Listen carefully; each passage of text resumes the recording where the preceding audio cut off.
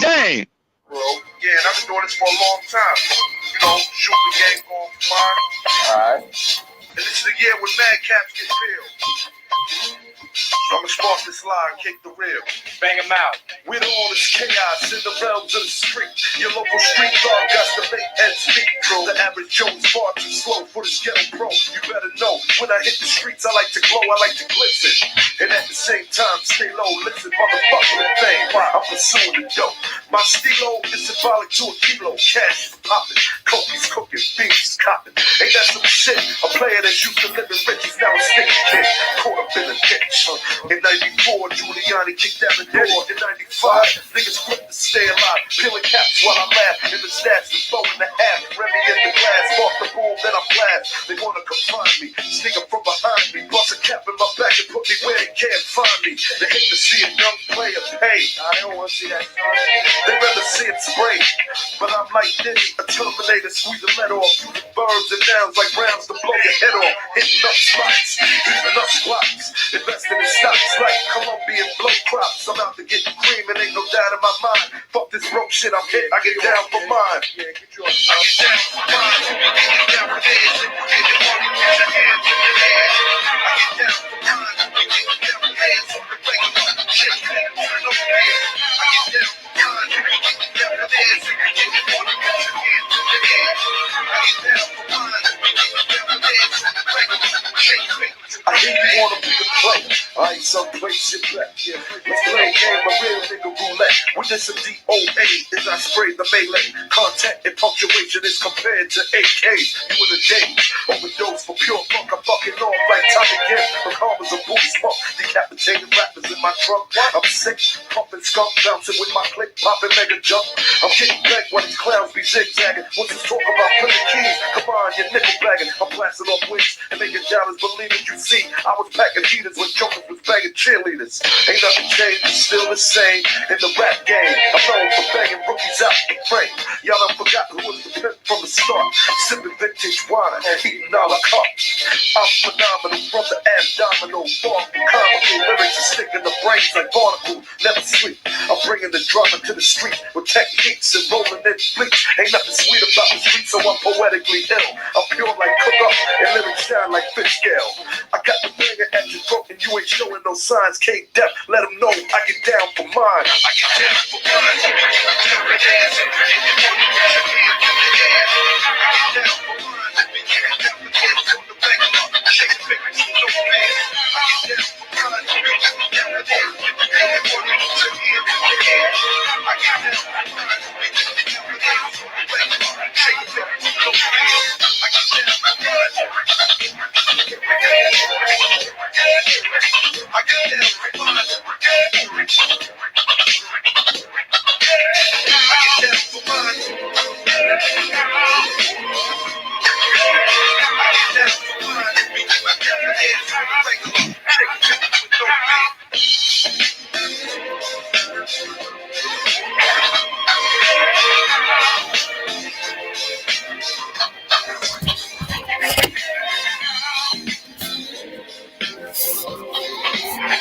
All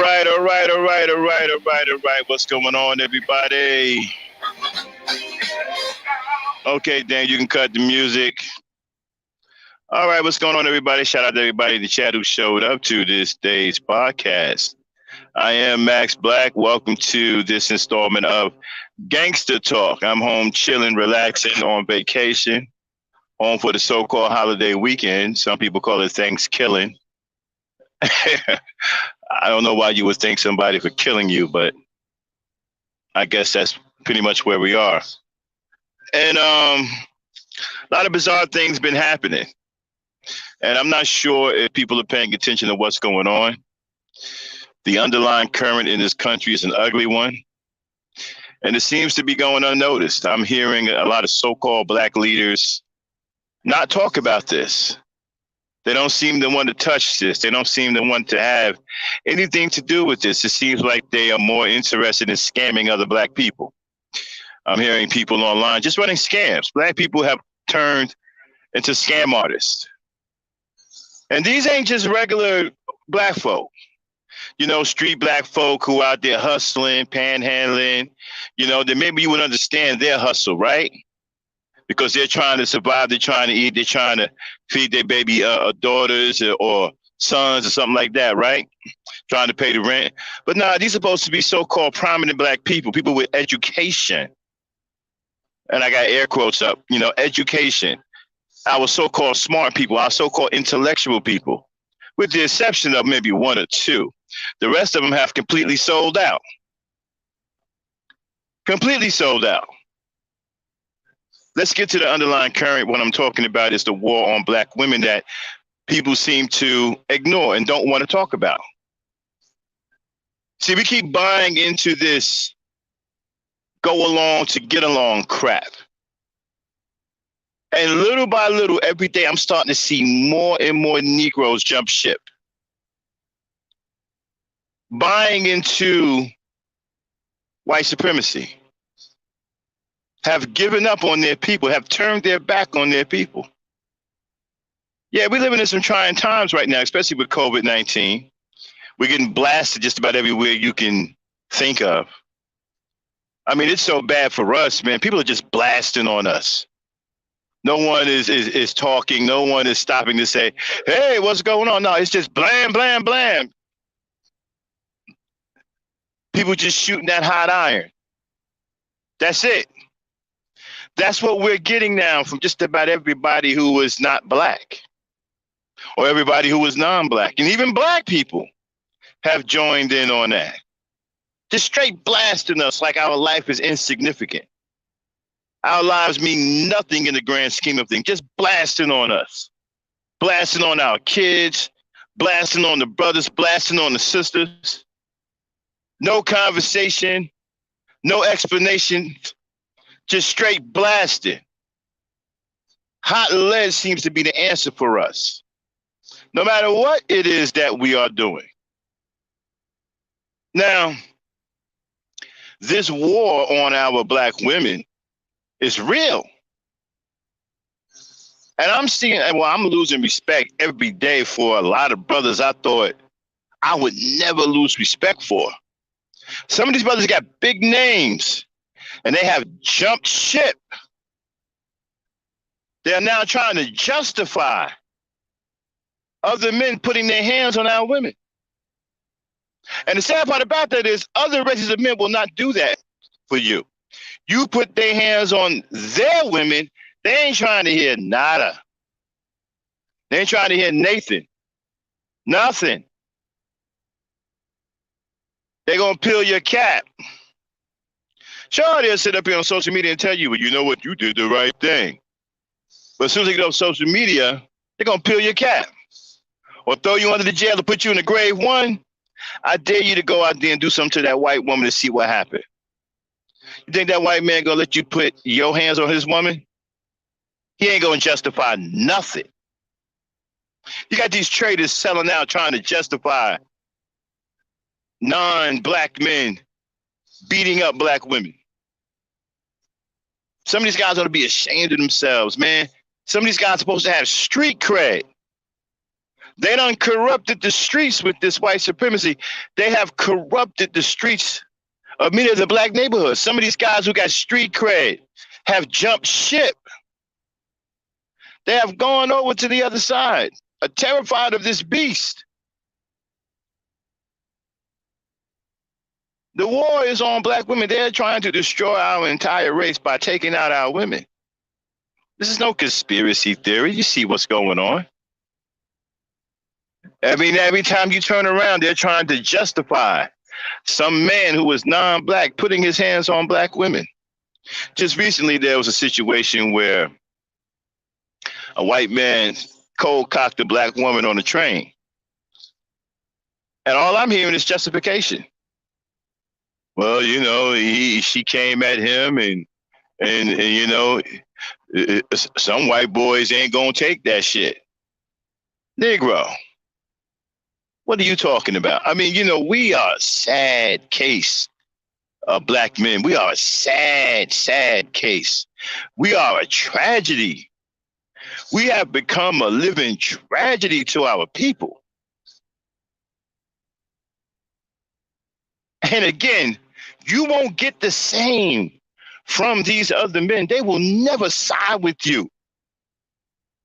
Even if their women are in the wrong, they will not side with you. Ain't no Spanish man gonna take your side over no Spanish woman. Ain't no white man gonna take your side over the white. I don't care if you wrong or right. You see, it ain't about you being wrong or right. It's about you putting your hands on something that he considers his, something that he protects, a person that produces children for him. He's going to protect that at all costs. He don't give a damn about whether she's right or wrong. She could be wrong as two left shoes. You ain't going to touch her. I guarantee you that. Come on now. Act like I'm playing. Act like you don't know what I'm talking about. You see these Beckys out here. You don't believe me? Go ahead and try to put your hands on one of them. Let her be wrong and put her hands on you. And see if that beast gonna take your side. See if he gonna stand with them about, yeah, you was right. And cold cocking her and knocking her teeth out. You were right for going upside her head. You were right. Yeah, all right. You think he gonna do that? Nah. He gonna do the same thing he did when he showed up, right? And blasted that coon that was trying to break up that fight between a white man and a white woman.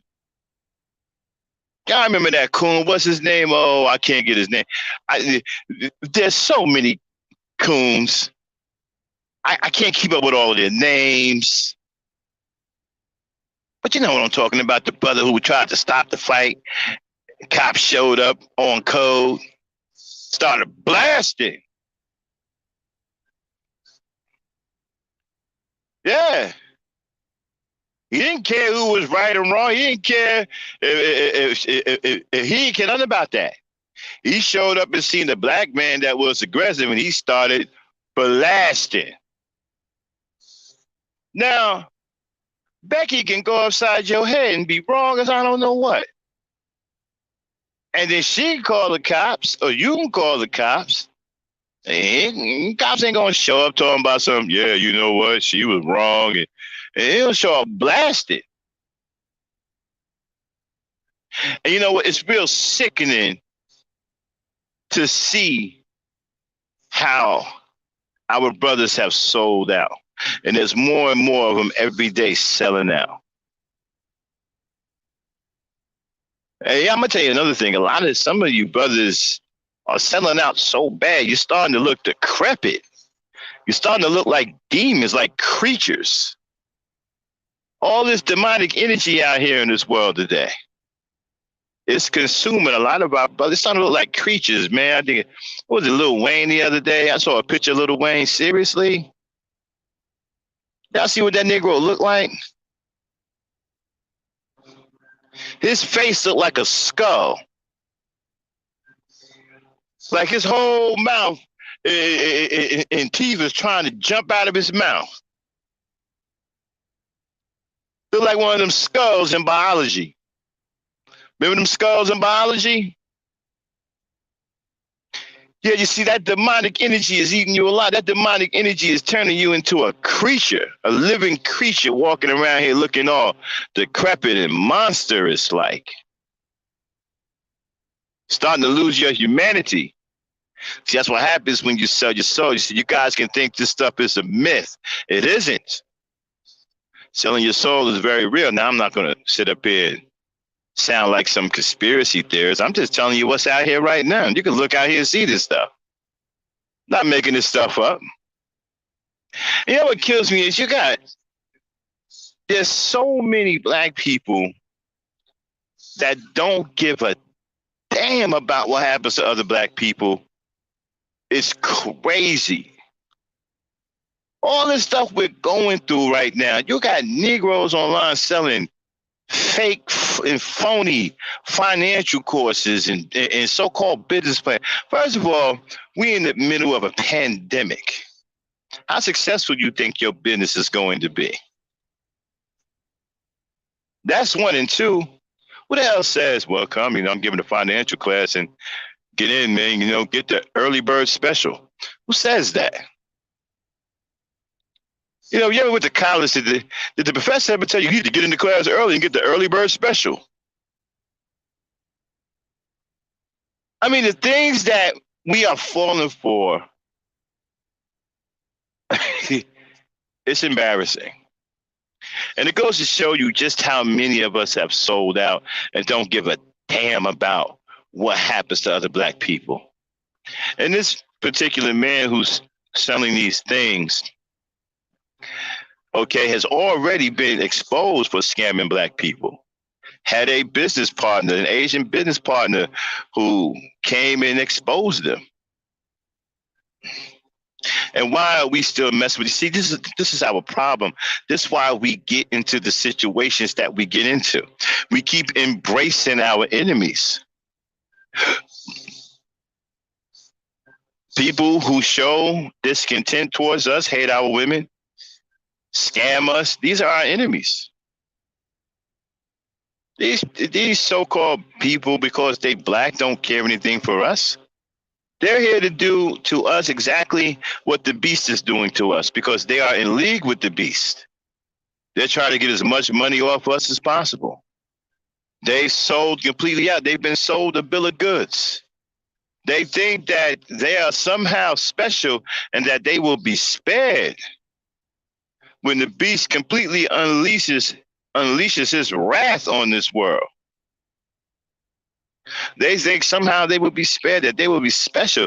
And now you got the black man, the so-called black Negro, putting his bid in to take the place of the old slave master.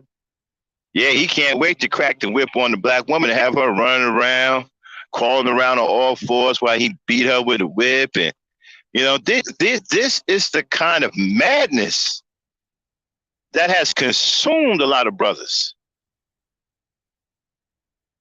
And don't be fooled, man. A lot of them are lulling you to sleep.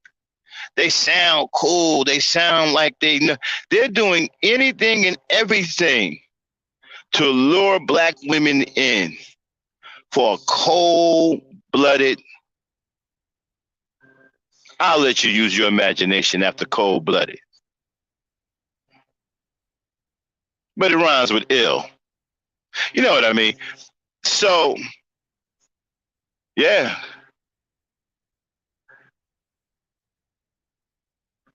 Black women, you're being set up. You're being set up. And it's unfortunate that a lot of your so-called black men are setting you up. And they know that they are setting you up. They have sold their souls. They have no more love in their heart for you. They have no more love in their heart for their people.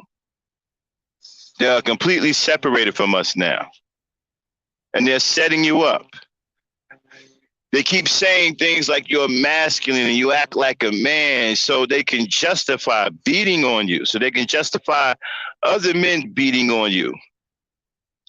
And when you are antagonized out in the street and you turn around to defend yourself, they're only going to catch your aggression on tape. So then they can turn around and say, see, this is what I'm talking about. You see, the black woman is intolerable. She's out of control. She's a beast. She's a savage. And that non-black man was right to strike her down. Yeah, these are what black men are saying. I never thought I'd see this day either. I'm absolutely blown. Me and my friends, man, who come from the old school, we can't believe what we seeing and hearing. It's like we woke up in the twilight zone. Like, man, are you serious? What kind of black men are these? You don't want to defend your woman. You don't want to defend your children. And somehow you think the favor is going to be returned to you. No, man, no favors. You're the only fool that's being played.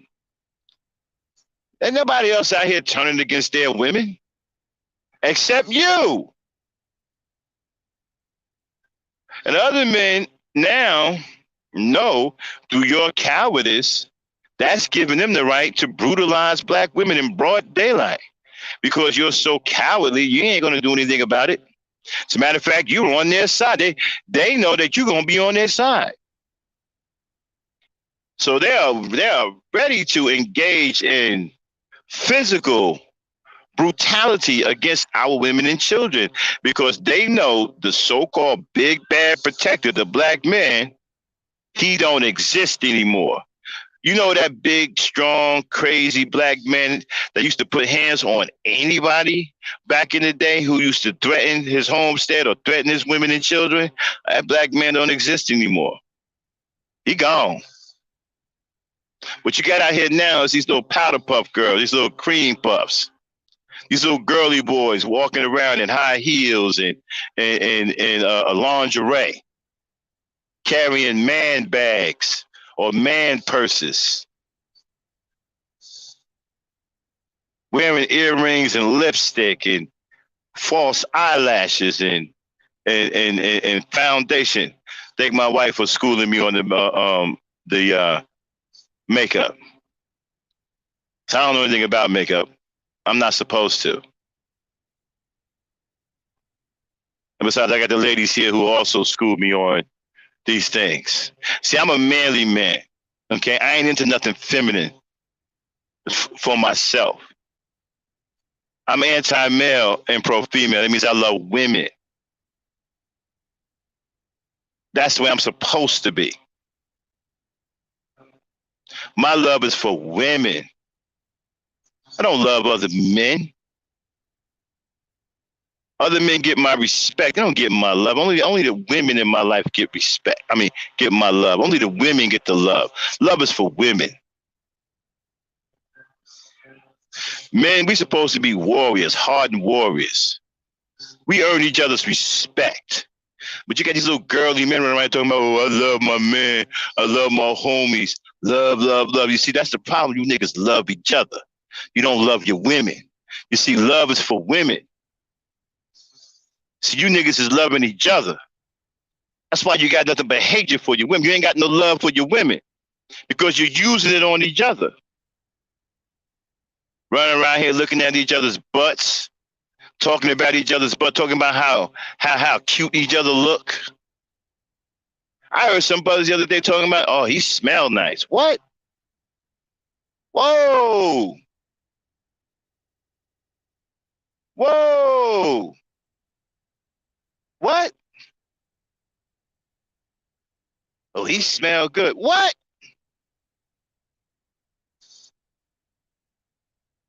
The fuck is wrong with everybody, man? There's the other man talking about he smell good. What?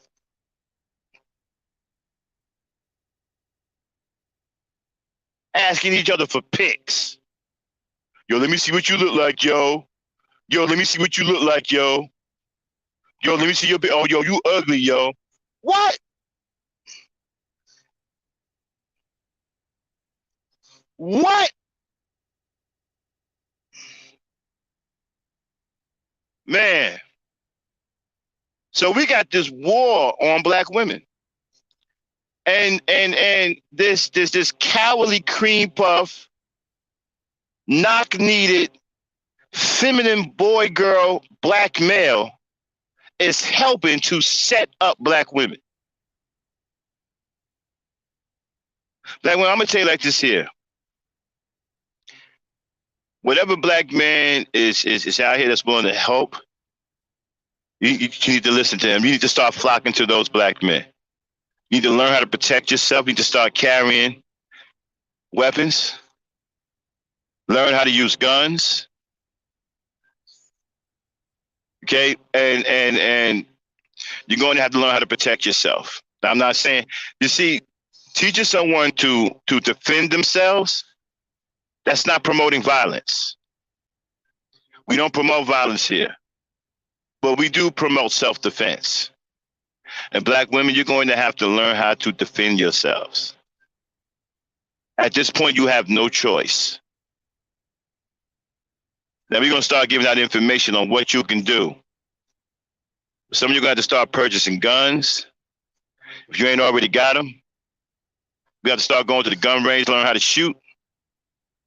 You got to start protecting yourselves. It has gotten that bad. It's gotten to the point now to where all sides have turned against you. Not all sides. There's still brothers like myself out here who are willing to stand with our sisters and defend our sisters. but there ain't that many of us left. You're going to have to learn how to defend yourself. Because these cowardly, knock-kneed little skirt-wearing girl boys, they done jumped the ship. They taking it up to Koodle, and they like it. They showing the beast that they can take it better than you. That they can moan louder than you. They're trying to show the beast that they can be a better you than you. You talk about a disgrace. I can't even. Man. I'm going to tell you like this here, man. I feel embarrassed sometimes being a black man. That's how bad it's gotten. And I'm not even a part of this crap. I'm old school. I'm built tough. I'm strong. I love my women. I love our children. I don't hate our women. I love our women. But I feel embarrassed being a black man sometimes. The stuff I said, yo, I'm going to tell you. Back in the day, black women used to say, well, black men ain't shit. Well, back then, you know, I mean, you took it with a grain of salt, right? Because there were plenty of good black men back then. Yeah, it was just black women sounding off, you know, upset at a few things. But back then, it was kind of like it was a cute thing. Oh, y'all ain't shit, you know, then turn around, be making love and whatnot. Yeah, it was just blowing off steam. But now today, oh man, wow.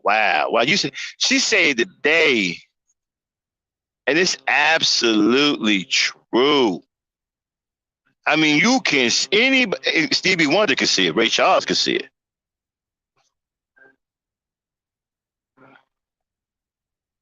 I mean, you can see this stuff. And you know what kills me is, man, they proud of it. I done sat and watched dudes sit up and make these podcasts and sit back, come on camera, and they proud to denounce black women. They proud to sit up here and say something negative about black women. They proud of it. And if anything happened to the children, they blame it on the black women. These dudes accept no responsibility. They say it's all the black woman's fault. They have no responsibility to claim here whatsoever. None.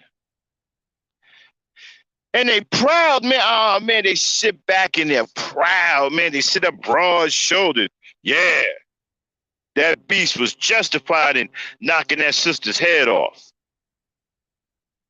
See, a real black man would never say nothing like that. You'll never hear me say anything like that. I would never side with another race of man over the black woman. I don't give a F if she's wrong or right. Because it ain't even about that. It's about something much bigger than that, that these Negroes don't seem to understand. Other men understand it, but these Negroes don't understand it, or they understand it, or they're too afraid to enforce it. You don't let no man put his hands on your women and children. There ain't no such thing as him being in the goddamn right. That's your women. That's your children. You protect them. There is no, oh, he's right for doing it. Nah, you don't. Nah. We don't get down like that. There's no justification. I don't care if she did get in your face. You are not to put your hands on her.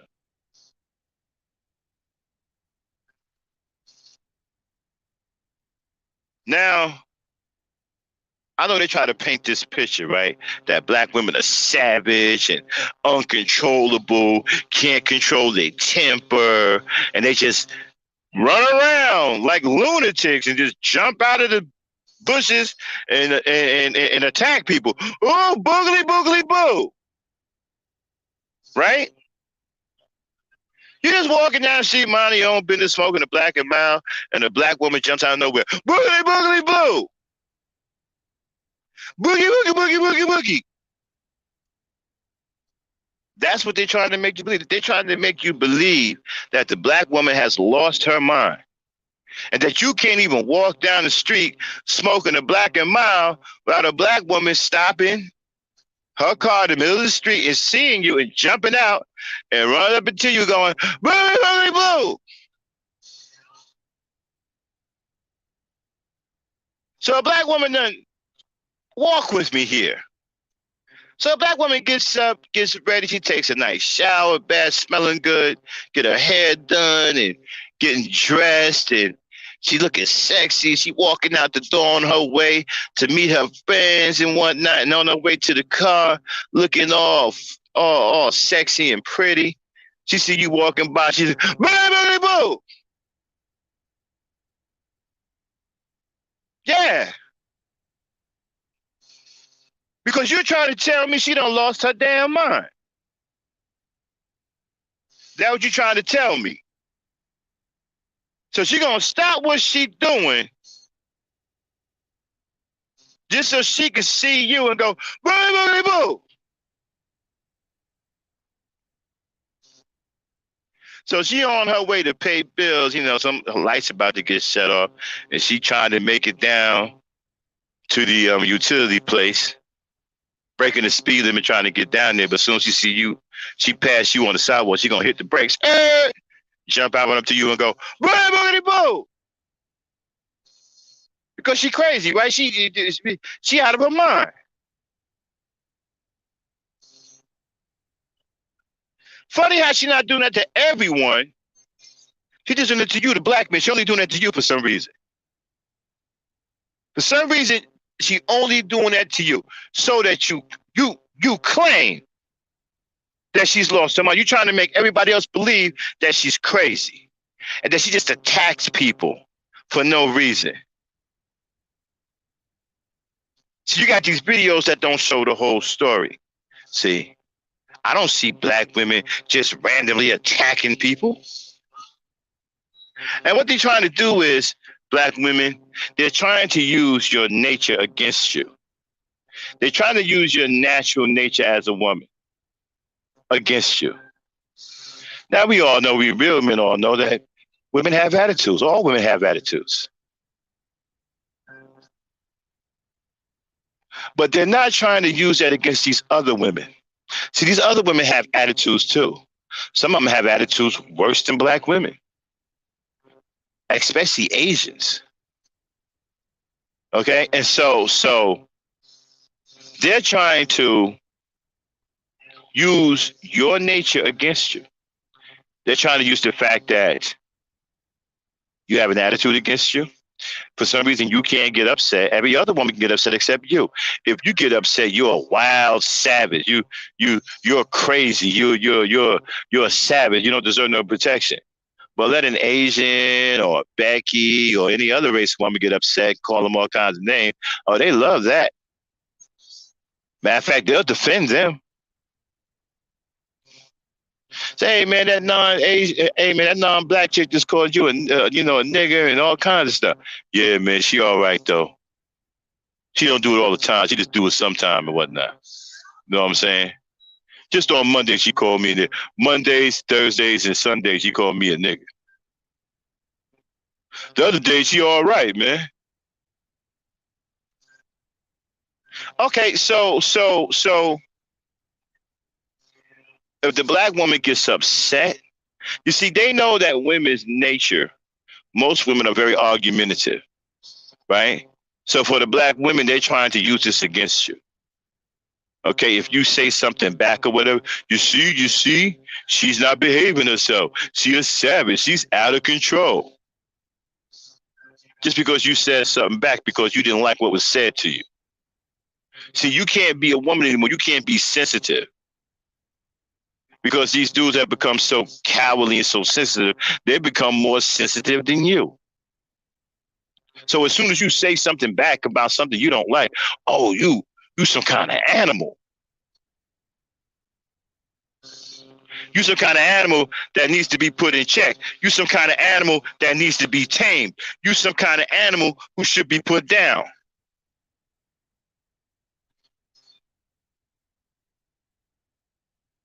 See, this is what they're using against you. They're trying to use your natural behavior as a woman against you. See, they want to get it to the point where the life of a black woman in this world means absolutely nothing. Because you know why? These demons who call themselves black men, they want to do to you exactly what the other demons want to do to you. They want to be able to brutalize you, rape you, and do whatever they want to do to you. They want to defile you because you are the most beautiful on this earth. You give life to all humans. That humans, let's emphasize the word human. Okay?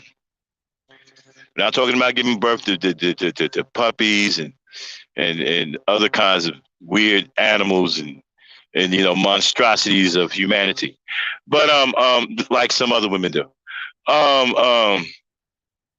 Okay, black women are very beautiful, very sweet, very nurturing, the most nurturing on this earth, and they want to defile it. You got these demons, these urchins, these little raggedy ass Negroes. They want to defile that. It's like defiling holy ground. The black woman is the mother of all civilization, and they want to defile that. Instead of embracing that, right, and stick your chest out like I do, and say, where do I come from? I come from the mother of all civilization. The black woman is the mother of all civilization, and I'm her natural man. I'm proud of that. No, these Negroes ain't proud of that.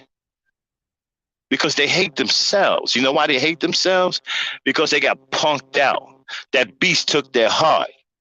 You see, when a man loses his manhood, it eats away at his soul because he can't look another man in the eye.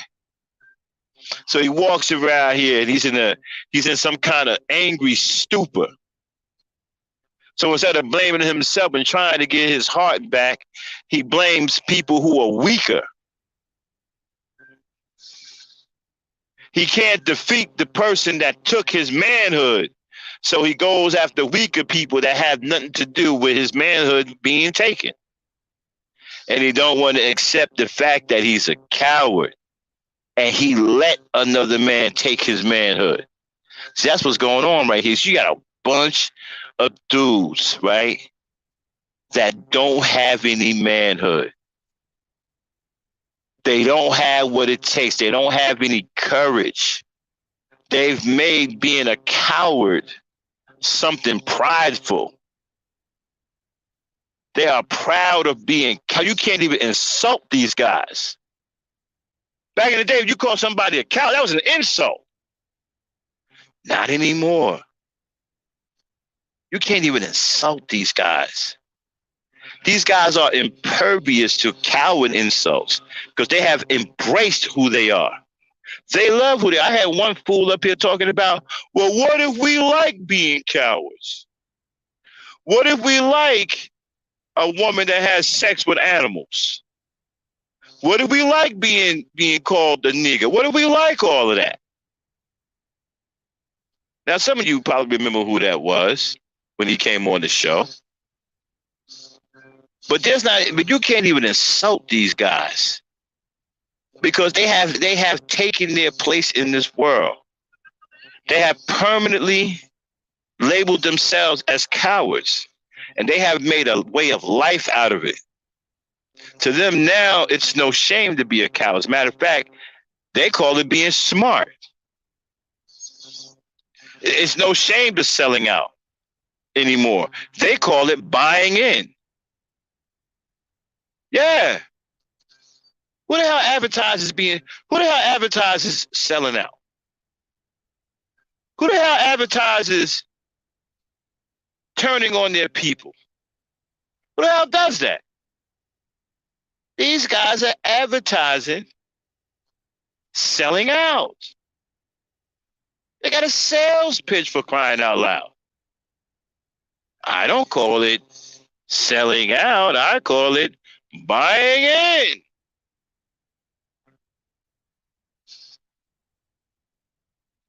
And so you have such a large contingent of these kind of males, and it's overwhelming. The number is getting bigger every day. And I'm watching guys fall to this every day. Guys who had names at one point, who actually had respect, are falling to this stuff. They are being corrupted. Like, you ever watch these movies, these Dracula or vampire movies and whatnot? Or these medieval movies, they doing war and they go in some forest where everything is dead. All of the trees are black, the ground is black, everything is dead. Even the damn stones in the damn forest is dead. They black too. They dead too. Everything is dead. That's what these guys are like inside. Everything is dead inside. They are rotted to the core. There is no good. There is no longer any good in these brothers. I don't even want to call them brothers. These males. I ain't even gonna call these guys brothers no more, because a brother wouldn't be up here fighting against his own women and children. These males, they are rotted. They are a dead forest, a dead, barren place that's been scorched. It ain't nothing but black soot everywhere. There was a movie called Tombstone, right? And the guy, Val Kilmer, the one that played Doc Holliday, right? He said something very interesting in the movie when he was laying down in bed dying for tuberculosis that described what these black dudes are like inside, right? We talked about Johnny Ringo. And Wyatt Earp asked him, what kind of man is Johnny Ringo? And he said, see, a guy like Johnny Ringo got a big empty hole right through the middle of him. And he could never kill enough or do anything to ever fill it. See, that's what these black dudes are right now. They got a big, great, empty hole right through the middle of them. And they can't throw enough black women under the bus. They can't get enough black women killed. They can't hurt enough black women to ever fill that hole. See, the beast has turned this coward against his own women.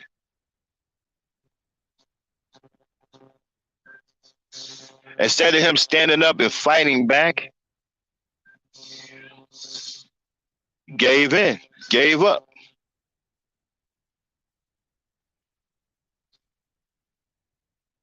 Gave up. And you got other black men, they're joining those ranks. Now, some black men are starting to wake up. Some black men are starting to say, hey, wait a minute. Wait a minute. Wait a minute. They're trying to get rid of all our women. Duh. Yeah, some black men are having a duh moment. Duh. Hey, Boogie. Yeah, what up, man? Hey, man, you trying to get rid of our women? Yeah, man.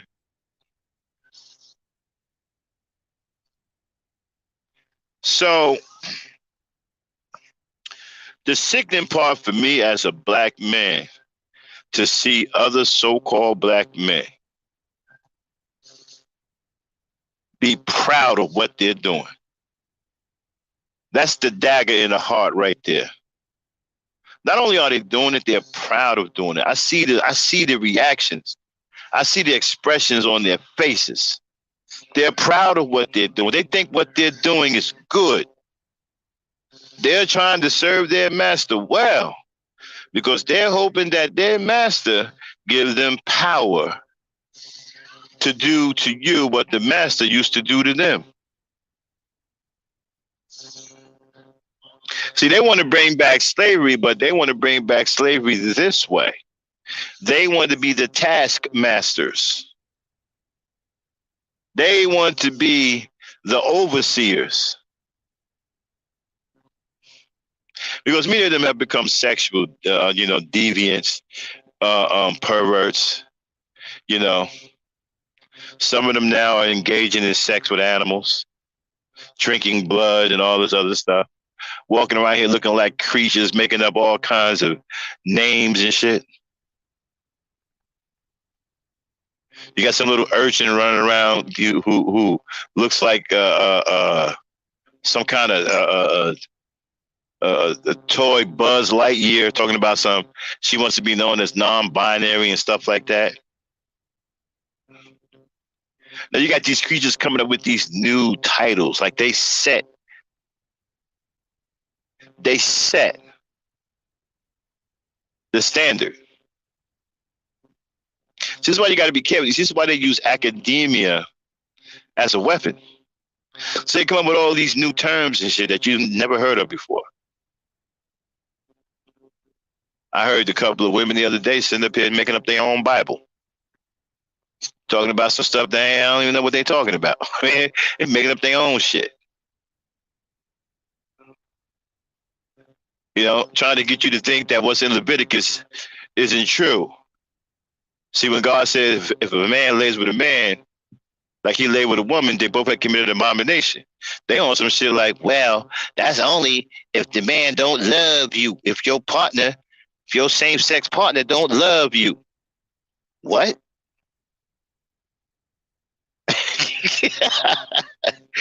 What? What? What? Wow. See, wow.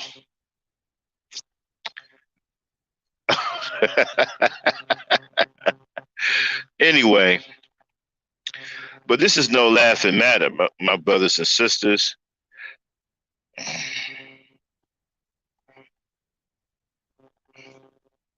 Yeah, exactly, Kendall. She could have saved more if they knew they were slaves. Nah, man, you got these brothers right now.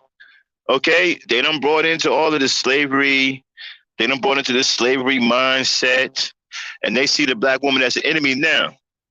It's up to us brothers who are still alive, who are still out here, who still understand what the real code is. We got to start getting to some of these youth. We got to start turning this around. Okay, and we got to teach our black women to defend themselves, and we got to protect the ones that we can protect. It's not hard. And what we need to do is get all this slavery shit out of our mind. We need to stop going back in time. Every time we keep going back in time and have these goddamn conversations about what they did in slavery, we don't do nothing in the present. We need to start having conversations about doing things differently today, in the present. We got to stop with this shit. Well, you know what, they did this to us. They did. Okay, we know that. Everybody and their mama keep telling us the same shit. Well, they did this to us. Well, you know they did that to us. Well, they did this to us. They took us over here. They took us over there. They took us everywhere. We get it. What are we going to do about it? That's the problem. We're not doing anything about it. If they took us over there 500 years ago, then why are we still over there? Let's get the fuck from over there. If they did this to us 500 years ago, why we continue to do it? Why do we continue to let them do it? Shouldn't we stop them from doing it?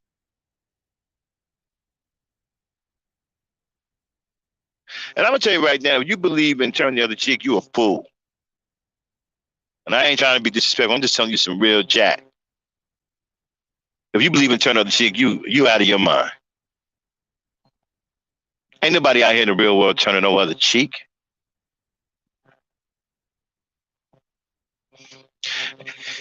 If you look, everybody keep talking about, well, you know, non-violence is the answer. Is it? Is it?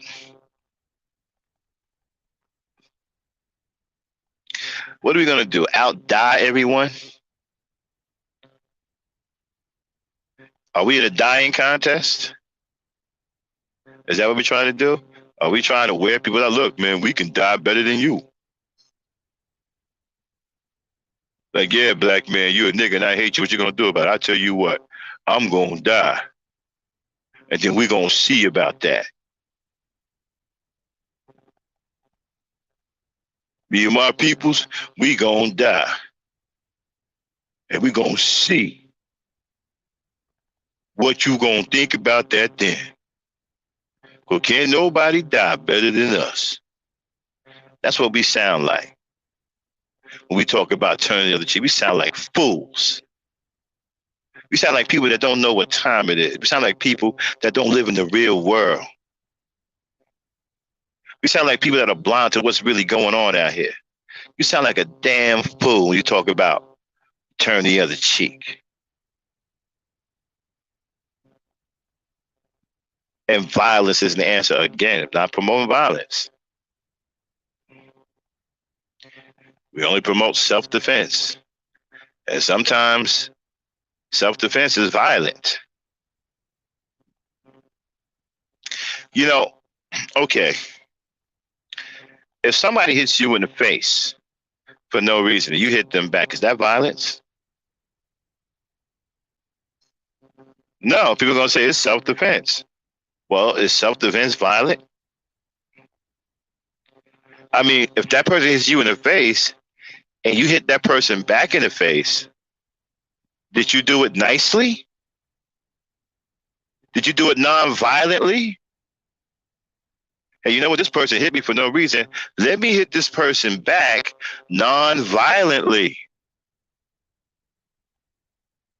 Matter of fact, let's go to the person. Hey, listen, you hit me in the face, okay? So I'm going to hit you back in your face. But listen, I'm going to do it non-violently to teach you a lesson. Is that where we at? Is that where we at?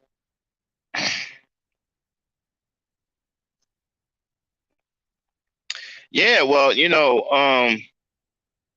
Kendra, it's not hard, bro. We can do some things right now. Okay? We can stop hating ourselves. I don't hate myself. Therefore, I don't hate other black people. Can't nobody make me hate myself. So I don't hate other black people. I don't. Now I got some problems with these maniqueers and these sellouts. I got problems with them. But overall, I don't hate black people because I don't hate myself. And we can start protecting our women now. Protection has been upgraded because we got some things we got to be realistic about protection today. There are crazy people out there. So you got to get your carrying permits. Got to get your carrying permits. Because today, protecting your women and children, you're going to need a gun or a weapon. That's just where we are right now. Okay? Back in the day, all you needed was your fist. Not anymore. Not anymore. You got to be very careful about how you engage people now. Avoid conflict if you can. But if you cannot, then you have to deal with it. Not saying go out here and go crazy. I'm saying be smart about defending yourself and defending your women and children. Be smart about it. And brothers, you got to understand something about women, right? A lot of you guys are getting caught up in this weird rhetoric that's being spoken by a lot of broken dudes, these feminine dudes.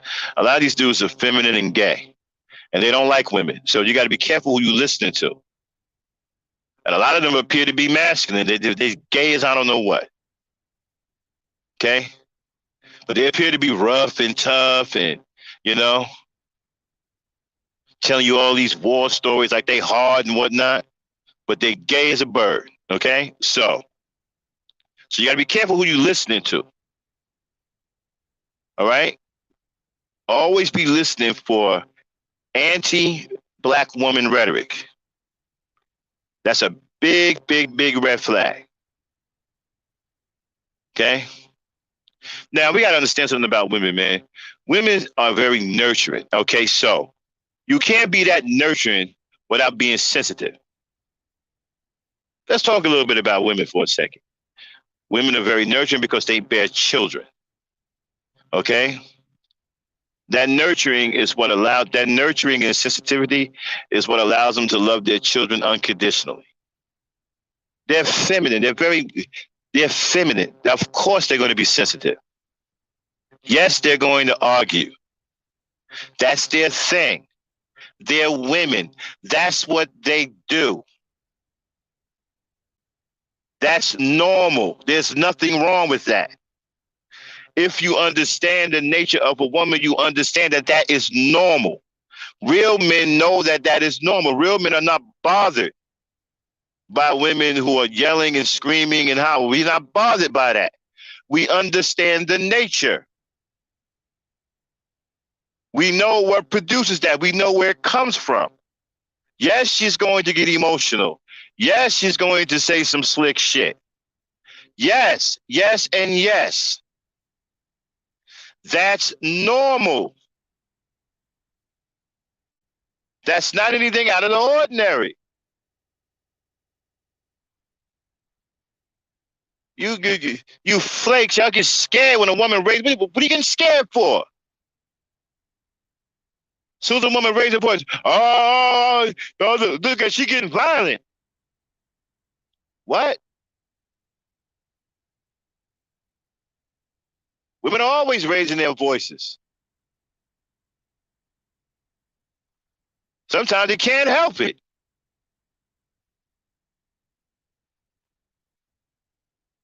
Why are you afraid of that? Why are so many brothers afraid of a woman raising her voice? Man, that's some weak shit. God damn, man. That's some shit that make you angry because it's so weak. Man, you're afraid of a woman because she raised her voice? They're always raising their voices. What you gonna do? You with a woman, the first time she gets upset and raises her, what the fuck you gonna do? Jump out the window?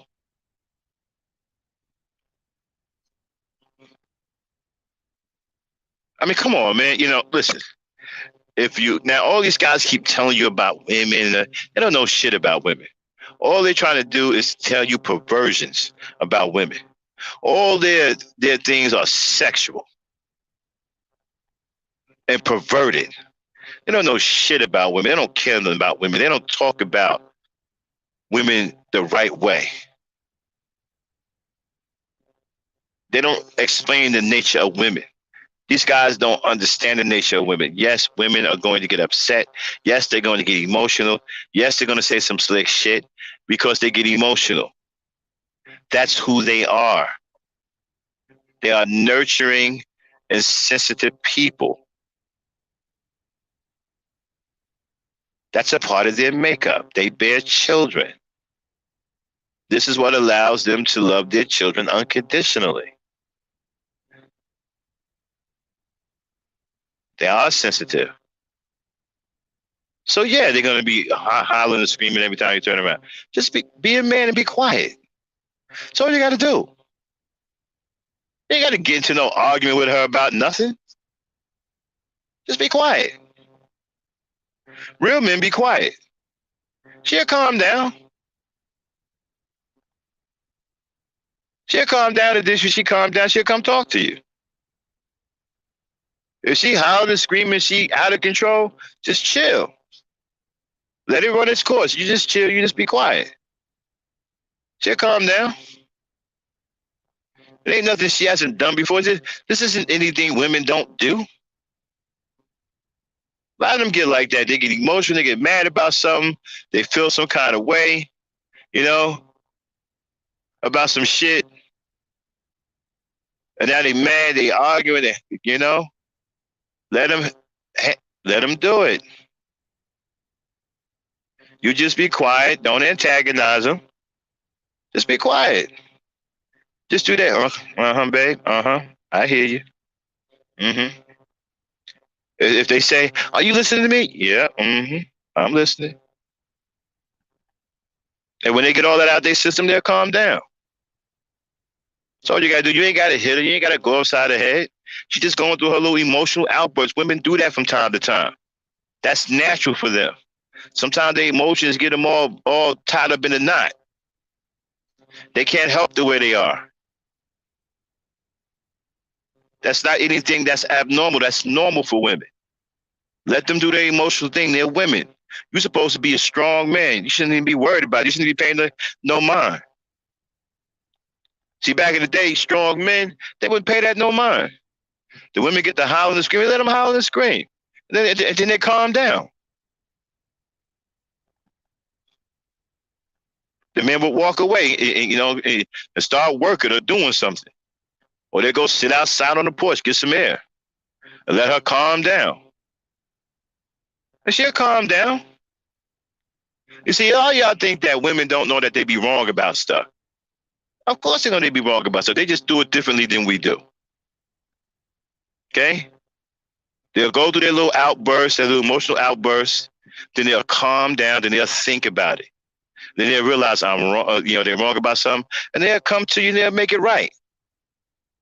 Just be patient. Patience is the key. You ain't got to get back. Don't go back and forth with them because you're only going to make things work. Don't get into no back and forth thing with them about it. Because now they're going to get angrier. And they're going to start going crazy on you. They're going to start saying things that they shouldn't say. Shit going to come out. Don't do that. Just leave it alone. She'll calm down, eventually calm down, and she'll think about it, and you'll be able to talk to her later when her emotions ain't jacking her up. But when she's going through her little emotional thing, that's the wrong time to be going back and forth with her. Because you might push her to say some shit you don't want to hear. You understand what I'm saying? So, understand the type of people that you're dealing with. Understand women. Try to understand them before you start condemning them. A lot of these guys out here who talk crazy about women don't know shit about them. They don't understand them. And they mad because they got broken personalities, and because a woman won't do what they say, like, yo, woman, can you have sex with me? And she says, hell no, right? They got a problem. Yeah, some of these dudes, man, will go up to a woman they don't even know and ask her to have sex with her. It's happened already. This happened here on my server. This fool comes in here, meets the girl, don't know this woman, and then acts to sleep with her. And you wondering why you don't know how, and you wondering why you can't get no women. You don't ask a woman that you don't know to sleep with you. Are you crazy?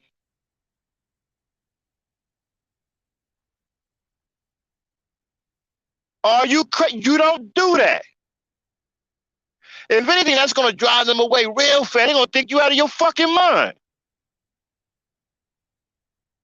They're going to think you're a rapist or a star. You don't just, hey, baby, let me sleep with you. You want to sleep with me? What? Hey, some of these guys are on it like that. I bullshit you not. There are women on here that can testify to what I'm saying. There are women on here right now that will tell you that that's happened to them.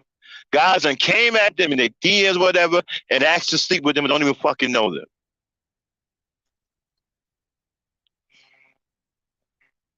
Okay? But these are the niggas that try to tell you how women are supposed to be. They don't know how to talk to women. They don't understand the nature of women. They don't care about women, but they try to tell you how you should behave. Again, a lot of these dudes are dating coaches, believe it or not. Some of these dudes that just ask women to sleep with them out of the blue are dating coaches. They're writing books. Nigga can't get no girl himself, has turned into a goddamn repulsing type. He's become very repulsive to women.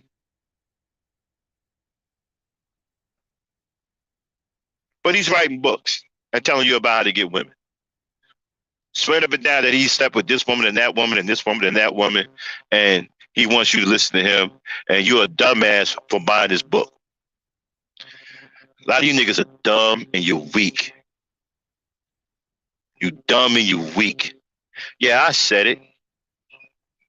And I ain't going no, I'm right here on this channel. So I ain't scared of none of you punk ass niggas. Yeah, I said it. A lot of you niggas are dumb and weak. Buying some goddamn book on how to pick up women. That's weak. Listen to some punk ass so-called dating coach who don't even know how to get it. Don't have any women himself.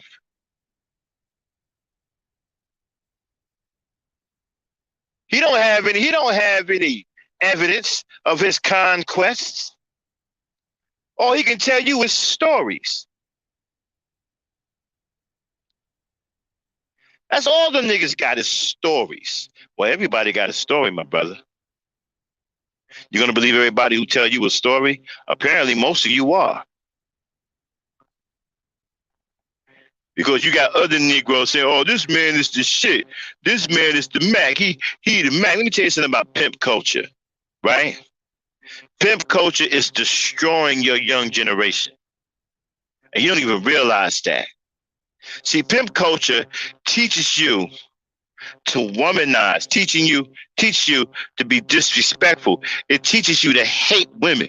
It teaches you to physically harm women. That's what pimp culture. There's nothing cool about pimp culture. If you thought it was cool to be a pimp, you need to go to a brain doctor because your brain isn't working. Seriously, you need a CAT scan because your brain ain't working. It's not cool to be a pimp. A pimp is one of the worst things you can be.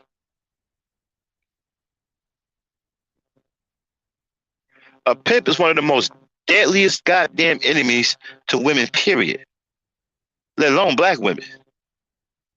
You can't learn nothing from a pimp other than to be a piece of shit. That's what you can learn. You can learn how to be a cool piece of shit. Yup, you can wear all of the drag queen clothes like your boy RuPaul and shit. You can dress like a woman and get away with it because you're a pimp. They won't say that you gay. They'll say that you a pimp.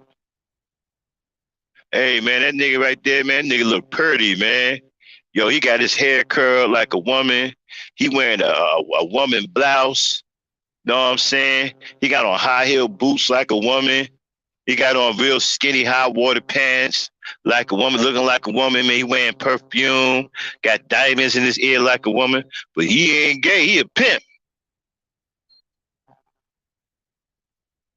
Iceberg Slim ain't gay. He a pimp. Even though he look like a goddamn old woman. All them clowns, the Mac and all them clowns dressing up like RuPaul, dressing in drag. They're not gay, they pimps. Right? No real man will ever dress in anything feminine. I don't give a damn what it is. See, a real man ain't gonna put on nothing feminine. Not one goddamn thing. Not one thing. Let me say that one more time. A real man is not going to wear anything feminine at all. Not one damn thing. A real man ain't going to get his hair done that resembles a hairstyle that a woman wears. A real man ain't going to do that. See, that's what them gay dudes do. But you can't call them gay. They pimps. Don't call them gay, call them pimps. And they are perverted, man. These are deviants. They do all kinds of nasty things to women, disgusting things have her do. They defile the woman's womb. They are demons, man. I call them vagina demons. They are demons to the vagina. They defile the vagina. And they got the absolute most disdain and hatred for women. They beat the hell out of them when they don't bring their money back. They disrespect them all the time. Call them bitches and hoes. Won't even call them the damn name. Don't even have enough respect for a woman to even call her by name. Call her a bitch and a hoe. And a whore. And constantly disrespect. What kind of man is that? Hey, that's not a man. That sounds like a jealous woman. No real man on it like that. See, the problem is you niggas done got confused with what masculinity really is. You don't know what masculinity really is anymore. You don't know what true masculinity is anymore. Real man don't wear no earrings in his ear. I don't care how fly you think that is, how cool you. That shit ain't cool. You'll never catch no real man with no fucking earring in his ear.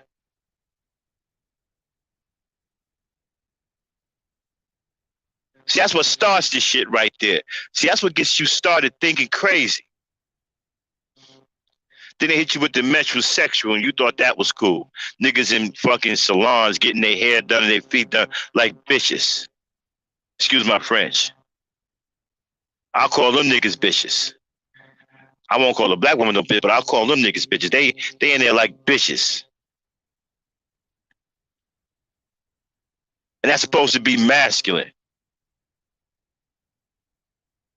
That ain't masculine, bro. That's some feminine shit. And you ain't no masculine. You ain't gonna be looked at in no real circle of men. We ain't gonna be looked at as no masculine motherfucker. Because real men ain't gonna let you around them. You ain't gonna be able to.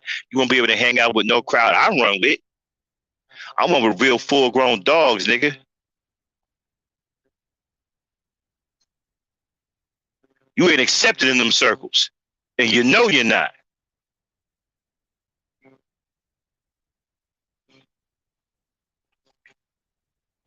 You ain't gonna ever be accepted in no real man circles.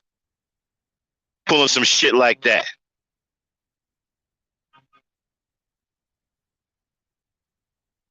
But that's what I want to tell you about this pimp culture. See, we're gonna do a show on that. We're gonna really break this pimp culture down. How to brainwash you niggas into thinking that you're men, that you built for something and you ain't. You ain't built for shit. All pimps do, all pimp culture do, is teach you how to be a piece of shit. A low life piece of shit. Oh, I'm sorry if you thought that made you a man. It's a nah. It's quite the opposite. It makes you a punk. And it puts your sexuality in question. Because if you got a man walking around here dressed like a woman, that puts your sexuality in question, my brother. Real men looking at you sideways. Okay, this nigga's sweet. This nigga got sugar in the tank. A lot of it.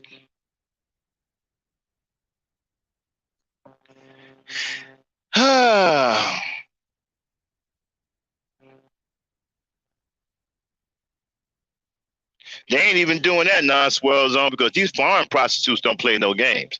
See, you talking to a man who's been overseas. I've traveled. These foreign prostitutes ain't trying to hear that shit.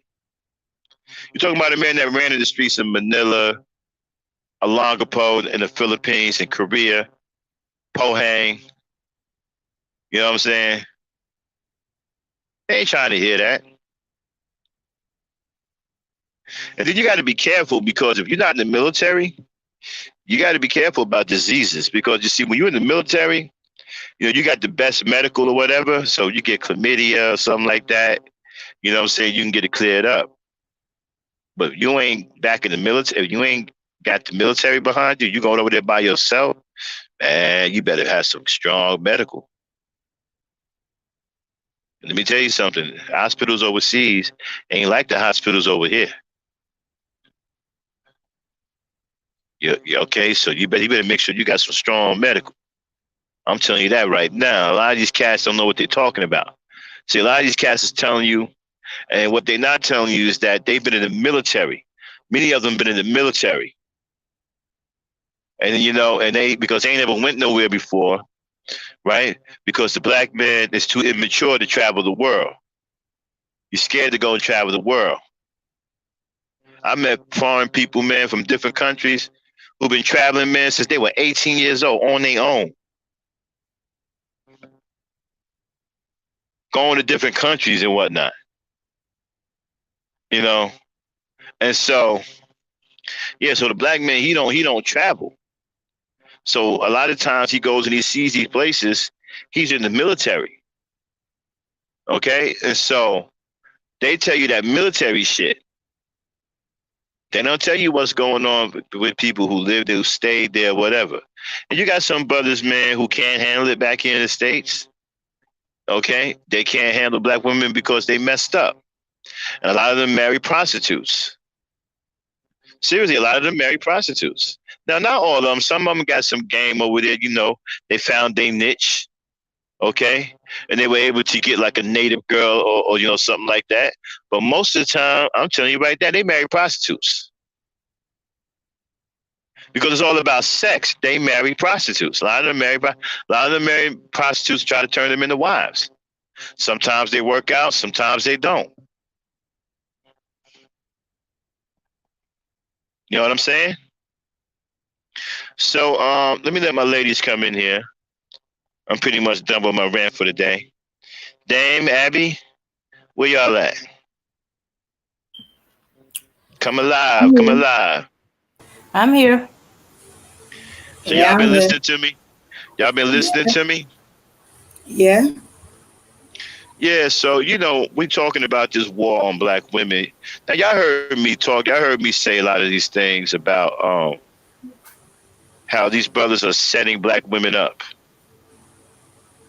You know, I see setups. And they're trying to use the black woman's nature against her to set her up. They're trying to use the fact that, if she says something back to someone because something was said to her that she didn't like, they're trying to say that she's a savage or she's uncontrollable or she's got a bad attitude. They're trying to make the rest of us think that the black woman's completely crazy, that she just jumps out and just attacks people. What do y'all got to say about that? No woman just jumps out and attack a man without a reason. Either she knows the man and he done something wrong or done something to her or to someone she knows or love and she goes on an attack. Now, let me Um ask you. Let me ask you. Let me ask you a question, right? mhm, mhm. Now, other races of men, and Abby, I want you to join in on this too, okay? Other Okay. races of men, somebody got static. Other races of men won't let you attack their women. They don't care if their women attack you. And I know this for a fact. I've seen this, right? You can't if a Spanish woman attacks you. Say a Spanish woman slaps you in a man in the face, right? If that man hits her back and she go gets her friends and these Spanish guys, they're gonna come and whoop your ass. They ain't coming to talk to you about something. Well, yeah, she was wrong for slapping you. They don't see it that way. They don't see it that way. Why is it only the black man seems to be defending other men for attacking his own women? Abby? Because they hate their women. That's why they always protect other men for attacking their women. Mm-hmm. Yeah, because if you They don't hate your woman, you would rather have to protect your woman. You shouldn't go and attacking the man for your woman. Yeah. Okay. Uh I Because they think hate their women. I think mhm. But I think it's because they coward.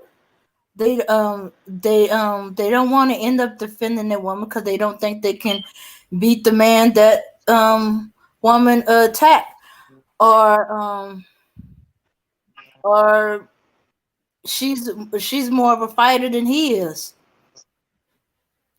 And the reason why he defend other man is because he can't hit his woman because probably because she'll beat us behind and stuff like that. And so he'll give an excuse. Well, you shouldn't have done that. You shouldn't have hit the man. Should have let me handle it. Well, you didn't handle it. That's why she did it. Because she was so mad. What he said was so or done was so out there. She struck out. But yeah, I basically think it's because they chicken, they coward. Let me let me ask you this now. Uh-huh. Okay, now I'm gonna tell you how we handled this back in the day. Now that sister, right, who got hit by that white dude on that train. Now if that was back in my day, he'd have got knocked out.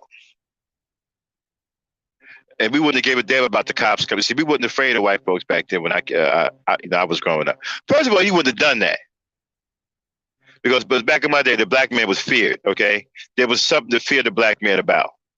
He wouldn't even done that. Matter of fact, he wouldn't have been in the same. He would have left. He would have went somewhere else. He would have went to the other end of the car because they didn't want to be around us back then. Okay, because we had vicious attitudes back then towards them.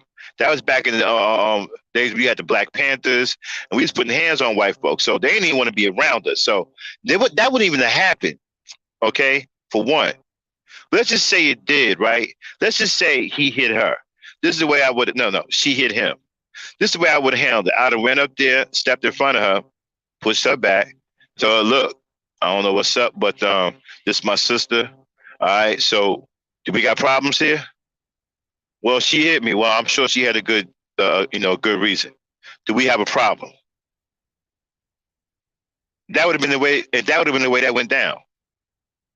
If he would have said yes, we got a problem, then I would have dealt with him, and we would have corrected the problem. A quick 1-2, a quick 2-piece, and now we got no more problems.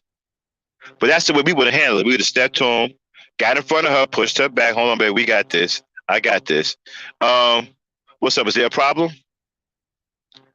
Okay. And 9 times out of 10, they're back over and said, "No, we ain't got no problem." And they just step because they know that she's protected. Now, if we would have said, "Well, yeah, she hit me, whatever," well, I'm pretty sure she had a good reason. Do we have a problem? That would have been the end of that. But we ain't gonna let no man beat up on our women. We didn't do that back in the day. I don't give a damn if she hit him or not. That's the way we would have handled it. That's the way I would still handle it. Now people say, well, well, Max, you stupid because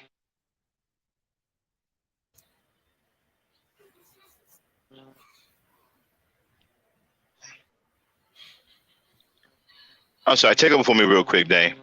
Mm-hmm. Okay. Well, I came on the edge of what Max was talking about and the slowly transition of it. So yes, the men would step in front of that way. It would happen so often that as a girl, we was told not to provoke a fight, do not attack men because the men in your life, your family, your friends would step in and you don't know what the other side had. And they could have had a gun. They probably was provoking it so they could have an excuse to shoot somebody or kill somebody. Or if they got beat up, they'll come back later and try to catch the person alone and go at them and attack them. But then again, I live in the South, so I grew up where we were told as women not to hit men, not to provoke men, not to, like if they say something to us, we don't strike out. We tell the men in our life and let them handle it. But once we do the strikeout, it's on. Because the men in my community, if there's a reason why a woman is striking out if the woman is striking out, especially to those of the other persuasion of the ethnic group, Did he did or said something wrong, and there would have been no questions asked. They would have came at him or stepped towards him. So we didn't provoke with the physically hit no man, no matter what he said. Now, it ain't stop us from saying, hey, this man told me such and such, or this man called me this, or if he make a mistake and just manhandle him, it's on. It's gonna forget it. So I was in that trend, but I also slowly start seeing it where it was happening less and less, you know. But it was just, when I was young, I just thought that was just some odd, cowardly person, you know. Yeah, exactly. Hmm. Yeah, they still they have the fear of us. They have the fear of us when they're alone and by ourselves, one on one. They have the fear, but when they in a group, no, they don't have the fear. Or when they got courage, courage, which usually means a sidearm, a knife, others, a bat. You by yourself, alone, and they got many. That kind of stuff. But yeah, yeah. So it used to be it used to be so automatic that men would step up and defend you.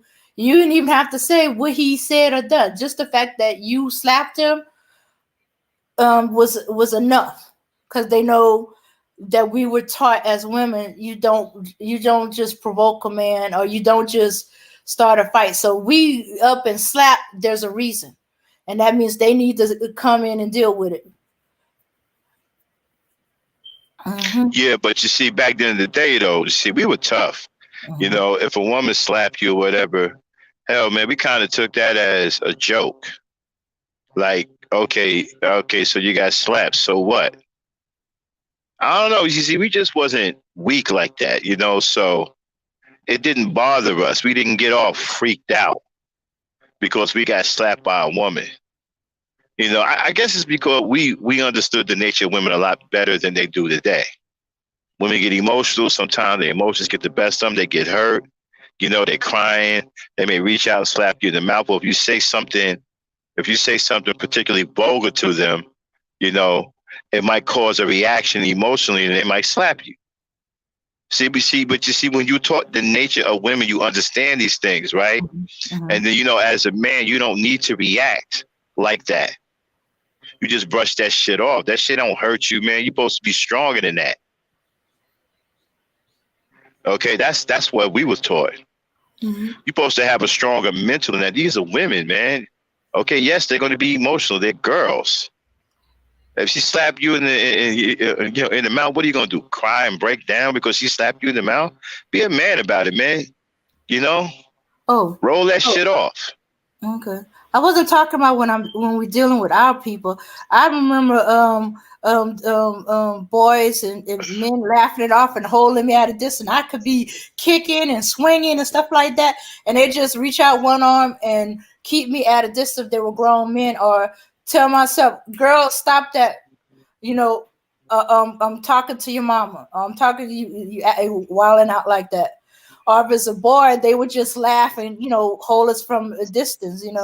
Because at the sometimes they had that reach on us, so we couldn't get to them if they're holding us away, and they just let us vent it out. Or one younger uncle grabbed me and just held me and just let me scream, holler, fuss, and stuff like that till I calmed down. Then he said, "Okay, are you through now? What is the matter? What did I do?"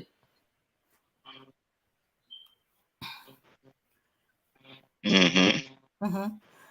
Yeah, but Well, like I said, I come from a different. Like I said, we were strong. And we consider beating on women weak. Okay, if you got slapped, okay, she hit me, so what? Don't be such a punk. And I can see if she got a baseball bat or something, you're trying to protect yourself. I mean, yeah, because you don't want to knock you side the head and kill you. Yeah, you're gonna defend yourself. But she just doing that woman thing. She hurt or whatever, or she mad. Or, said something crazy, and she haul off a slap you in the mouth. So what? Shrug that shit off, man. You're supposed to be stronger than that. You're a man. Mm-hmm. Let her get that, and you laugh it off. You walk away. Don't let her see that bother you. You ain't supposed to let nothing like that bother you. You ain't supposed to crumble by some shit like that. That's weak. You do running around talking about, oh, she hit me, man. She put her hands. So what? This guy's be killing me, man. Talking about, she put it. So? Same thing with that argument with that little girl, man. The 11-year-old girl, right? You should have heard these cows talking about, well, she had no business putting her hands on him. So what? She's 11. She's a little baby. She got small hands. So what? Dude was 6'5", 300 pounds. And he And was how a grown, yeah, and he was a grown-ass man. So you know what that is? That's cowardice. See, a real man would never say that and stand for that. You got these cowards talking about, oh, she deserved what she get. She put her hands on. And there were women saying the same thing. You had some black women that was saying, well, she should have put her hands on that big old man. She got what she deserved. You had some black women saying the same thing. what? Okay, they gotta go. Yeah. But this is where we are. This is what we are. This is what we become as black men and black people. This is what we become. Cowardly ass men. You know what I'm saying? And that's all that is. All that is cowardice. Because ain't no real man gonna sit there and condone what happened to that little 11-year-old girl. Only these weak ass cowards. And again, like I said, you can't even insult these guys. They cool with being cowards. They don't have no problem with it. They're okay with it. You can call them coward all day long. They got no problem with that. They've accepted the fact that that's what they are. So basically, if you call them a coward, they're looking at you like, and so what? Yeah, I'm a coward, and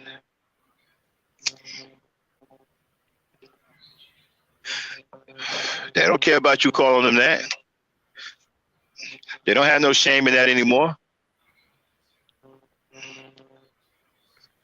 That's where we are.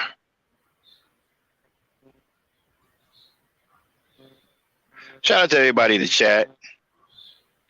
One Dorsey, Duce, Kendra, Non-Swirl Zone, Kendra Rowland. What's going on, peoples? Briggs, Belmort. Yeah, so, I wanted to do something today because I ain't going to be on for the rest of the week because, we're going to be eating. So thought I'd come on today, chat with y'all. So, ladies, what do y'all got? What's on y'all mind? What y'all got to say about this stuff? Abby, jump in here. I'm here. But that's the way we did it back then. See, my thing is, you don't have to beat on no woman to put her in check. You as a man and the way you carry yourself as a man is supposed to put her in check. If you are mature and you are doing the right thing, you are leading the right way, then she ain't going to get out of pocket with you. And if she does question something, then answer her questions. And then that's the end of it. You ain't got to threaten her. You ain't got to be mean to her. I don't believe in that.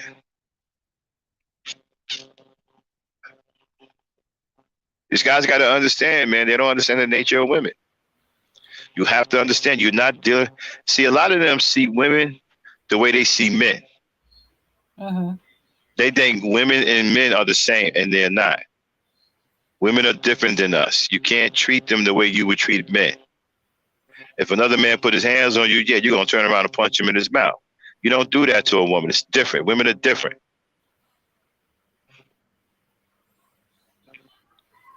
9 times out of 10, if a woman slaps you in the face, she's not trying to hurt you. She's trying to tell you that she's hurt. You hurt her. That's why she slapped you in the mouth. You gotta understand something. They got delicate feelings. You're dealing with a woman. You're not dealing with another man. You have to understand this.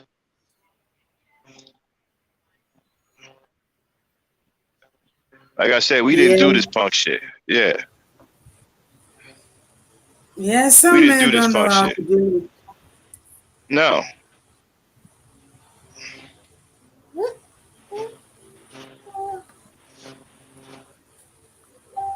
Yeah, Some men don't know hey, how to deal with women.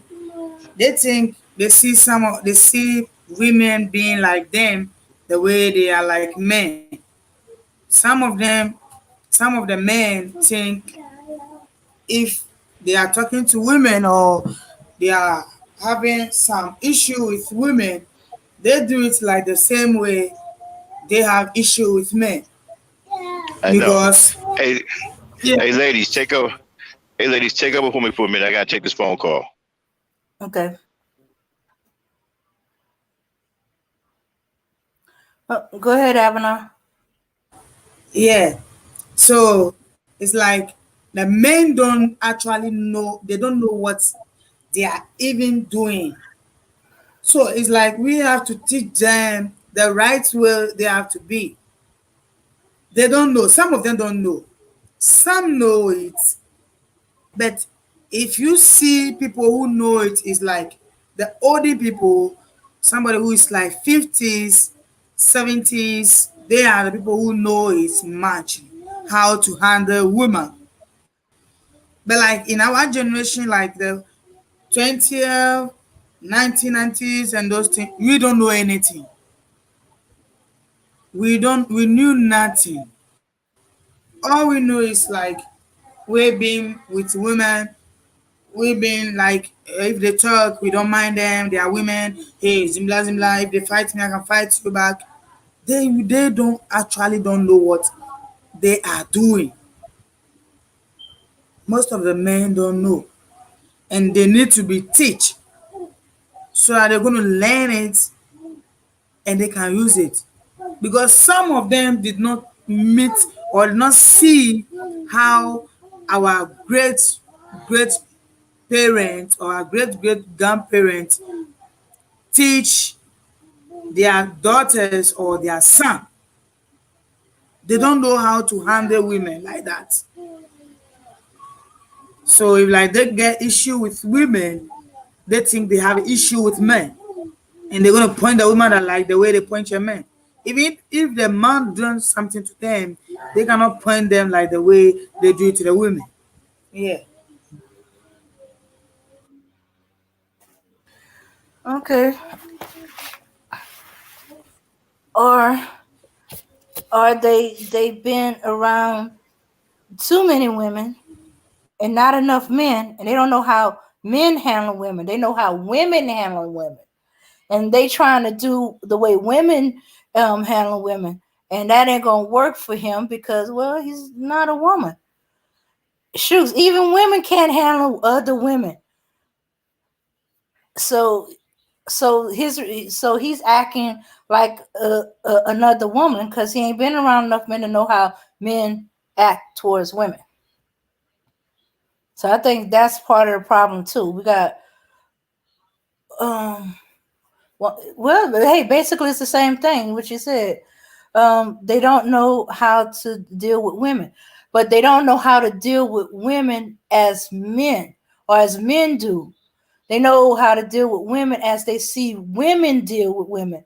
You know, maybe their mothers and their sisters, or their grandmothers and their mother. You know,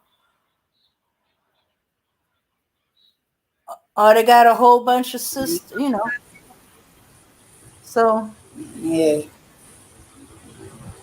Yeah, yeah, but so if you're a bunch of so they need to get women, around you still have men to make.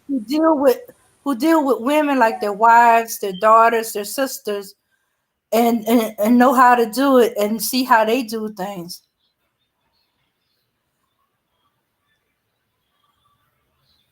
Uh-oh. Kendall Rowland is like, what I have learned over time is that a lot of these dudes is heterosexual.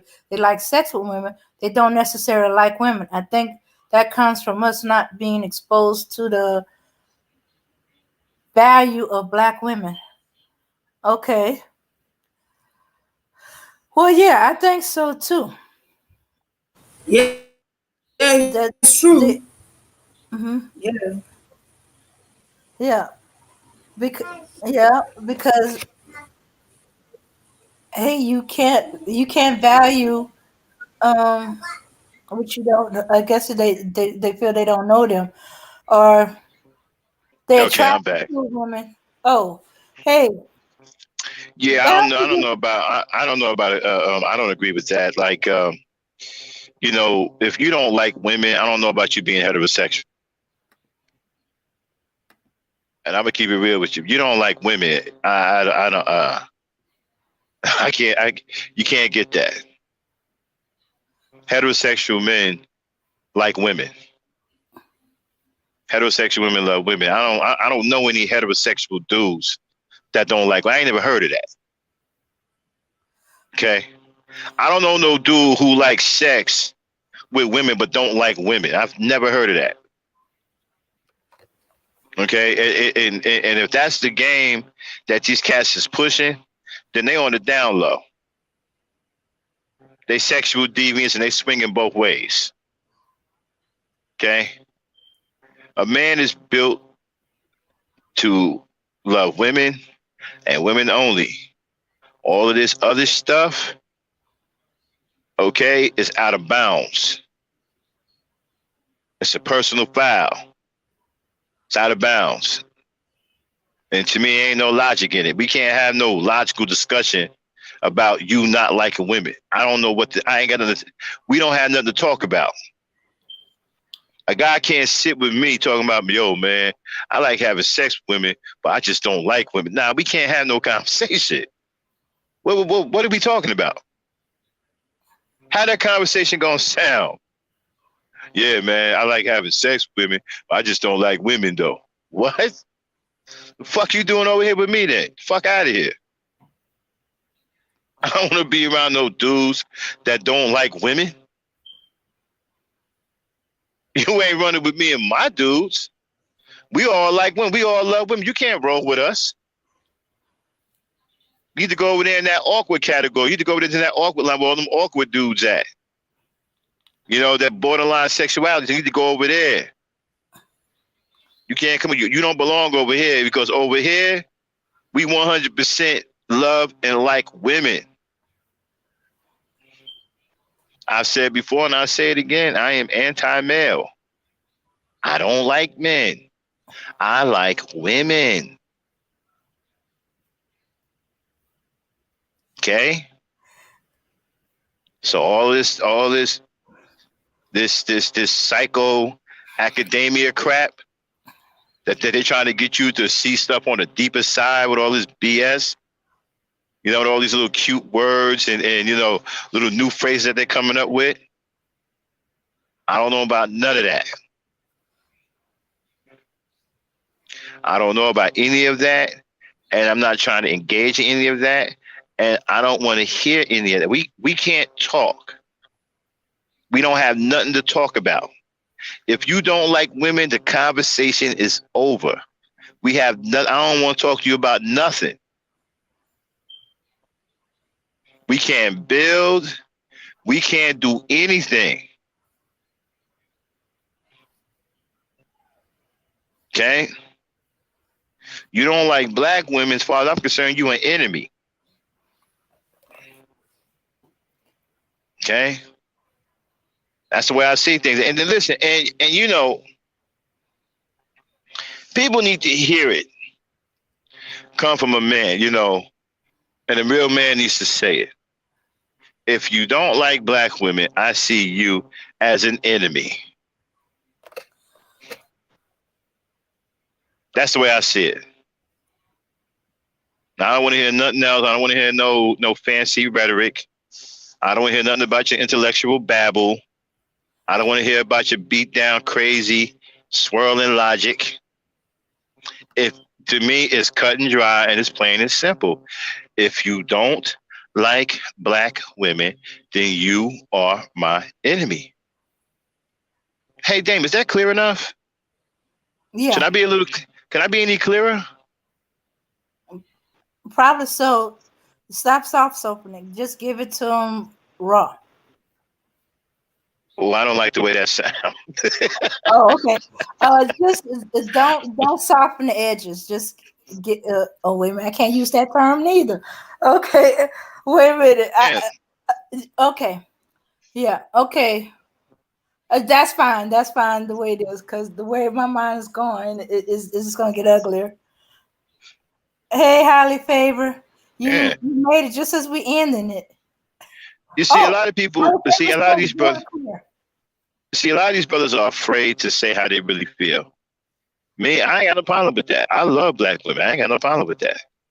I ain't got no problem saying it. As a matter of fact, I hope when I say it, it makes them sick. I hope they hate it. 'Cause I absolutely love black women. I do. And I hope it makes them sick. I hope they can't stand it. I love black women. Like I said, if you don't like black women, you are my enemy. That's the way I see you. No, can't hang out to watch the Nope, we can't football talk. game. We Nope. can't go get a few beers at the sports bar. You can't even sit next to me on the at the bar. Oh, you go over there. Okay. Her highly favorite goes, yes, I've been listening. I absolutely love black men. Like I said, I don't want to. And this ain't no shot at Kendra or Roland. Okay, I'm talking about the concept that he laid out. This ain't no shot towards him. Kendra, this ain't no shot towards you. I'm just talking about the concept you laid out. If that's what these dudes is pushing down, they tripping. You know, yeah, I don't mind having sex with a woman. I just don't like women. Then what you having sex with them for then? If you don't like them, don't have sex with them. Stop lying to them. See, black women, you also got to be careful too, right? A lot of these dudes that you having babies with, a lot of these dudes are gay, and you don't know it. And that's a big part of why they don't want to take care of their children. A lot of these dudes are gay. A lot of gay dudes don't like women and don't like children. Now, I'm not saying all of them do, but there's a lot of them that don't. They don't like women. They don't like children. Some of them will just lay. Some of them will lay with you just to get a child. Now, some of them want a child. Well, that's all they want you for. And some of them don't even want that. Some of them, if they get you pregnant, whatever, okay, and they have a child, they hate the child too.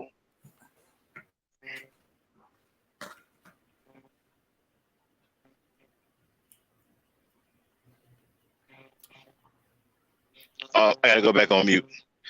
Take it over for me, Dan. Okay, okay. Well, all right.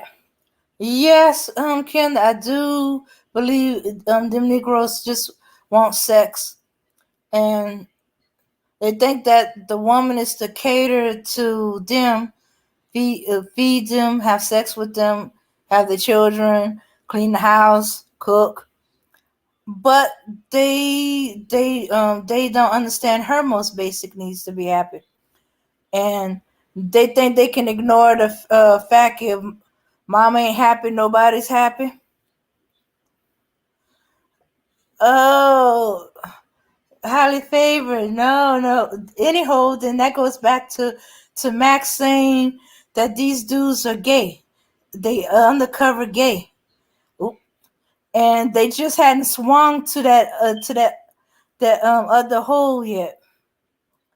But wait a minute, maybe they have. How many times have you been asked for the big A?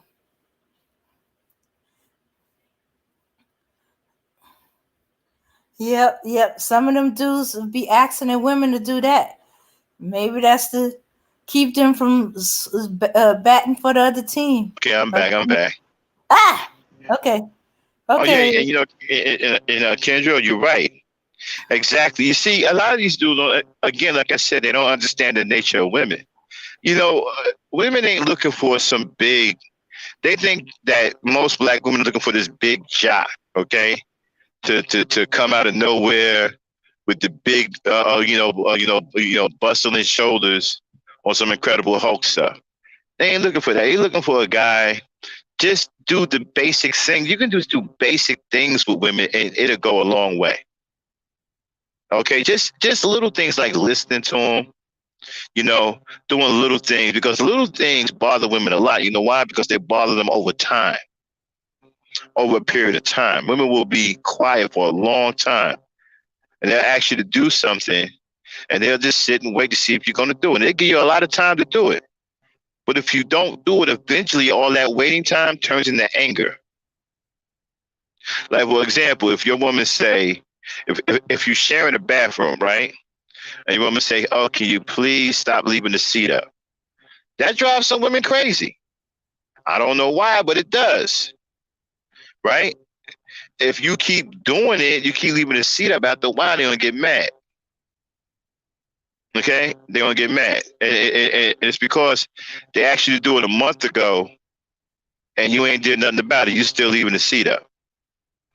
If you share a bathroom with a woman, you got to be considered. They're different from us. Most of them are very hygienic. Way more than we are. Okay, so you have to do sacrifice these things. You got to compromise on these little things. Okay, if you out of a month, if you leave the toilet seat up, let's just say you leave it up 6 times out of a month. Hey, that's progress. They'll be cool with that as long as you're making an effort. But if you ain't trying to do nothing, then they're gonna feel like you don't care about them. They're gonna feel like you ain't paying them no money. They're gonna feel like, don't you know that they live there too, and they got to live with you? You have to understand, women have very sensitive noses. You know what I'm saying? They can smell everything. They don't like dirt. Many of them can't stand dirt. Dirt drives them crazy. So you have to understand who you're living with, and there's things that you're gonna have to step up. Okay, just these little things. If they say, hey, um, make sure you close the refrigerator door. You keep leaving the refrigerator door open, or turn the TV off at night. I'm trying to sleep. Do these little things. I'm telling you, it goes a long way. Okay, when you don't do these things, like I said, they give you a long. They'll sit back and wait. They ain't gonna keep asking you. They'll sit back and wait, and then when these things don't get done, you constantly doing this shit, and then they see that you keep doing it. Now they're gonna have a problem with you because now they feel that you don't care nothing about them, and you ain't trying to make any effort. Okay, they feel that they're making efforts with you. They're bending over backwards trying to deal with your funkiness. You ain't trying to help them out. Okay, a lot of us come in the house with dirty socks, smelly drawers because we work hard or whatever. A lot of our women don't complain. They just throw them in the wash machine and keep it moving. At least you can do is put the toilet seat down. If you asking them to deal with all that shit, at least put the goddamn toilet seat down. It's not rocket science. Okay? Give a damn about the woman that you're with. That's all many of you have to do. Give a damn about the woman that you're with.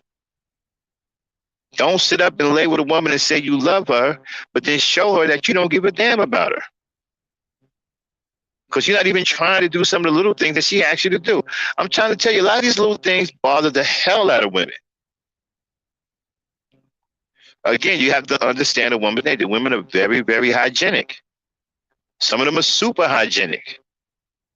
Okay, so you have to be very careful when you're living with them. There's certain things that you just have to do, or else it's going to drive them nuts. Ladies, am I lying? Jump in. Oh, ladies. No, you're not lying. No, you're not lying. In fact, No, you're not when she explodes and you don't know why, trust me, she exploding something that started months, depending weeks. It shoots even it could go even so far as a year, depending on the woman's tolerant level or whatever it is. And then she can't take it anymore, and then she blows. Boom. Or Right. she And if can you pick that up and just do it herself. God dang it. The right, pimp. if you got to if you live with a woman who's bothered by the toilet seat, you see, what you guys got to do is you gotta really build your castle around your woman. If you want peace, if you want peace, serenity, and happiness in your home, then you need to build your home around your woman. Okay, because she's what's going to keep the peace and harmony in your house. Because I'm gonna tell you right now, if she's upset and going and riling up in the house, the whole house gonna be out of whack. The woman is the soul of the house, so you have to make sure you build your castle and your kingdom around your woman. So if you know that she is tripping about seats and stuff in the toilet bowl or whatever, try to put in a new bath. So y'all can have separate bathrooms. That way you ain't got to worry about it. You can keep your seat up all you want, and she got her own bathroom. You understand what I'm saying? So that she ain't got to worry about going into her bathroom and seeing the damn toilet seat up.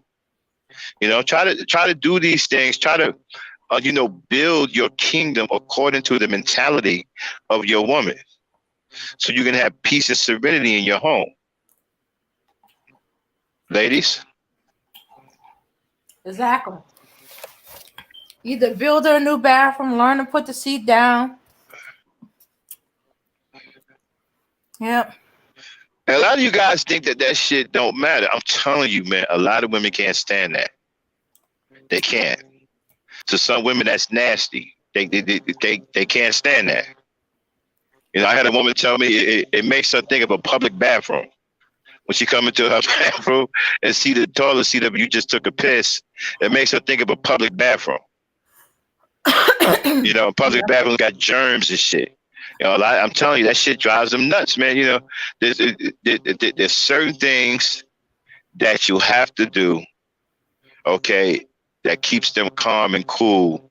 All right. And you should be doing these things. Listen, you're married or you with a girl, you want peace and serenity in your home. There's nothing wrong with these things, man. You know, build your home around the mentality of your woman. You're going to have peace and serenity. If you don't, you're going to have chaos in your house. Because if you got kids, they're not going to be happy unless mama happy, because mama keeps everybody happy. Mama keeps you happy, and she keeps the kids happy. If she's upset, the kids going to be upset because they don't want to see their mama upset.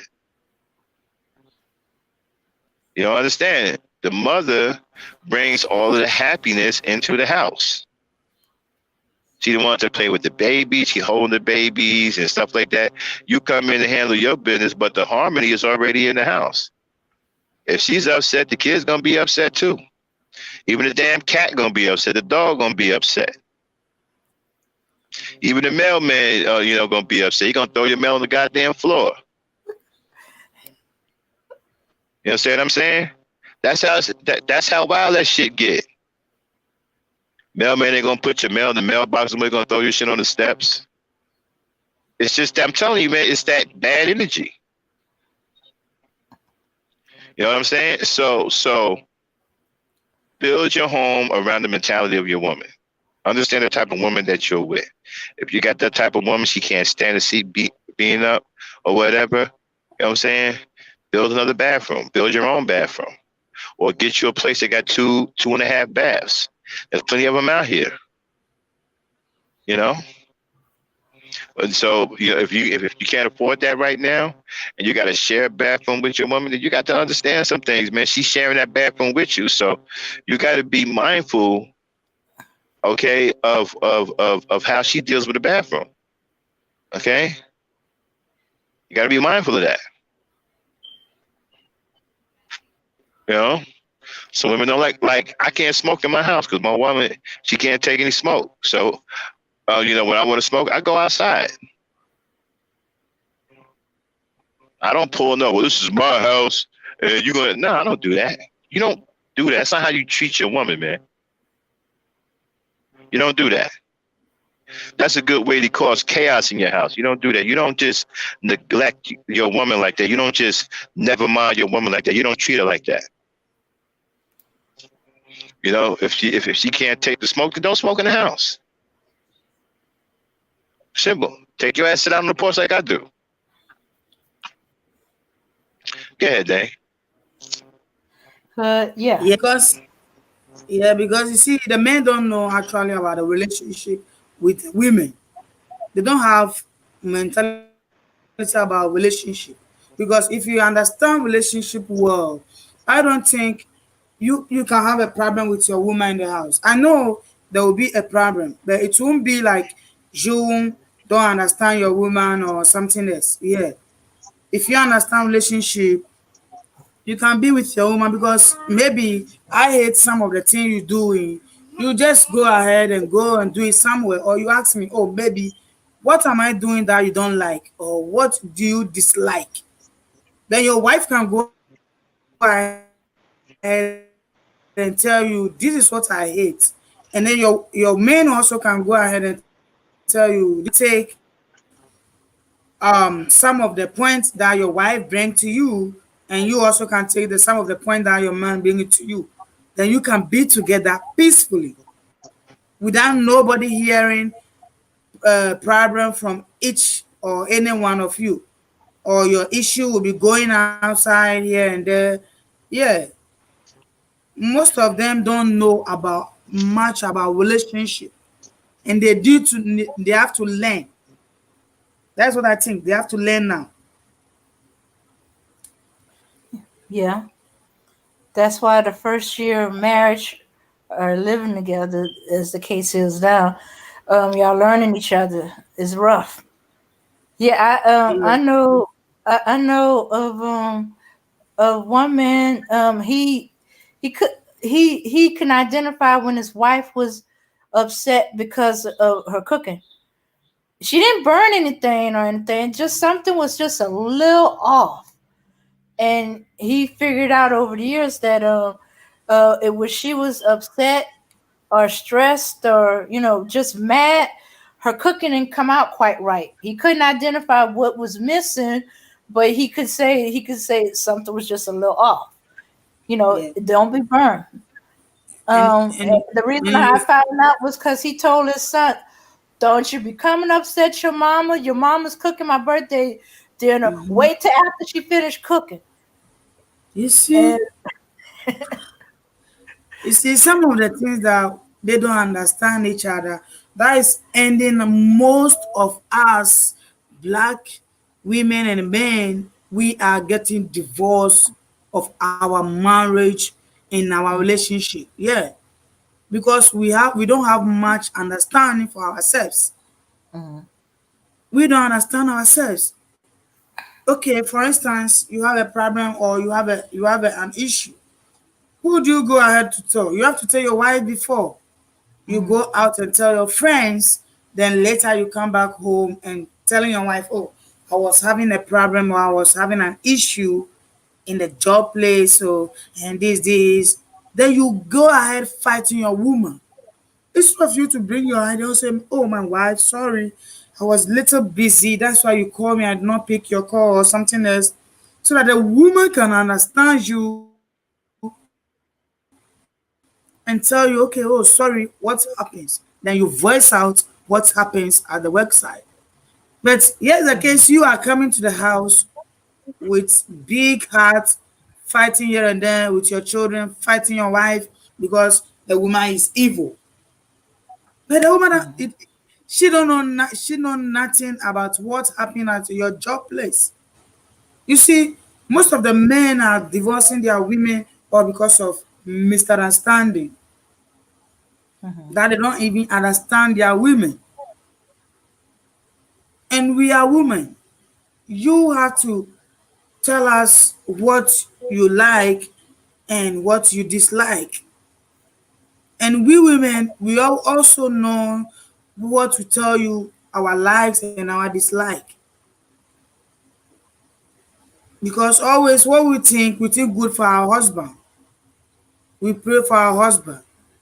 But the men are not being gathered to the women. All they know is like me, oh, I'm tired, baby, I need to play my game, or I need to be aside. See, you come from work.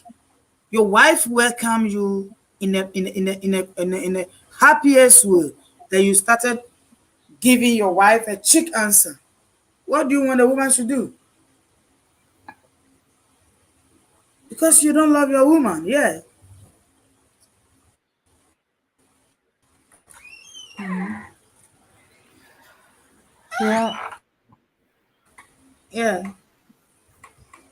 yeah.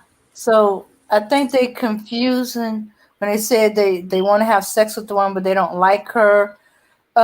They ain't bothering to try to get to know her or get involved with. It's just, it's I just don't as even far as they're concerned, sex I and don't even know no what that means. relationship. I don't even know what that means. What does that even mean? I like having sex with her, but I don't like women. What? I think he means they don't like her as a person. There But are then some find guys some. that can have sex with a woman and not know her, not like her, can't stand her, even think she's ugly. But as long as they get in the sex, they don't care. They're not interested in anything else. Well, you see, that's irresponsible. See, that's why a lot of brothers are irresponsible today. They don't know how to take care of their kids, don't know how to do nothing, don't build nothing because they're irresponsible. They don't Mhm. take any. They don't have any boundaries. Exactly. And they don't have no boundaries in that area. It's gonna cross Uh, over into other You boundaries. see, you don't hold nothing of value, not even your own opinion. Like if you don't even have any decent standards for yourself. You're just ready to lay down with any old girl because you just want some sex and you don't even like her. You know, you some old hard up, awkward, screwed up individual. You know, and it's not her you don't like. You don't like yourself. Mm. You don't even have any standards for yourself. You sleeping with a woman you wouldn't otherwise sleep with. You don't even have any standards for yourself. You got very low standards for yourself. You don't think nothing of yourself. You keep talking about the value of her. You don't value yourself. If there's a woman that I don't like, I'm not sleeping with her because I have standards. I don't just walk around sleeping with everything, every woman come down the pike. I have integrity. I have boundaries. I value myself. You understand? I'm a man. I'm a man. I have control over myself.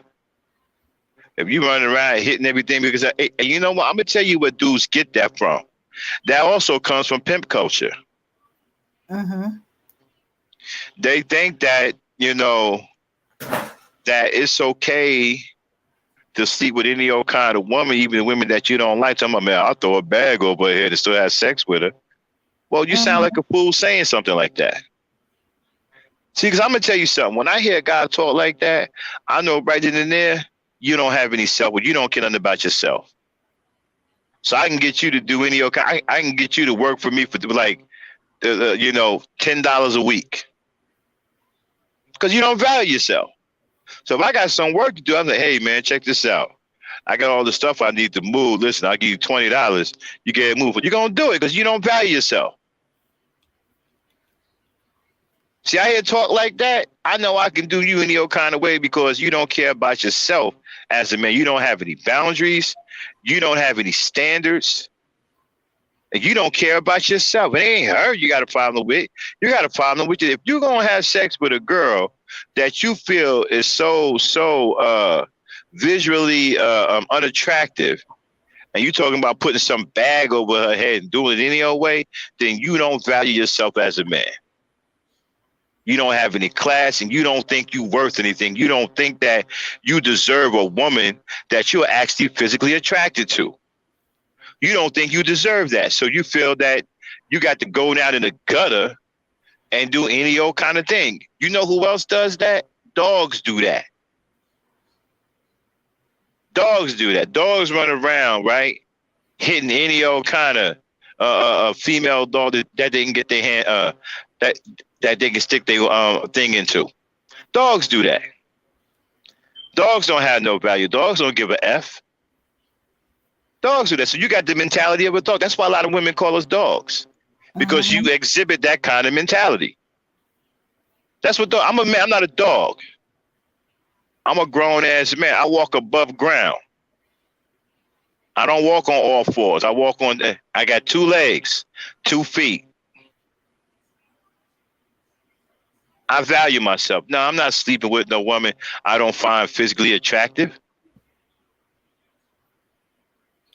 I feel like I'm worth something. I can have a woman. I can sleep with a woman that I'm physically attracted to. I don't think less of myself. This ain't got nothing to do with the woman. It has everything to do with you. You don't think nothing of yourself.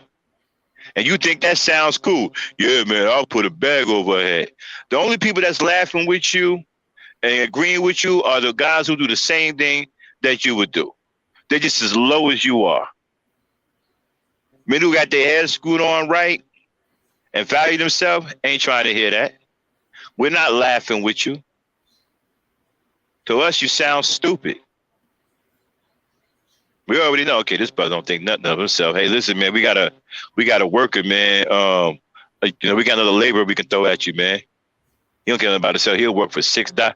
He'll work for $3 an hour, $4 an hour. He'll work for $40 a week. He don't care nothing about himself. Okay? You got to be careful. So does that mean if he sleeps with a woman he don't like himself neither? Yeah. Why would you sleep with a woman you don't like? Doesn't even make no goddamn sense. I'm not going to sleep with a woman I don't like. For what? I don't like her. I'm not sleeping with her.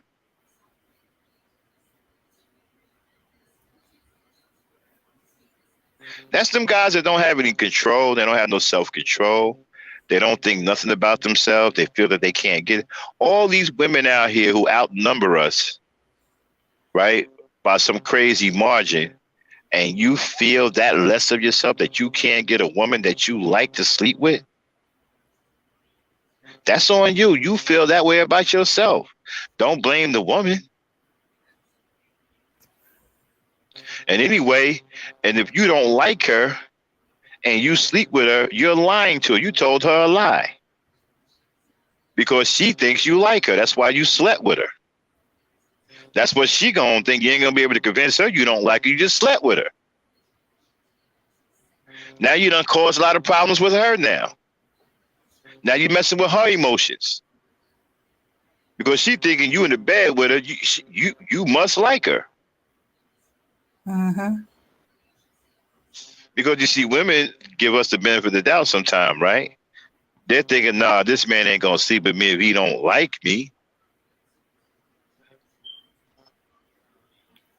Or he ain't attracted to me. Right. And so you play yourself out when you do stuff like that. You play yourself out. You play yourself out. And you gotta be careful. And you got to be careful who you talking that nonsense around too. Both men and women, you got to be careful who you talking that nonsense around. Because women hear that, they're gonna think some kind of way about you. Men hear that, they're gonna think some kind of way about you. Okay, you come up to me talking about yo man, this girl was ugly. I ain't like her, but I stuck a bag over her and hit it everywhere. I'm gonna think you got problems, dude. I'm not going to be going yo, that's some real man shit. I ain't doing that. Because that ain't no real man shit. That's some other shit. That's some real problem shit. You got real problems, nigga. You got self-esteem issues. You got personality problems. You need to go see a doctor. You need to go see a psychiatrist. You got issues.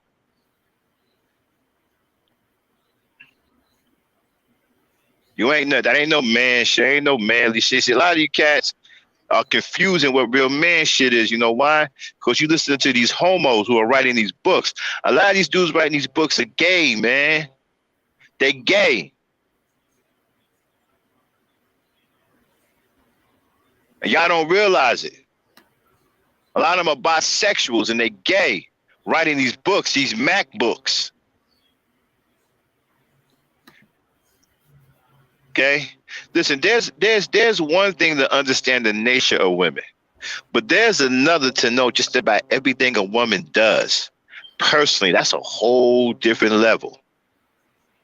But you know how women do their hygiene, you know the products that they use, and that's some other shit. I mean, I can tell you how. I can tell you how to understand a woman's nature and her attitude and stuff. But I can't tell you what she's her feminine products, what she's. I don't know nothing about that. But you got dudes who do. You know who know about shit like that? Them gay dudes. They know all that shit. So I'm telling you, you better be careful about the knowledge that you put out and the shit that you listening to and who you listening to and who books you buying. A lot of them books are written by gay dudes and bisexual dudes.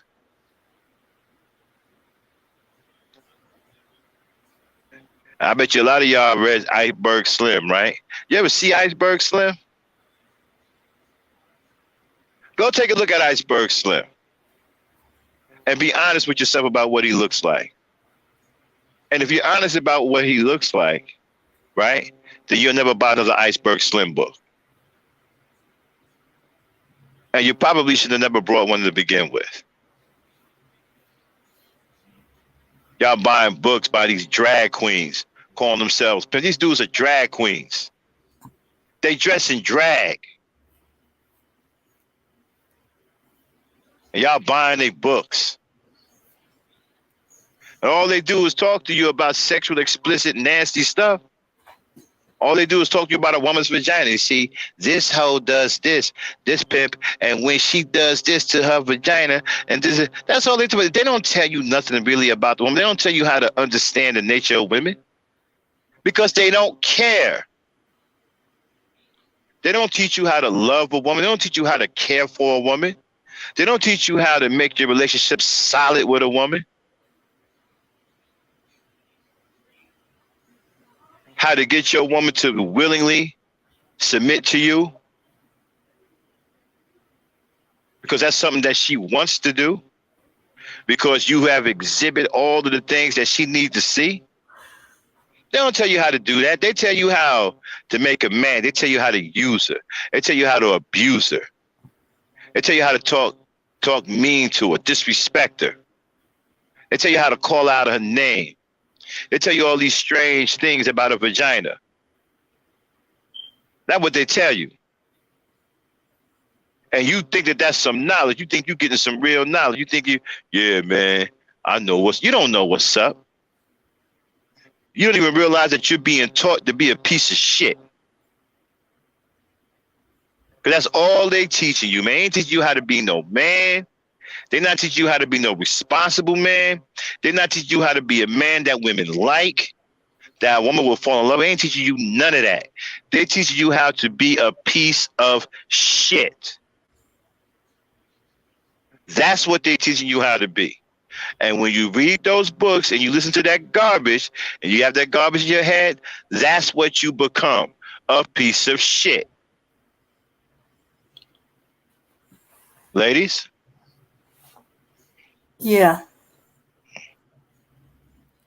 Well, I never read the Pimp's manual.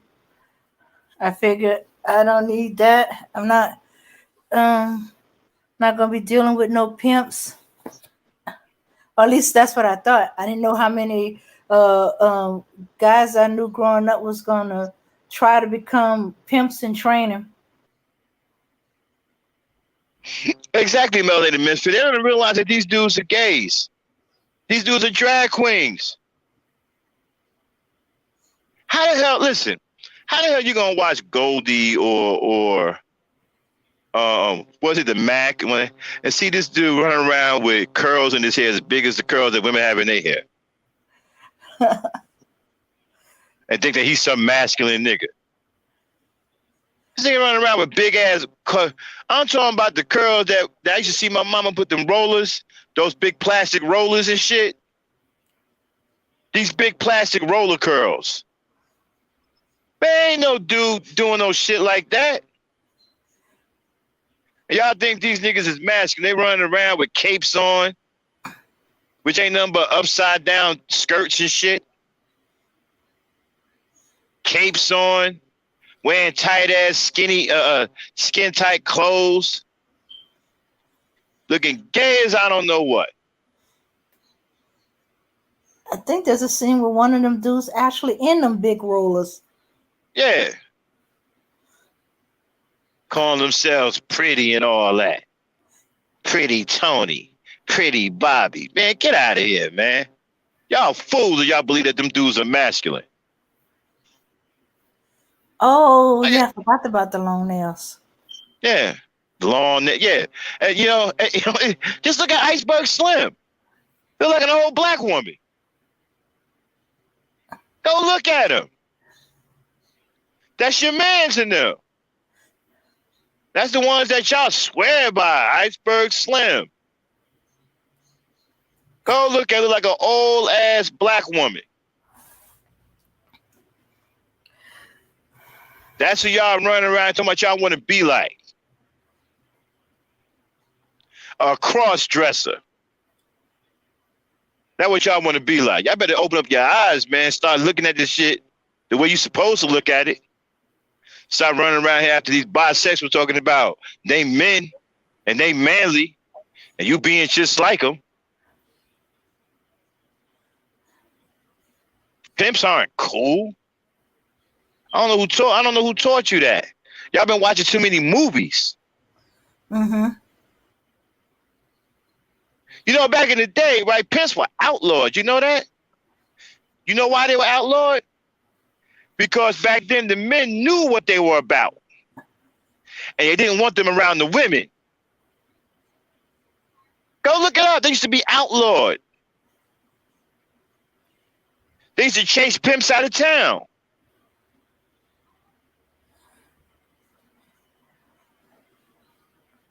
Because they knew what they were about.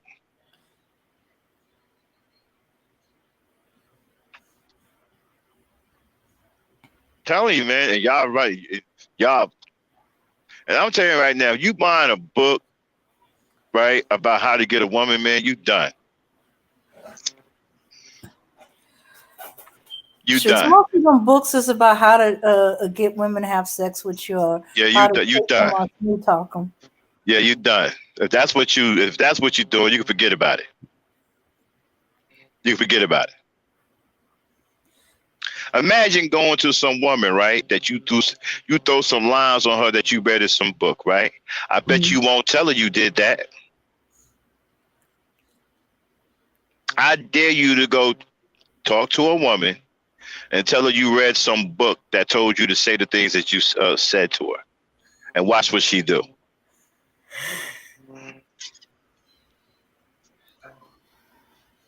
A woman wants a real man. She don't want no dude pretending to be a man. And she don't want no dude stepping to her with words of another man, words that he didn't come up with himself. Because if you kicking lines to her that some other man gave you, then you ain't being genuine, bro. Ain't nothing authentic about you. How she gonna get into that? Okay, so right then and there, you fake. You phony. She can't get into that. You phony. You ain't showing her nothing real. Because those lines you kicking, they ain't coming from you. That's some other man's lines. So that ain't you. So how's she supposed to get into you? How's she supposed to submit to you or feel some kind of... You fake.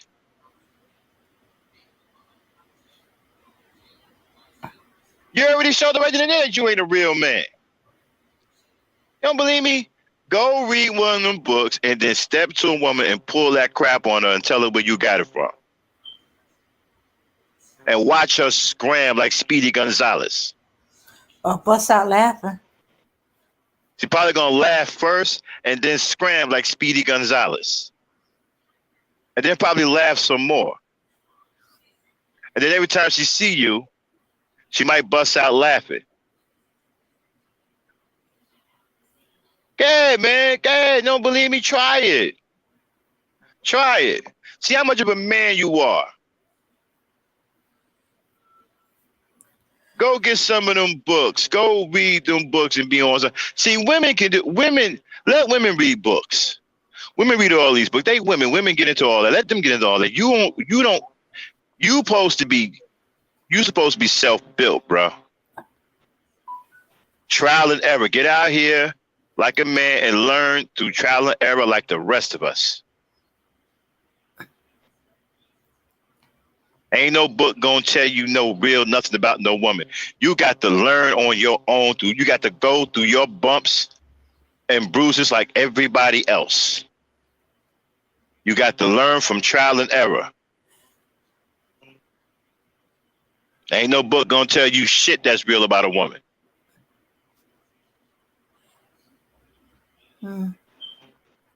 That's the problem. They don't want to go through the bumps and bruises. They too soft to shake it off and get up and go again. That's why some of them are still crying years later that she dumped him or she ignored him, or because they still hurting from that bump from the teenage years, the 20s, 30s. Man, look, I'm sorry. Divorce. I'm sorry. I don't want to hear none of that soft shit. We all went through some shit when we was young. We all got played. Okay, we all done got played. So what? That's the name of the game. You get played sometime. Okay? Not gonna let getting played in high school follow me all the way into adulthood. You know what I'm saying? Now I'm 40 years old talking about some. Yeah, I feel some way. I feel some kind of way about old girl giving me a wedgie in high school. I feel some kind of way about old girl, you know what I'm saying, putting a whoopee cushion in my seat or a stink bomb or something. Man, forget all that, man. To me, that's weak shit. Okay? You should have been forgot about that. Matter of fact, you should be laughing about that shit now. You're a grown ass man. You're supposed to be strong. You're supposed to be built up. You should be laughing. You should be if you run into the girl, y'all should be laughing about that shit now. Like, yo, remember you put that whoopee cushion in my seat, girl? You was stripping, yo. Know what I'm saying? And you know what? A lot of times the girls who did that to you might end up being your girlfriend today. Especially when they see how you turned out, they see you doing good for yourself. You know what I'm saying? So you might be able to get that. I know a dude, man, who a girl used to mess with him something awful. I came home one day from the military and I was standing next to him. His name was Mike. And then we was making fun of that same girl who was now a grown woman. And he got mad at me. I'm like, what you get mad at me? Yo, man, that's my wife. What? Now here she was making fun of him all through school, pulling pranks on him, throwing chocolate milk on him and all kinds of stuff like that, making him a funny, because he looked like a geek back in high school. And they end up being married. That's his wife now. They got like 3 kids. And they still happily married.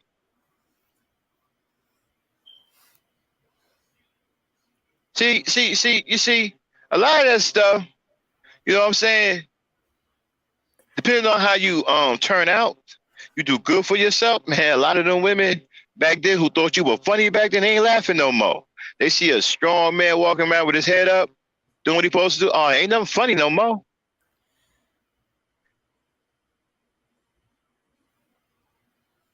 I done seen it happen, man. I done seen them turn into wives. The same dude that they was, talking crazy about back in school. End up marrying the dude later. Yeah, so man, don't let nothing like that. You're supposed to be tougher than that, man. See, I can't do this weak shit. My father was strong, I come out of a strong household. We don't do the weak stuff. We don't do the crybaby stuff, man. You can't get that with me. I don't want to hear nothing about you was abused. Okay. Now, it's different when something happens, somebody tried to kill you or something like that. That's different. because that can cause trauma. But if all you got is some high school pranks, and she turned you down for the school prom and all that, and she was popular, and you was a nerd or you was a dork, and you asked her out, and she said no in front of everybody, everybody laughed at you. If that's all you got, come on with that, man. Come on with that. You got to get past that, bro. If all you got, she gave you a wedgie or pulled your pants down, all the kids laughed. If that's all you got, man, that's weak. Now, like I said, it's different if you grow up in a household and you're being brutalized. That's different. That's a different type of trauma. That's different. I'm not saying that that's you shouldn't feel some kind of way about that, because that can traumatize a child. But if that ain't going on, if, like I said, if it's just some school shit, you know, the popular girl didn't want to talk to you, or she made a comment and everybody laughed at you, you felt embarrassed or some shit like that, or she turned you down and all that, man, get ahead with that. Grow up. Ladies? Mm-hmm. Well, yeah. Yep. Yeah, and I think they carried that baggage from that over into the future and into their other relationship, and that's and now they add the repertoire. My wife divorced me. My wife cheated on me. The child wasn't mine. She tricked me. I didn't want to have no baby. I told her I didn't want no kids. And here she come pregnant. You know what? That's why women should, you know, when you talk to men that you are interested in, you should ask them about their past, especially with women, dealing with women. You should ask them about their past. As soon as you hear some shit about, yeah, man, some girl named Rhonda or whatever, used to laugh at her and whatnot, and, you know, I'm older now and I want to get revenge, you need to step off. You need to step off. If he's 35 talking about getting some revenge because Rhonda laughed at, man, you need to keep it moving. Dude got issues. You need to keep it moving. Ain't no grown ass man should be worried about what Rhonda did. If Rhonda laughed at him or she turned him down, what the hell about it? You shouldn't be thinking about no shit like that at the age 35. Shouldn't be thinking about that at the age 18. Should be moving on. You know? Like I said, we all gotten played. That's the name of the game. You get played sometime. That's the way it is. You ain't gonna have success with every woman. Mm-hmm. Some women gonna play you out. You know, you take it on the chin and you keep it moving. That's how you deal with that. Uh-huh. Yep. You think common sense would tell them to do that. But I think they just need to go to therapy and get all that out of their system. But no, they want to cry and talk among themselves. And instead of healing each other and helping each other move on, they keep rehashing it, reopening it, try to give evidence that black women aren't no good and stuff like that. Instead of, okay, it was rough, yes, but time to move on. You could do better than her. The stuff we, you know, or maybe Yeah, and I that's. agree with Mhm. and I agree with Melody Misfit. Yeah. As a man, you're supposed to be in control of your emotions, man. If you're more emotional than a female, man, you got problems. You need to get, man, you got to handle. You got serious problems. Okay, you can't be more emotional than a woman. That's a no-no. By default, women are supposed to be more emotional than us, way more emotional. Okay, if you try to out emotion a woman, man, you got serious, all kinds of mental and emotional problems. You shouldn't be in no emotional contest with a woman. That's crazy. Don't you know that they're naturally that way? You can't defeat them in that department. You can't out emotional them. You got no win there. You out of your mind even thinking that you can compete with them in that department. They're built like that naturally. You ain't built like you ain't even supposed to be engaged in none of that stuff. You're supposed to be the strong, broad-shouldered, silent type, handling business. You're not supposed to let stuff like that bother you. So what if women say that they're always saying something? So what? What you gonna crumble every time a woman says something you don't like?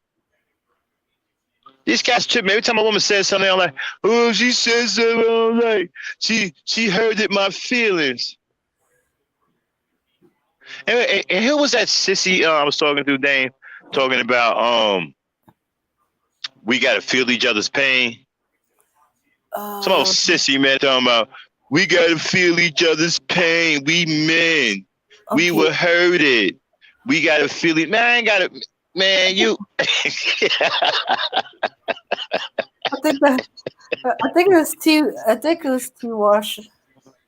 Nah, that wasn't him. That was somebody talking about we gotta feel each other. I ain't got to feel nothing, brother.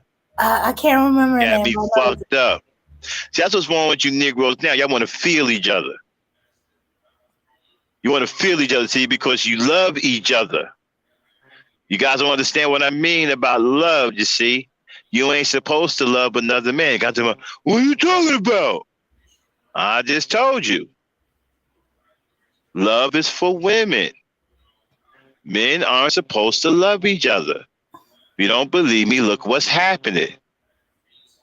Most of you are gay or bisexual or on your way to it because you love each other. Why? Because love is for women. That's why love is a very powerful and strong emotional force, and it's for women. That's why when you love other men, you start to become feminine. And for some reason, y'all can't figure that out. They've been hanging around with each other so long. So the sausage means that some of them are turning feminine. They need Right, you know, feminine energy to balance them out so their masculine can come into play. But they don't want to be around the feminine energy. No, No. you start loving other men like you would love a woman. You start turning feminine. You making yourself gay. Now people talking about, yo, Max, you crazy, man. You don't love your no other man. No, I don't love no other man, bro. But you didn't love your father? Nope, I respected my father. I think when you told him that, you hurted his feelings. Yeah. Do you love your brothers? Nope, I respect my brothers. Love is for women, respect is for men. Men don't get out here and earn each other's love. We earn each other's respect. We are warriors, man. We till the ground. We are the builders. We are the problem solvers. We get out of here and we earn each other's respect. Our love is for the women in our life, not for each other. Not gonna run around here and tap you on the butt and hug you and tell you I love you. And you a man, you out of your goddamn mind. Shucks, I don't even like when football is. Yeah, you out of your damn mind. I was like, why are they doing that? Yeah. Hey, put the link in the chat, Dame, and see if anybody want to come up real quick before we get out of here. Okay. We're gonna open it up for a little bit, y'all, before we get out of here. If anybody want to come on up and kick it with us. Yeah, and anybody can challenge me on that. That's right. Love is for women, respect is for men.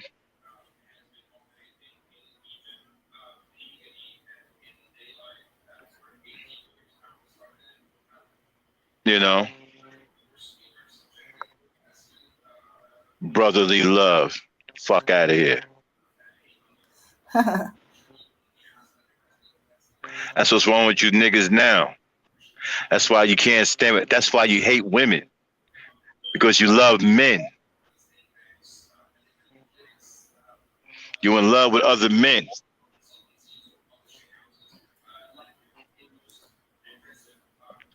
That's why there's so many of you turning gay. Because you're in love with other men. You love men. You ain't got no love for women. You giving the love that you're supposed to give to a woman, you giving that to another man.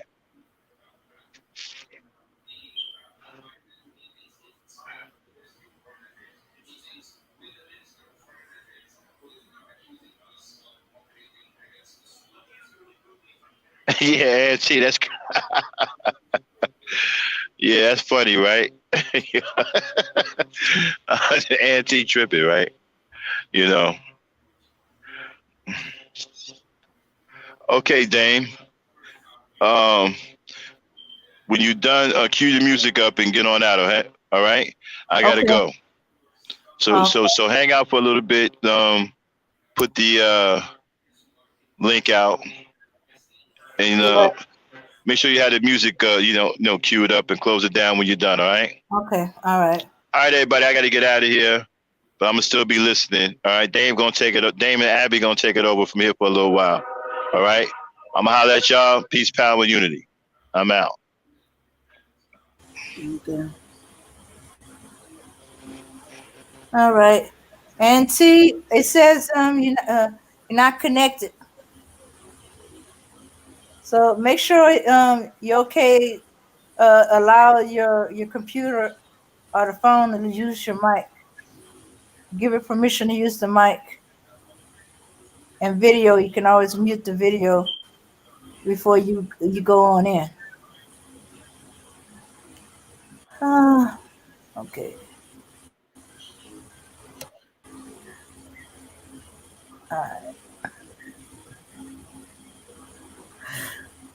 All right. Okay. So so there's the link to the Gangsta Talk panel.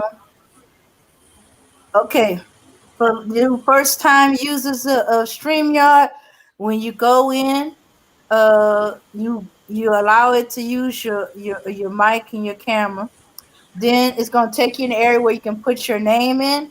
You just turn off the video and the mic, or just come in with the mic hot, and then you go in.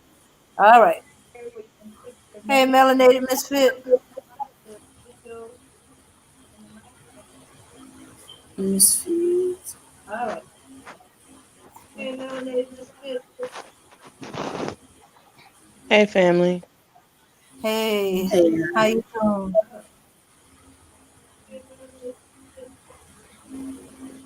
Auntie, it Hey, also family. might be that your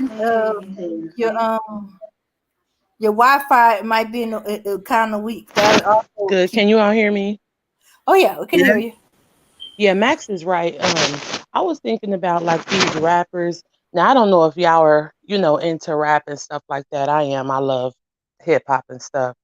But like how like I've noticed this like with Lil Boosie songs, Young Jeezy songs, and like older New York rappers like DMX and stuff. They always have songs about how one of their homeboys betrayed them.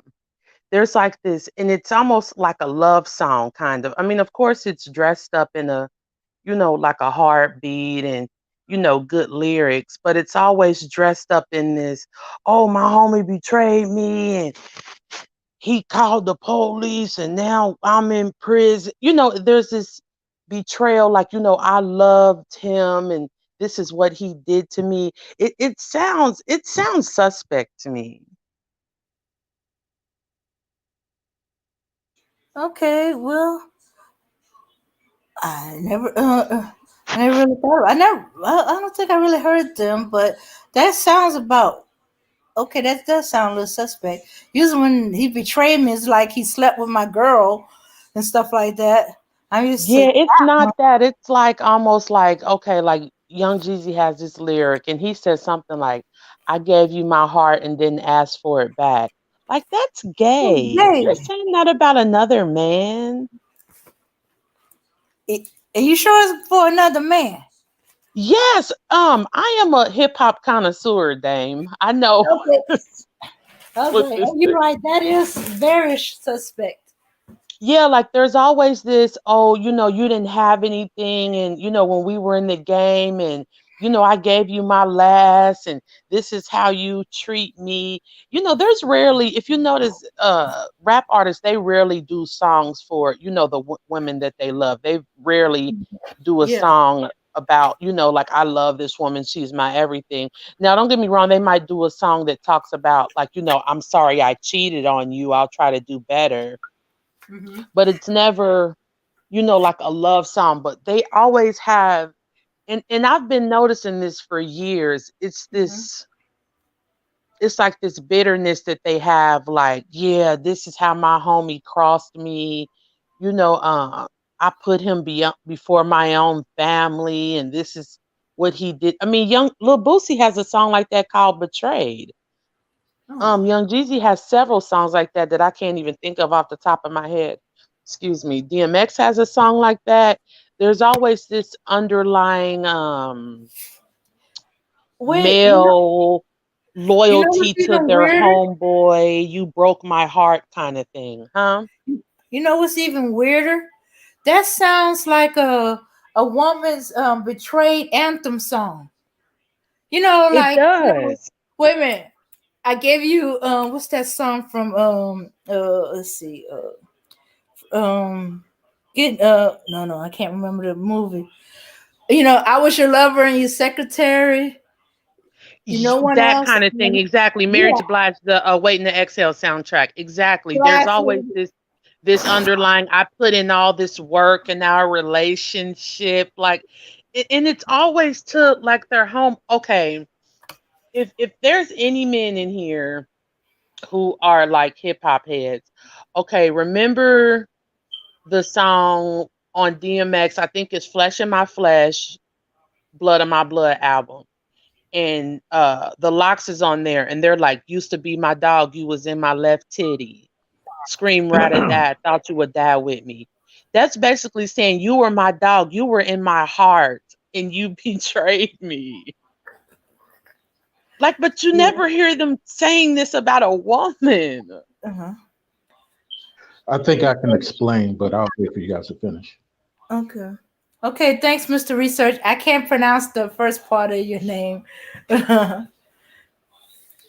Oh, you was through Melanated Misfit?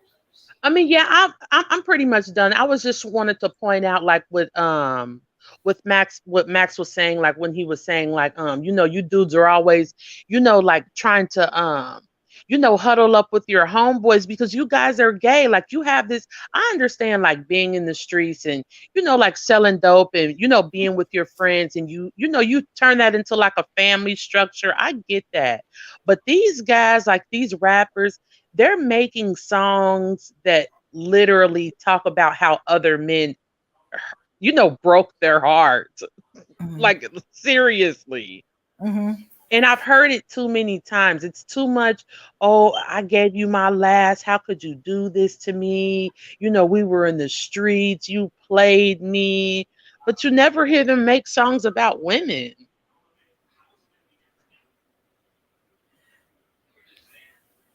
Okay.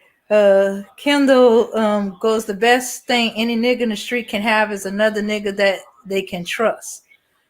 I mean, Yeah, I that's guess one I thing. understand that to an extent. I mean, of course you're in the streets. You need to be able to have your shooter and have your whatever, but this "you broke my heart" kind of thing, if you listen to rap, you know what I'm talking about. So Okay. I'm gonna have to start listening to it again. I ain't been listening quite so much lately.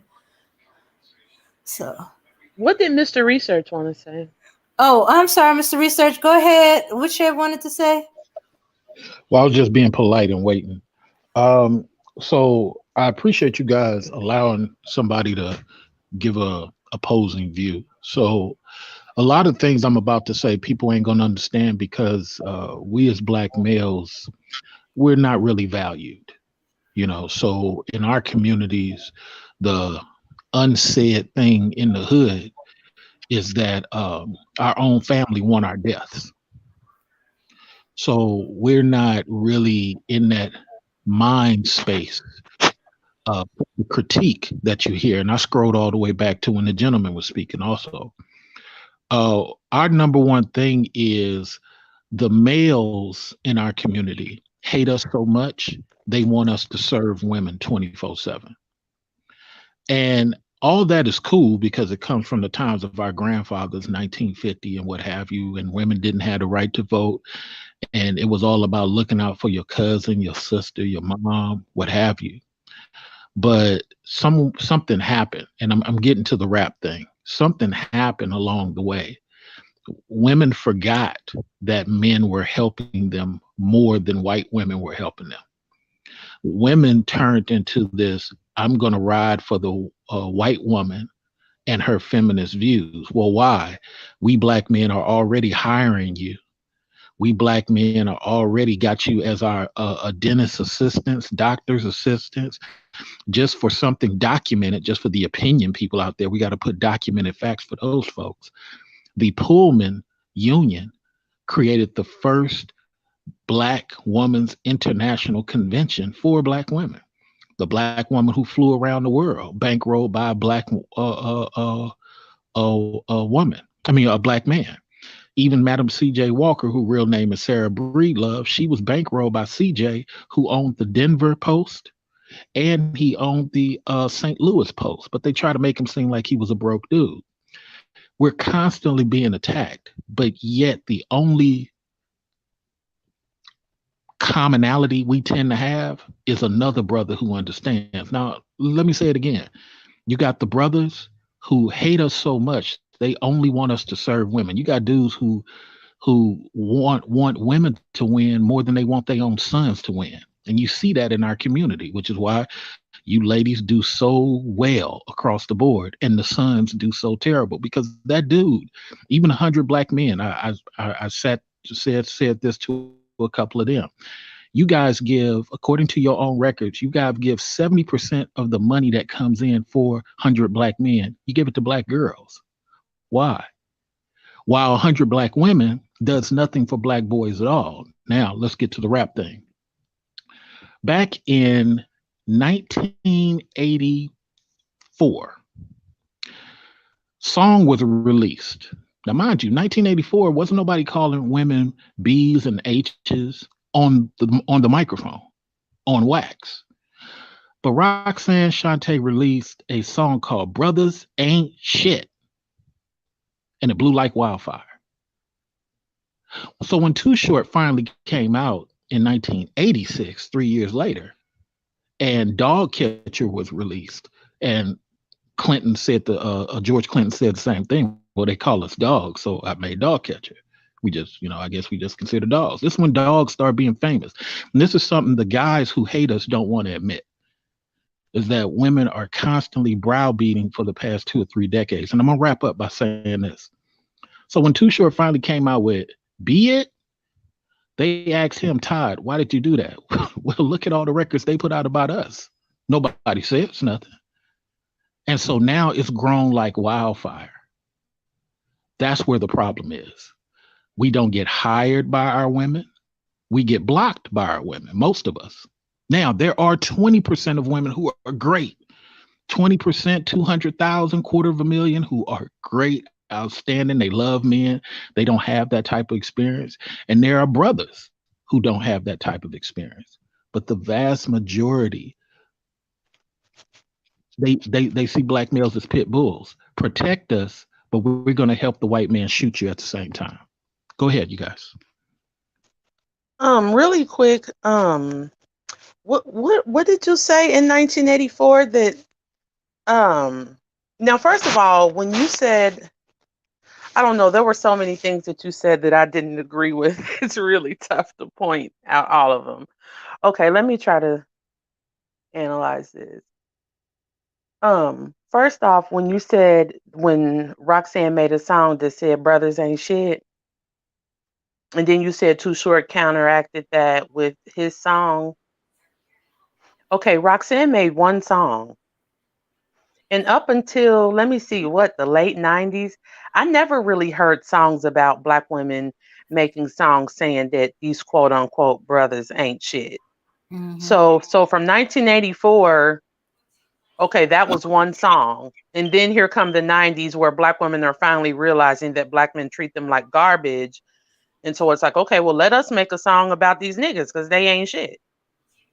Secondly, I don't know any black men in any sector that's riding for black women and want them to win.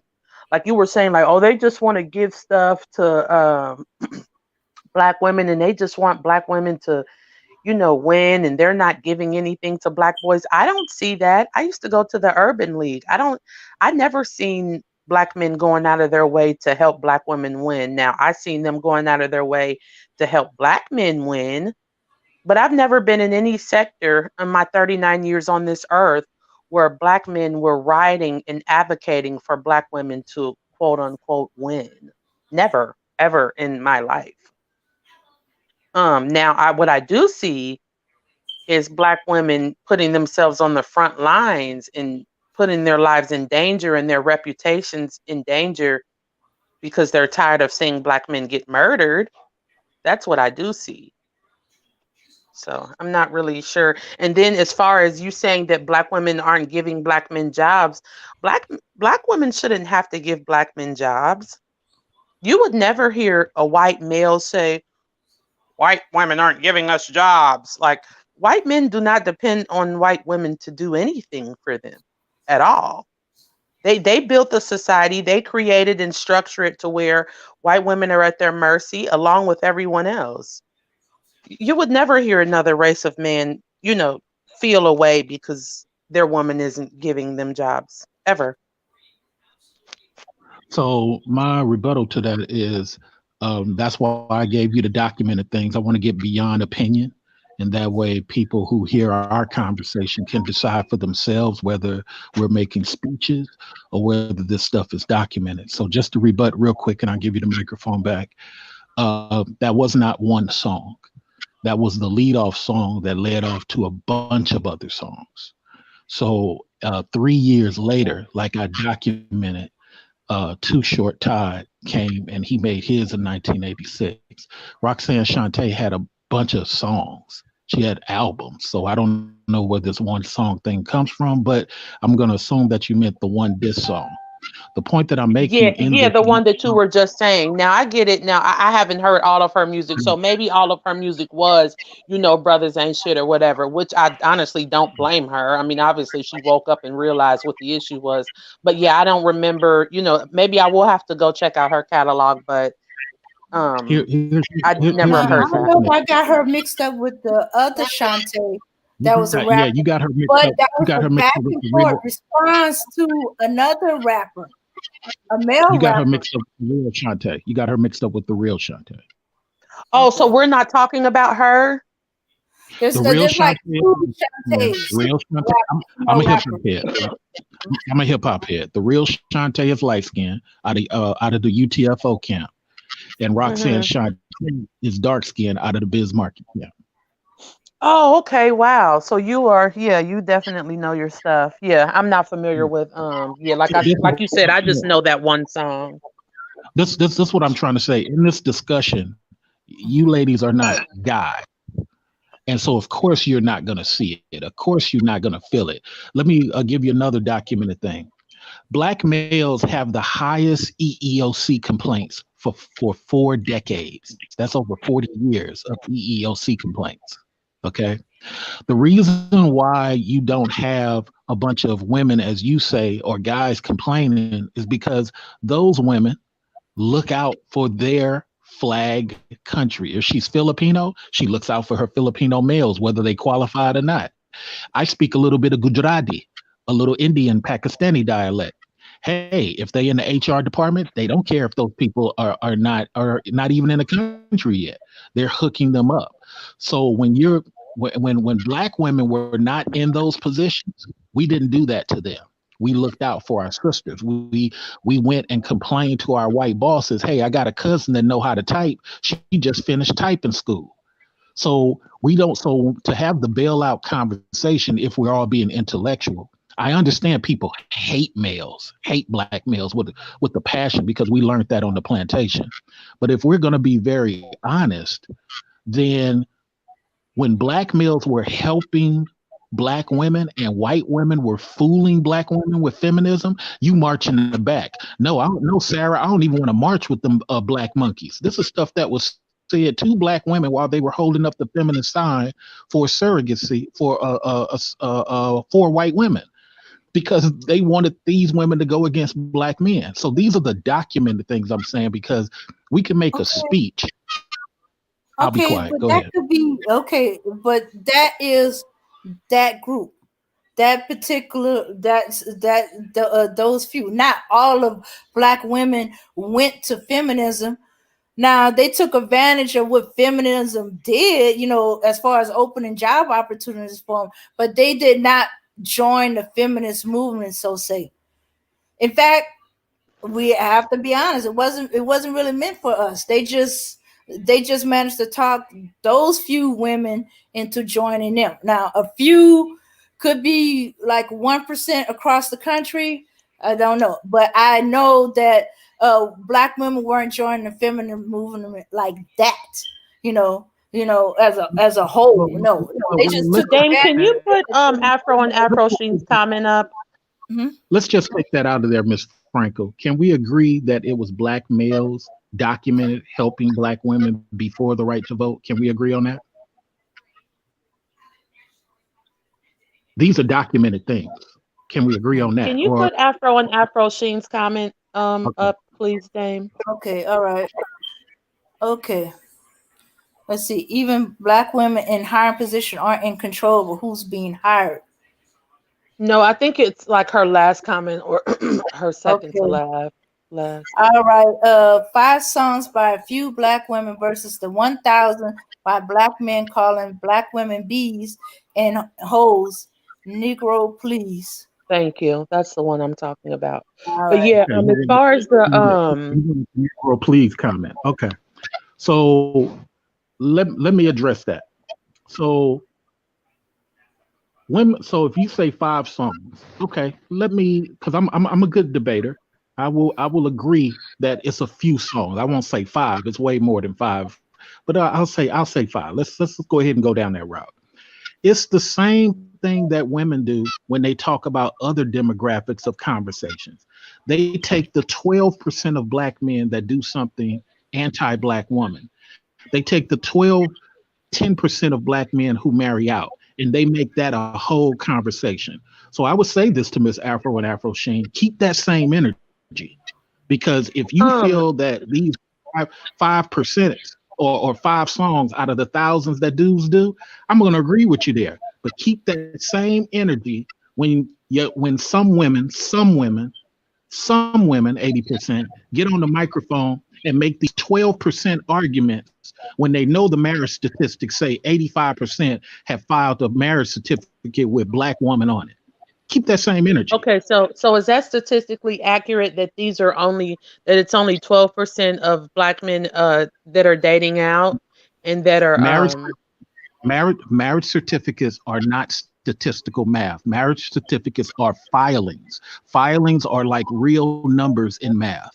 Anybody that's taken math class, they know the difference between right real and percentages. in Filings are percentages? a I get it. paper, filings are a paper trail. So this is stronger than a statistic. Number two, Right. I want Apple Machine to keep that same energy because I used to work as a CDC. I got 27 years in medical. There is no measuring stick for dating. You can't measure dating. But keep that same energy for when women come up and say all these black guys are dating white chicks. You can't measure dating. You can only measure the end goal, which is marriage. And marriage, black women are winning, but it's still not enough because they want to be disrespectful. But like the sister said, I'm saying quite a few things. It's all documented. I'm not making no speech. Let me make that clear. This is documented stuff because when we make speeches against black males or black women, we do a disservice to this community and the children of this community because we're making speeches. We're not providing valid information. But go ahead, ladies. I've talked too long.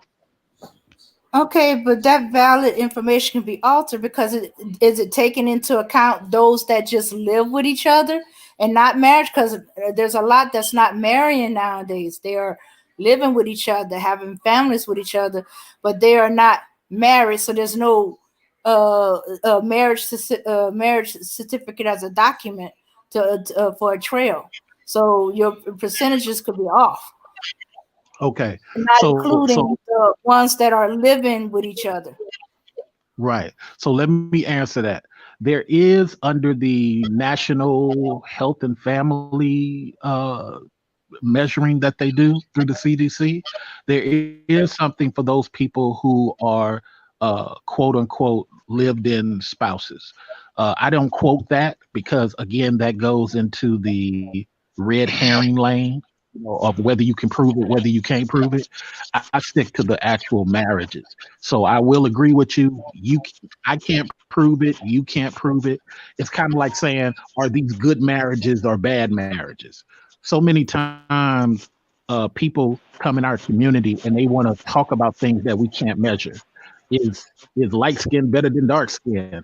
Look, you can't measure that. And to try to say that Miss Frankel needs to be responsible for whether good or best or great, that's an unfair trope.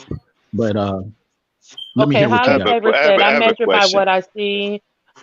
She said, I measure by what I see. Where I live, I see the majority of black men dating outside their race. Exactly. And I know that when you see, I mean, I don't know how statistically accurate experiences are, but when I see this, walking Oh, out of my door 24/7, I mean, I know it's not statistically, quote unquote accurate, but it's what we see. So, A well, lot of a those person who statistics are outdated. never leaves their county can see one thing throughout their whole entire lifetime. oh, And I've traveled this entire country. Excuse me. I'm not All right, saying you. I'm can not you guys saying I'm hear you. not me? stuck in my Yeah, I can hear you, neighborhood. Max. They just Go ahead, Max. Sorry. Mhm. I'm not saying you. I'm Yeah, talking about the top. Bring me butter. right. But you see, a lot of those statistics are outdated and are inaccurate. I got a question for you, though, Mr. Research. You Well, talk before about you do your documentation. question, you made a claim. Before you do that, you made a claim that they're outdated. So what are you Yes. saying that's outdated? A Which lot of one? the CBC, a lot of the CBC statistics are 10 years behind. Oh, that's inaccurate. I would like for you to prove No, that. that's true. Okay, that's a speech. Where's the evidence? No, that's not a speech. That's true. Show me one. Show me one table. I know all the tables. Show Matter of me fact, one they're table. 10 years. They're 10 years. Give me something that is up to date The in the CBC. 2017, the 2017 that just came out a couple of years ago. So what are you talking about? Again, 2017. Well, yeah. that should be about 10 years behind. Yeah, they do these How research things 10 years at a how time because I learned that from a person that used to work for them and how they collect their statistics. They do them 10 years at a time. Okay, sir, you're misquoted. I'm going to tell you what your 10-year thing is about. You're misquoted. So 10-year models is what you should look at for your totality of numbers. They do a 1-year sample every year. They do a 3-year sample. They tell you, and they do a 5-year sample. They tell you to find the best percentages because these are percentages. You should Hmm. look at the year model. So you're respectfully to you, Well, let me ask you a you're question. Do you you're know how okay they to gather believe this information? you're okay to believe what you wish to believe, Right, but do you but know how if they gather this information? okay, you're okay to believe what you wish to believe, but you I can't got make you. a speech that something I is got not right, and then right. I got you on that. But let me ask you a question. have no Let me have ask you no this evidence. question. Let me ask you a question. Do you know how they gather this information? Yes, there are several ways that they gather the information. They gather Hmm. much of the information through the Department of Justice because the Department of Justice has to track filings. Everything, all filings get filings in your city hall, your county gets put over to the DOJ. So the DOJ has a great deal of it. The other part of those samplings, depending on what it is the census. The census is a secondary major fact of what they track. And then the third and fourth depends on what you're tracking. Like it could be who receives what monies in what counties. They'll use other ways of tracking that. But the primary two are the Department of Justice filings because they need real numbers. Anybody who's taken algebra class knows that you got to have real numbers. Okay, At some so point, I'll be quiet. so what are you basing your argument on? So I can be Documented, accurate here. What are you basing your argument on? documented facts everybody can pull up. Documented facts about what though? What is the argument? Sir, we just been talking about that the whole entire time. I just came back in. What is the Max, argument? I think what he's saying, because we were talking about like we were basically like piggybacking on what you said before you left, Mm-hmm. and how we were talking about like how males are always like, like conditioned to, be in love with other males, in an Right. unhealthy manner that, that makes them like Mm-hmm. more loyal to men than they are to women. So like Right. I had called in and told Dame that, if you're a hip hop head and you listen to rap, you will notice that a lot of these songs like DMX and Lil Boosie and Young Jeezy, they're always talking about like how some man betrayed them. And it's very strange and it's weird and it's gay. Right. I agree So with you.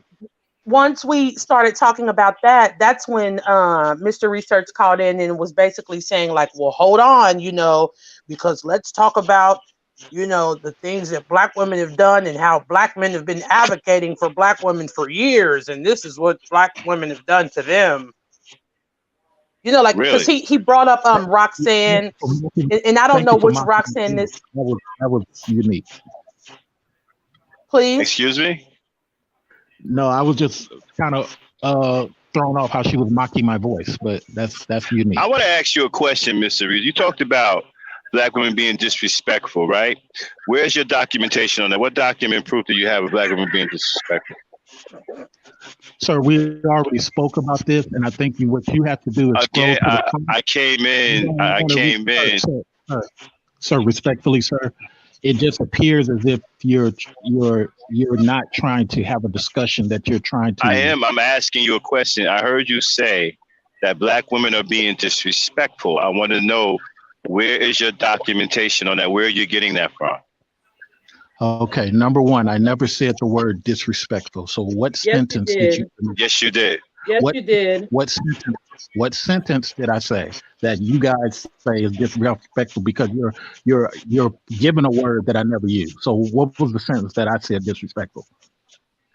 Okay, Dude, the you problem said, is that they have no means of. I mean, I'm not saying that you guys can't rewind the show once it's over, but there is. I mean, I don't know if you guys have a way, but there is a way that you can rewind it to where you can replay when he said something like I think he was like stating some little facts or whatever, and then he was like, yeah, but y'all want to be disrespectful, so he No, I did never say said. that. exactly. That's exactly what Never you said. said. No, well, You you can never keep said that. saying that I said it, sir, because you're being combative. You can say that I said it, but just accept my answer. I did not say it. What would be the Okay. next question in this All right. great The Okay, you next did say discussion? question. it. Moving on. Okay, he was using it as evidence. Roxanne Shante, that she did a diss album, and it took men 2 years to respond to that. And I said I thought she had did more, and that was in response to a little combat. But he said that was the wrong Shante. All right. So we're talking about that I said someone did a diss album or diss song. I'm not talking about all women. So you're misquoting yet again, sir. No, Respectfully. but you said no. You said black women. And then you went down to the percentages, but you didn't do which percentages went to the feminist movement. And I was saying that not all black women went. That was just a small few who went their own way, All But right. All right. You Let me agree ask you. with Let me me? ask you. I All do right. agree Since you with want you, to, Ms. Franco. The brother don't want me to talk. I do agree with you, Miss Franco, which is why I said 80%, and I realized there's some good women, which you guys heard me say 20%. So at no point, I don't even have the word all in my lexicon. So go ahead, brother. all right. So let me ask you, what is your gripe with black women? Oh my Jesus, brother. This is just too combative. You using these words that are negative, sir, and I'm just trying to have a polite conversation. All right. Well, what is the issue with black women? You seem to be opposing, right? You did What I'm say saying, that you have an what I'm saying, opposing view, right? right? And my opposing view, I'm going to restate, sir, the way that Mhm. it got this way. Now, I yet again, I'm going to say, a lot of these brothers do wrong. You hear me saying it. Quite a few of these brothers are doing wrong. You hear me saying it again. But the way it got this way, unfortunately, is that many of our women forgot that some of these guys used to help women back in the day. And at some point in time, women took on some of these white women policies and white women tropes to find themselves at odds with brothers. And some of these men who love sisters found themselves being anti-black male every chance they can get. And this I caused love these sisters. sir, let me finish, please. You interrupt a lot. Let me finish.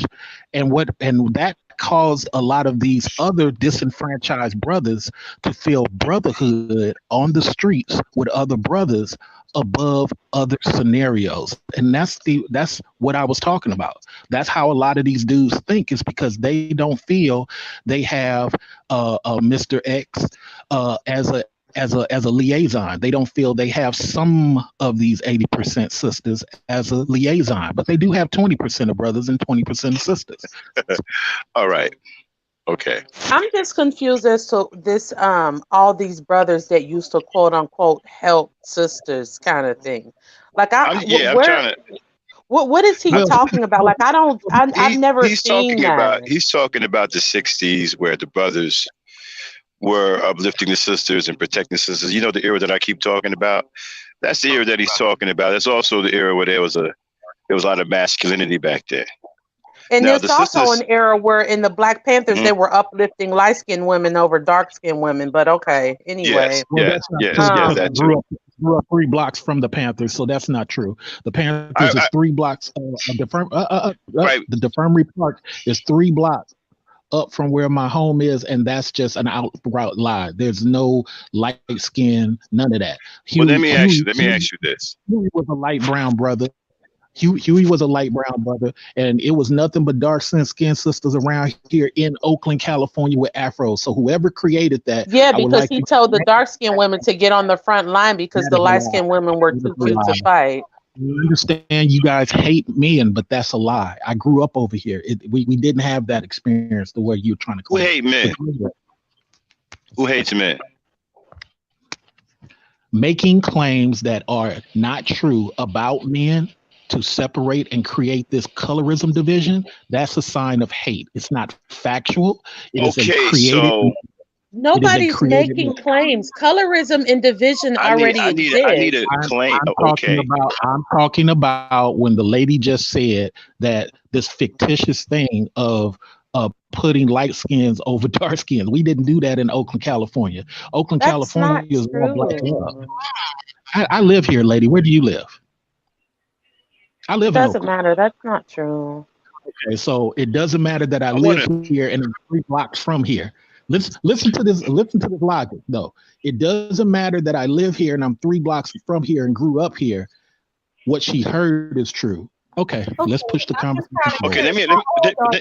I'm gonna ask you a straight question, right? What is it about black men today that black women should believe in? Max, my phone is dead. I'll come back. I'll listen though on the TV, but my phone is dead. So okay. Okay. What is it about black men today that black women should be proud of and should My believe phone in is and dead. I'll follow? come back. I'll listen though on the TV, Okay. but my phone is dead. Would you allow me to answer? What is it yes, go right ahead. Black women should be proud of and should believe in. The thing they can't. Y'all got a lot of echo going on. I'll mute up. So the 20%, and I will admit it's only 20% of brothers who are doing well. They're the ones who are creating infrastructure, just like we created this whole law out here in California against human resource people messing with black women and black men because of their hair. It was black men who bankrolled a lot of that. Yes, black women Wait a help, minute, but it's what? mostly. Let me finish, sir. See, you like to interrupt. So we have that, We have a law here in California that protects black folks to allow their hair to do whatever they want to. We have infrastructure, sir. But it's only 20% of us. I will agree to that. I'm not going to try to make it seem like these 80% of dudes are on point. These mama boys are not doing what they should do. So I'll agree. The majority are in the wrong, but there's a lot of brothers creating things for sisters to help them process and progress. The problem is, sir, the problem is that many dudes take away from their own sons and leave them out to dry to make sure women are glorified. So I'm just trying to point out to you that's where these dudes then grow up with this solidarity amongst themselves. Go ahead, sir. A man is supposed to support his family. I never said family, sir. I just said women. Man is supposed to protect his women and children and support his women and children. His women Now and you said children. something. Yes. Now you Women said and something children. earlier about Sir, let's you're share the interrupting. mic. I think I Let's know share what the he's mic. talking about. Let's share He's the Hold on mic. one talking second, about Dame. me. Dame, hold on, Dame. Y'all Let's interrupted. share the Now mic, you said sir. Let's something. share the mic, sir. Sir, let's share the Yo, mic. You can't dominate the you whole thing. dude, I just started saying something. Now you're interrupting me. No, no, but go ahead, sir. No, Okay, that ain't you what happened. also said something about somebody is teaching you or something you heard that men should only live for women. Is that what you said? No, sir. I didn't say Oh, nobody you didn't taught say me. that. I didn't say nobody taught me any of that, sir. And you're But didn't misquoting you say again. that though? Didn't you say No, that? no, not You what didn't you're say that men saying. should live. You didn't say Yes, that sir. men should live solely for women. Men should live solely for women? No, I would For never women. say that. No, I would Oh, never that's say not that. what you said, huh? You need to grab a pen and paper, sir. You're misquoting No, quite I a don't bit. need to grab anything. You're backtracking. No, I'm not, sir. You're making a claim that I'm backtracking, but you actually are Well, let me misquoting. ask you. Let me ask you that. What is wrong with living No, for let your me women ask and you a children? question. You've asked me 7 questions. Let me ask you a couple of questions, sir, so we can be fair Sure, on the right ahead. microphone. Okay. Mm-hmm. So, in response to black sons, what do you believe that black men should be doing for black sons that are not their own? What do you believe? They should be teaching them and fathering them like they did back in the 60s and 70s. Give me an example, please, just so I can understand. Well, many men back in the 60s and 70s took in kids that were not theirs and they raised them and they taught them right. It was a I true it was a true village raise a child mentality back then. I know I grew up in it. I applaud you for that, sir. Now, my second and last question is, and what do you believe now that you said that about men? What do you believe Mhm. women, professional, successful women, should be doing for black sons who are not theirs? Hmm. Hmm. They should be doing. Wait a minute. What professional black women should be doing for sons that aren't theirs? You just said, sir, you just said that men should be fathering those sons that are not theirs, right? And I'm Right. asking you the second and last question, and I'm going to ask it again. What should women, let's take the professional out of it, what should women be doing for You can black lead a sons professional into it. in our community? No, it seemed like the professional threw you off, so I'm trying to make it easier. Well, they do what they can if they can do something, but they shouldn't be doing anything because that's not up to them. We are the leaders of the community, But the not the women. women are not nurturers. Wait. But the women are not the nurturers. It's not up to them. It's not up to them, even though Yes. they're the No, nurturers. it's not up to them. It's up to the leaders in the community. The men Okay. lead and run the community. The men are supposed to be the caretakers of the community. The women follow the men. It's not their job to get out there and do what a man is supposed to do. Okay. It's not their Now, job to be nurturers. no, Interesting. Yeah, sir. it isn't. We are the leaders. They I follow had to us. leave. I had to leave, but Mr. Research, can you give me like a short synopsis of what you feel that black women should have did or what they could be doing differently, so that you all will feel, leadership. So here's one of my little CA solutions, and it's kind of like what the gentleman just said. Women are the nurturers. White women are the nurturers of their children. Asian women are the nurturers of their children. We have a lot of men like the gentleman who feels like women should have no condition towards sons. That is all He on the doesn't man. believe But that, that, but go ahead. He doesn't believe that, but go ahead. ma'am, he just said it out his own mouth. That's not So true. Go ahead. so that's what he said, and to That's not what me, I said. that's what the plantation taught That's us not what I said. And the is that plantation didn't teach that. We were worked just as hard as the men, so the plantation didn't teach that, sir. we're And talking that's about not We what for were I said. treated as talking workhorses about just for like the sons. men. Mhm. I'm not talking about work. I'm talking about for sons. For sons. Topic is sons. So I just believe that. But I believe that Women aren't I conditioned. believe that Okay, let me. I believe that women. I'm trying to answer a question. You I believe that women should do the same identical thing that the gentleman said that men should be doing. Women are no, sir. nurturers, and No, sir. and I'm trying to answer, sir. And for people to say that women should not be nurturers toward black sons, that's part of our problem. But go ahead. No one said any. First of all, you twisting Absolutely, words that is a around. problem. No one And said I'm that. going to First of say all, this really quickly. Go ahead, Max. what I'm saying is, it is not the woman's job to lead the community. That is the man's job.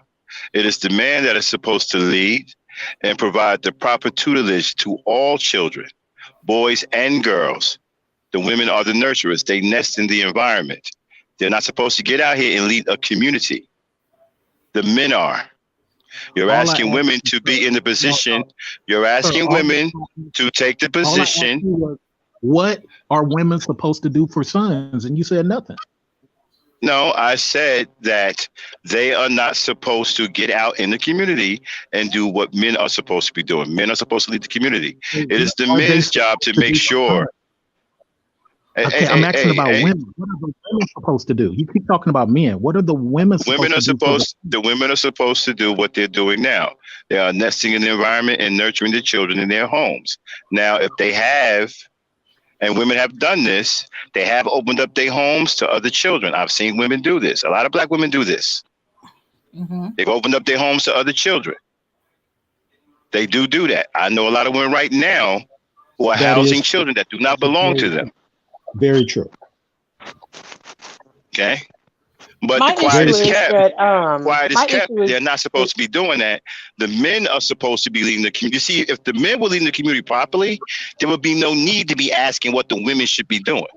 that's what I No, was gonna say, Max. I My totally issue, my understand. thing is like you keep saying, like, okay, well, this is what the women are supposed to be doing. There are nations all around the globe who basically care not what the woman is going to do because she's almost a non-factor. They don't care. They're going to build their society. They're going to build a way of life that suits them, and the women just follow We're not suit. talking about. There's not a single We're not race talking on the about build. planet. There's not a single race on the planet that is sitting around talking about what is the woman going to We're do not because talking those about men don't building. care what We're those talking women about are going to do. We're not talking about building. You're changing the topic. We're talking about sons. You're talking about building. We're talking about sons. Your It doesn't topic before I get back matter. here. Okay. So building and sons you think are synonymous. But that is your Yeah, personal it is. responsibility. That It is your is. Okay. First of all, that is your It personal is. responsibility. Overall, that's your personal responsibility. You are definitely supposed to see to your sons. Yes, your I mean, don't get me particular. wrong. Of course, the woman is supposed to I'm talking nurture about him and all make sure that sons. he feels loved. But as a man, you're supposed to make a way for your son in this life. You're supposed We're to not find a talking niche about. and an We're not outlet for talking your about a son, whether bloodline. I'm loving and nurturing him or not. We're not talking You about a have bloodline son. You ladies were talking about guys and how they relate to each other when they have more love for each other. You guys keep changing it back to an anecdotal parent son situation. We're talking about boys across the board. And I'm not trying to change your mind. women I'm just do. trying to be Women funny. do. Black women I'm just do trying help to be funny. boys. You, you, Black you women did do say help a that, lot sir. of boys. You I did just say don't that, They do. sir, understand and where I this did black agree. women don't help boys kind of thing. There's I there's Okay, see. a let me there's be. a Listen, you very have black women. You to have black women out openly here help taking the boys. boys in. You have black women out here counseling boys. You have black Listen. women out here coddling men and making sure that they're not in the streets getting murdered. Black women are literally coddling men to the point to where they don't even have to make a way for themselves because we're too busy scared that they'll get killed. So we're coddling them. How? I Mhm. mean, don't get me wrong. I know that that's a bit counterproductive, but how are black women not nurturing boys?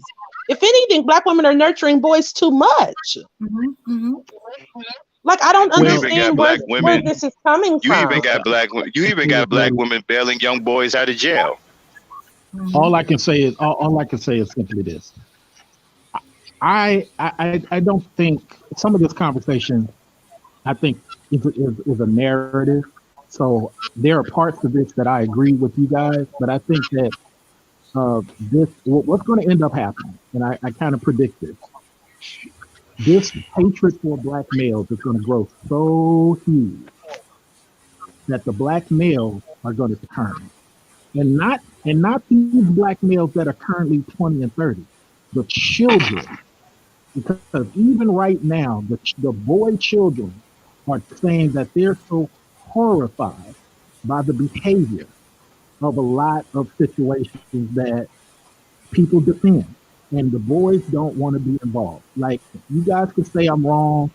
People can call me negative names. I'm just here for a polite discussion with a different point of view. But I think what's going to happen is the proof is going to be in the pudding. The children are going to see all this disrespect, as many of them have already done, and they're not going to want to be involved. I'm talking about the boy children. But go ahead, you But guys. but you see what you understand is that's your fault. You created this environment. I'm good, fam. How And, y'all and and doing? while you're talking about they're going to see all this disrespect, what about the disrespect that black women are seeing? Do you realize it took almost 10 years for people to show their hatred for black women to finally stand up and say, you know what? Okay, I hate you too. Because we couldn't believe that there was there was this mass of men who looked just like us, who hated us, who wanted us to die, who felt that we deserved to be impoverished and have absolutely nothing. It took almost 10 years for us to be like, oh, okay, I didn't know you hated us this much. Okay, well, now we hate you too. And don't get me wrong, I No, don't hate black men or anything like that. no, I love my boys, I I love would my say, father, and I love my brother. But you all, as a collective, I mean, you did this to well, yourselves. Like, why are you no, we didn't. getting mad I about an came up environment here. that you could have totally No, ma'am. controlled and you refuse to do something about it? No, ma'am. I came up here to say, and I'll say it again, that no, we did not initiate all that. It was a lot of women who initiated That's this not stuff. true. No, And, sir. Yeah, that's No, and not sir. No, true. sir. That's not No, you true. sir. guys had your, No, you had sir. your, you had your ability to say it on the mic. So I'm just saying, it's a lot of women who created these scenarios because these No. dudes, a lot of them were very loving dudes. These What's dudes good, were very fam? pro-black. These dudes were very pro-family Oh until they yeah, he's started now becoming okay. You're what's talking called. about we're Hold on. not being statistically Let me accurate. say Now this. you're making up shit. Okay. Let me say this. No, I'm not making up shit now. This happened You're making because up shit now. the black man is too afraid to be a leader in the midst of adversity. He's afraid to face his enemies. He's allowed the enemies to commandeer his environment and brutalize his women. You cannot Once blame the again, women for not having any once respect for again, you because you don't protect them. once again, I partially agree with you on that. Yes, sir. See, I'm very honest about what you're saying, sir, because I will admit when it's valid. The thing is, some of you, or the two of you, are on the idea of women have no responsibility in this discussion. I've said 4 times that when this gentleman speaks, yes, sir, I agree on that. Yes, sir, 80% of these dudes are backwards. But you guys still have the stance, you too. You have the stance that women are doing nothing wrong. They have nothing to be rebutted on, and that everything they do is in perfect coordinates with the earth. I'm telling you, My issue these is practices. that If you it, don't I think it's properly a lead, bit it's counterproductive and it's dismissive when you look at your condition and you don't look at the big picture and realize that you're in the place that you're in and you pick low hanging fruit, quote unquote, black women as the reason and as the scapegoat as to the reason why you're in the condition that you're in. You cannot blame the prisoner for the prison conditions. Right. You know, if you're not going to look at your real enemy, then you can't say anything to us. Don't get me wrong. Of course, Black women fall short, and there's many things that we could be doing, but we're doing the best that we can. We're the most educated. Every Black woman I know loves the hell out of her children, her sons, her daughters, whoever. And you know, I don't see Black women falling short. The only thing I see Black women doing is bigging up and coddling men that hate us. So if and there's anything that we should be changing, it's that. right, and you have to understand something too, right?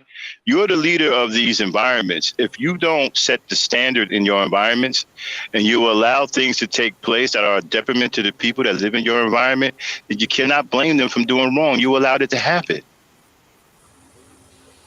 Like I said, your sons who are growing up right now are going to be the testament that everything you guys are saying is incorrect, because your And sons are that's going to say, hell no, I'm not going to be involved because look at that action over there. And you're going to say, but she's black too, and it's going to be Can too I ask you late. something? Not my and that baby. is Can I, your can I Not ask you and that something? is mine. your hold on She one Can second. is Everybody not use Hold the on. mine. microphone. Let Hold on. everybody Let me use let the me say let me microphone. say this. Let I'll say everybody this use one the last thing. microphone. Let everybody Okay, let me use the microphone. Let everybody use the microphone. do. Let Okay, me okay. finish, sir. You just can't keep interrupting. You and her both been talking. All I'm saying is your sons, forget me. Take me off the picture. I'm just trying to be say my viewpoint in a polite way. But forget me. Your sons right now don't even want to be involved with black. Your sons don't even want to be involved with black women on a dating level. That's a problem. Y'all got to fix it. That's I'll be not quiet now. Listen. And true. that is your colossal Hold up. failure as a male leader. That's what you don't understand. But can I ask? I just need to ask something. That is your So failure. You how have to y'all wear do? that. That is true. That is your Yeah. failure as a black leader. You have to wear that. The result of their behavior is your result as a failed black leader in your communities. They don't respect anything because you don't respect anything. They don't adhere to anything because you don't put anything down that they should adhere to. You They're do blaming not women father, because you're right? You do blaming not father women. them. You do not father them. You do not take care of them. You disrespect their mother. First of all, boys love their mothers. They feel some kind of way when they see their mothers being disrespected. You talk about disrespect, they see it coming from you. Can I ask you something, man? You said they're not going to want to be involved with black women. So who they going to want to be involved with? Like white women? Yes. So damn. So let me ask you this: why are they not going to want to be involved with black women? I'm coming late, so I don't know. Like I just came in. So I'm just asking, like, why are they not going to want to be involved with black women? Rosie, I think he left. No, he's still up No, here. I'm just trying to be polite so everybody can speak, because if we're just going to yell, then we're not having a conversation. We're trying to force somebody to adhere to what they're saying, and then saying the same thing 7 times. No, no, no, no. That's not a conversation. But to We're answer your not question, yelling though. Yeah, we're No, not. We're hold up, really not. hold up, bro. I just came in. I'm just trying to get understand. I just came in. I ain't trying to yell. I'm gonna have a conversation with you. I ain't gonna talk over you or nothing. Who like why aren't they gonna want to deal with black women? all right. So our conversation, brother, is about how many guys out there in the streets, they have more love for each other in these songs and what have you than they do for, let's say, women. And I came up to simply say that there's a history going on where these dudes don't feel like they have had the camaraderie with our black women as they should. Okay. Now, a person from Nigeria, sir, and I am answering your question. A person from Nigeria, sir, they have a camaraderie with their Nigerian woman. A person from Ghana, a Russian person, same thing. Our women sometimes have this disassociation thing going on. That's part of your answer. The boys the boys. And this is just my warning. I could be wrong. I hope I'm wrong. I'm just saying that the boys are being disgusted with this whole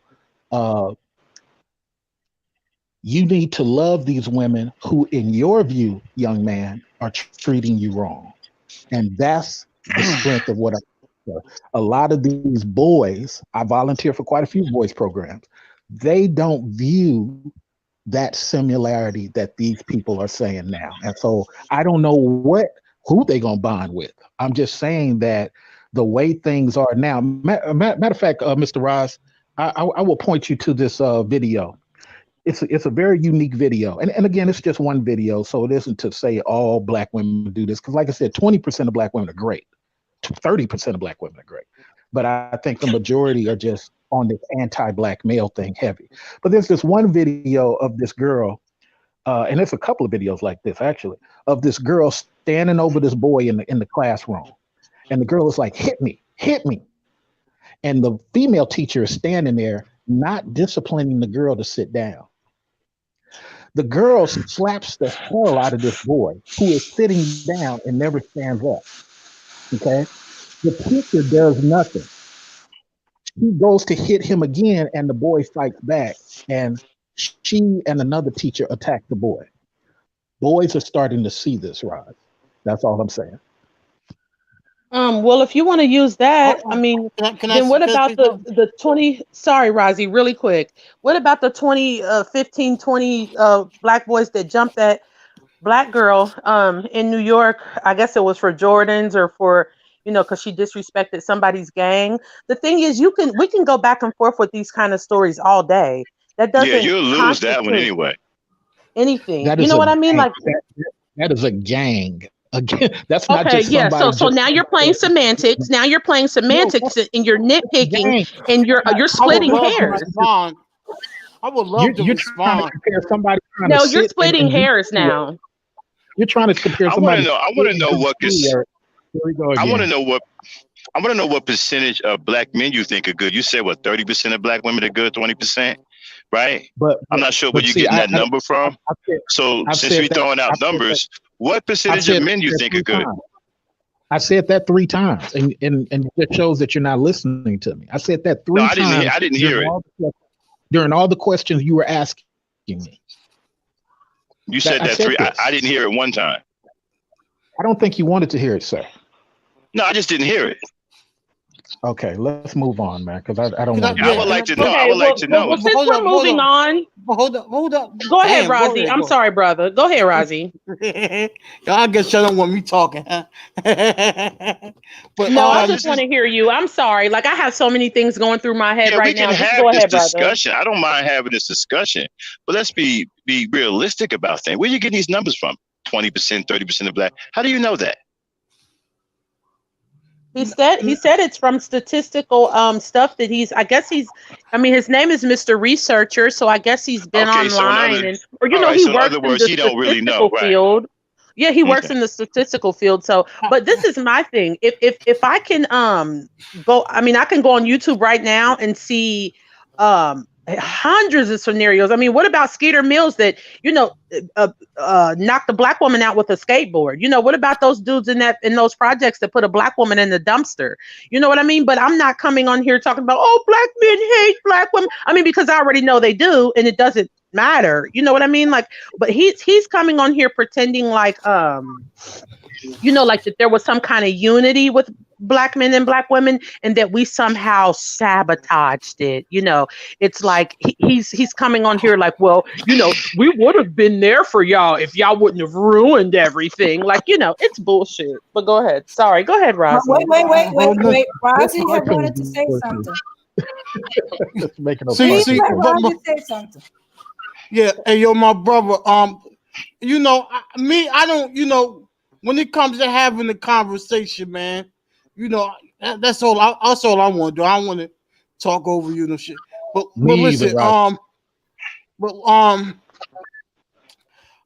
remember you had said because I wanted to get straight to your point because I didn't want to forget nothing.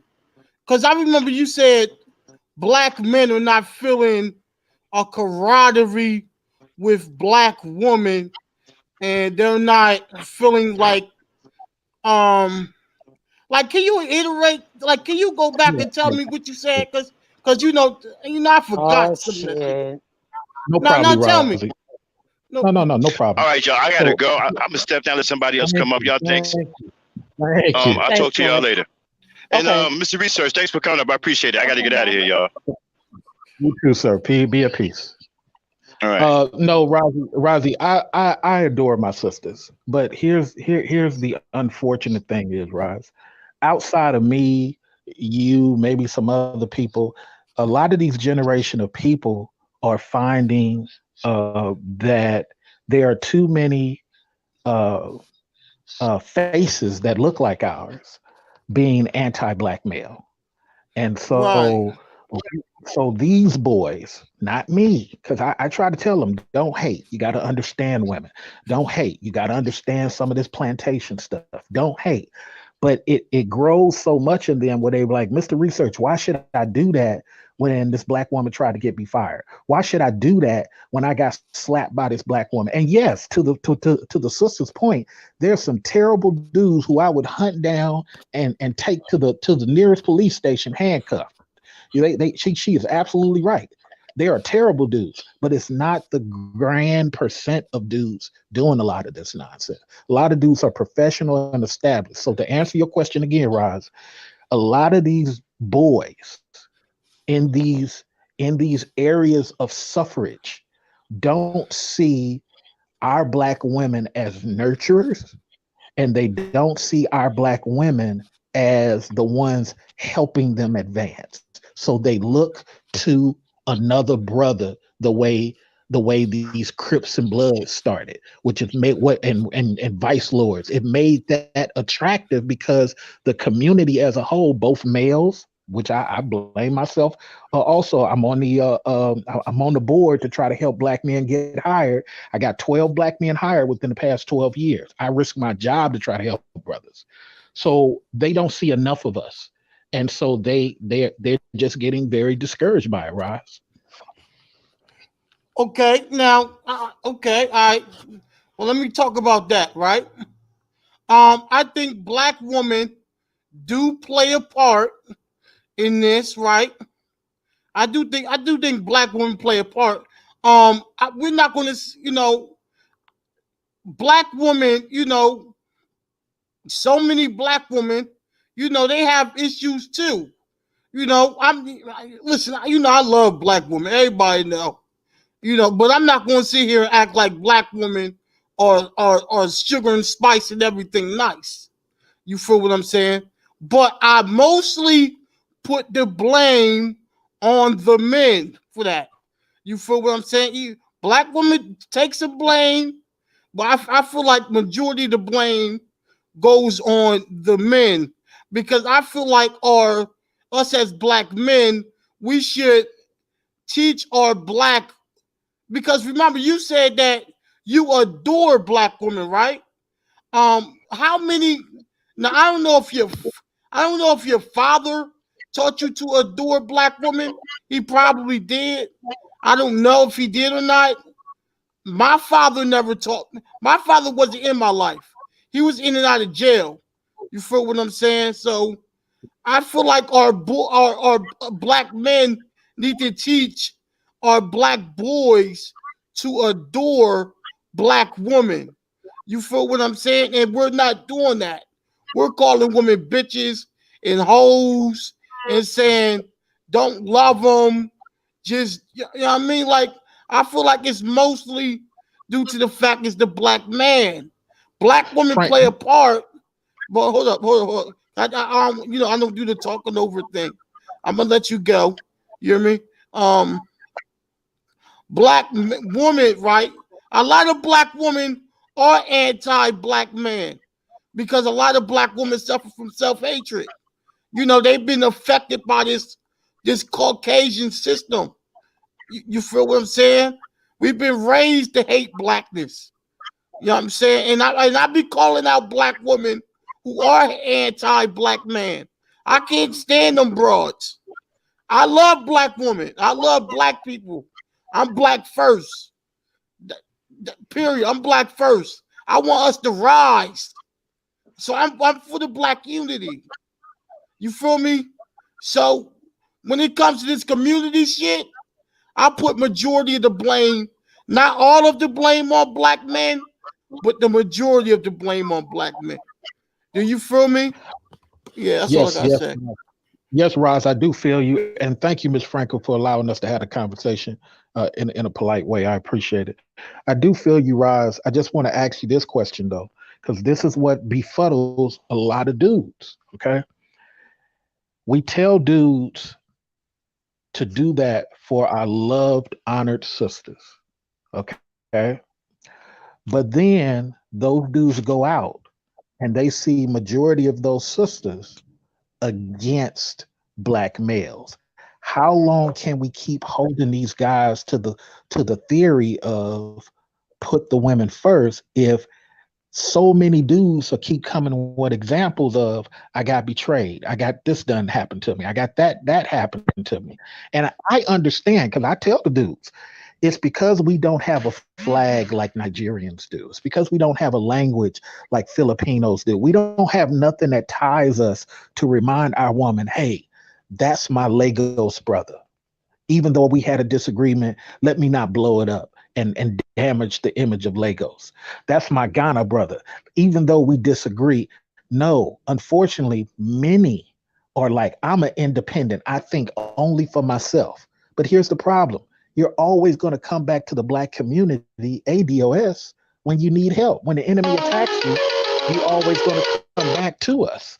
So why have this independent thing? So Roz, my question is, how can we keep teaching boys to do that if nobody's on the women's side? Because you heard the other gentleman say he don't believe women need to help sons at all. They just fend for themselves, and the men are responsible for helping the women and the He boys didn't say and the men. that. There you go again. I'm just repeating what the brother said. And they have no responsibility. Our women are supposed to be nurturers, right? So educate me because I'm going to be quiet. How do we get boys to do that? Because they're going to feel like attacking us when we're handcuffing them to an idea where the women are disrespecting them and attacking them and stopping them from working. Rozzy, can I respond before you? Rosie? See, if you respond right, I'm gonna forget a lot of the shit he said. So Okay, can so can go you go ahead after? then. Right? Yes, I Yeah, will. yeah. I'm gonna forget, man. I was I have a fucked up memory. I'm sorry. I have a It's fucked okay, up memory. brother. Now, oh shit, man. Yo, what you asked, Mr. Research? What you asked was a good question. You feel me? It was a good question.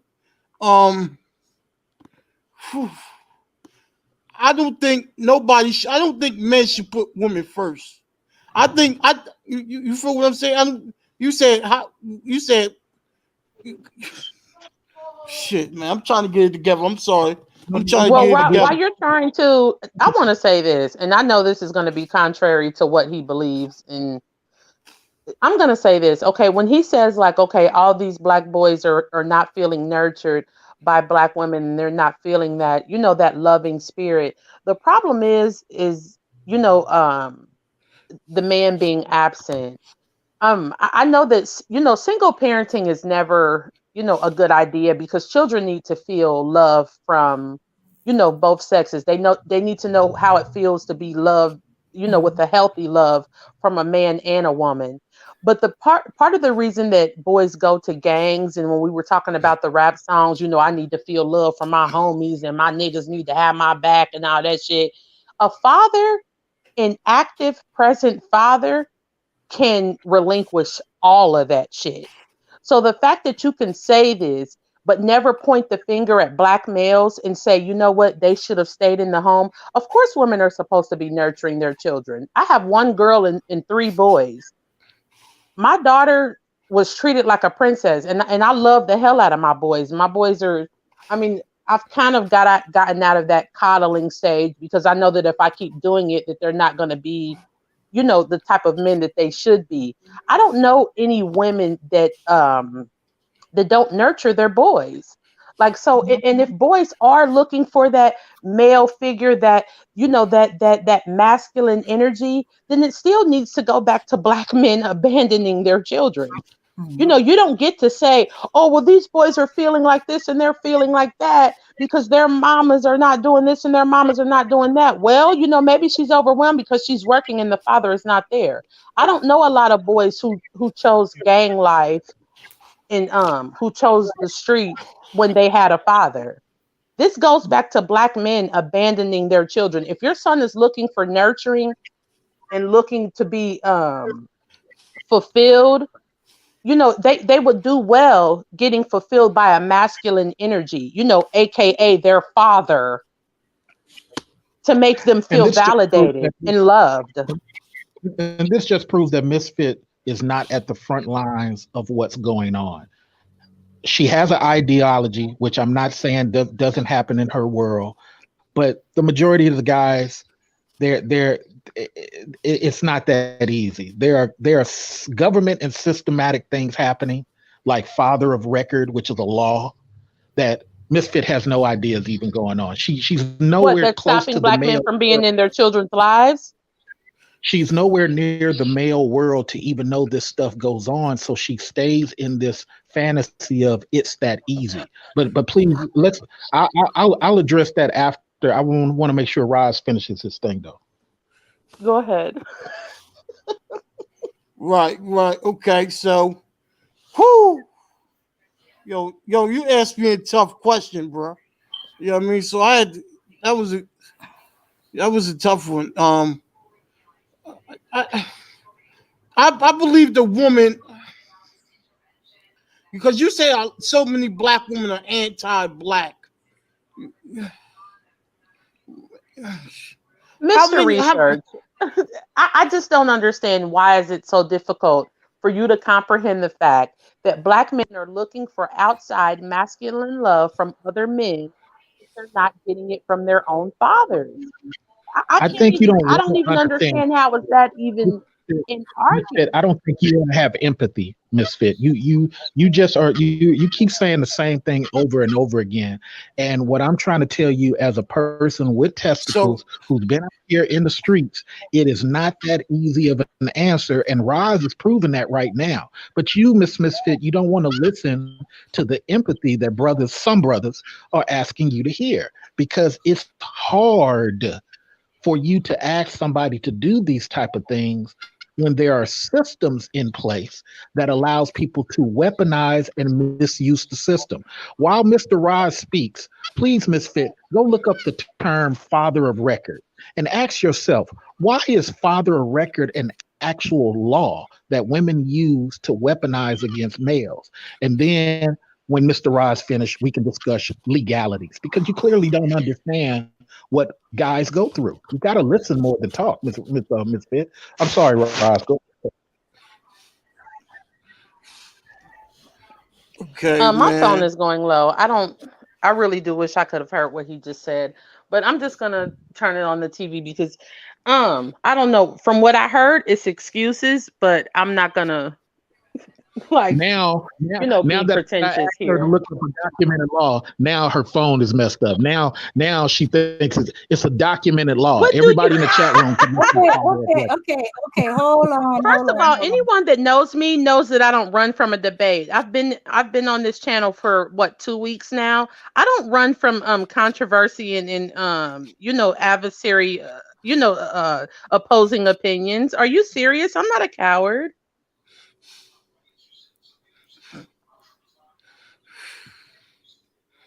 Opposing I'm opinions. Are gonna you be honest with you, man.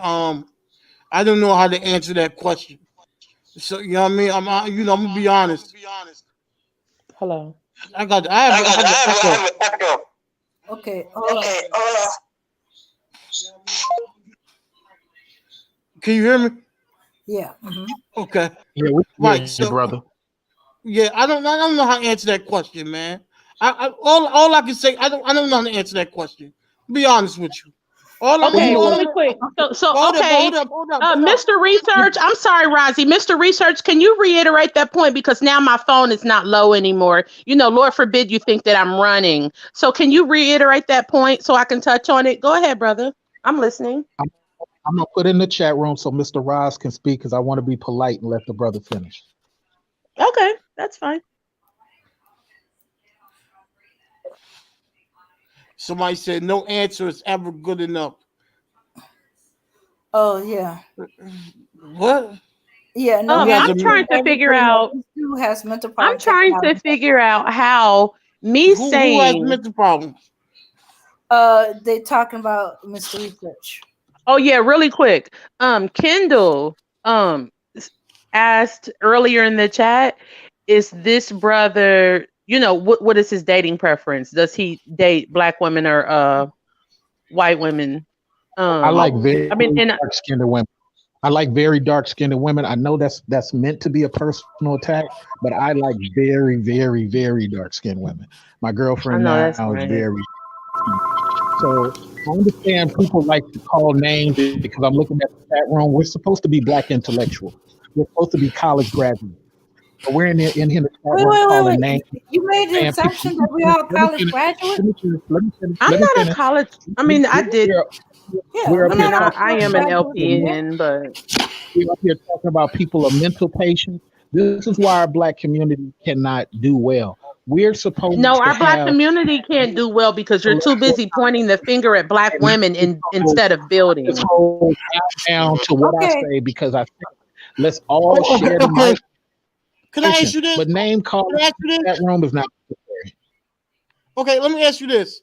What do you think black women could do more for black men? Let Oh me ask you that. God.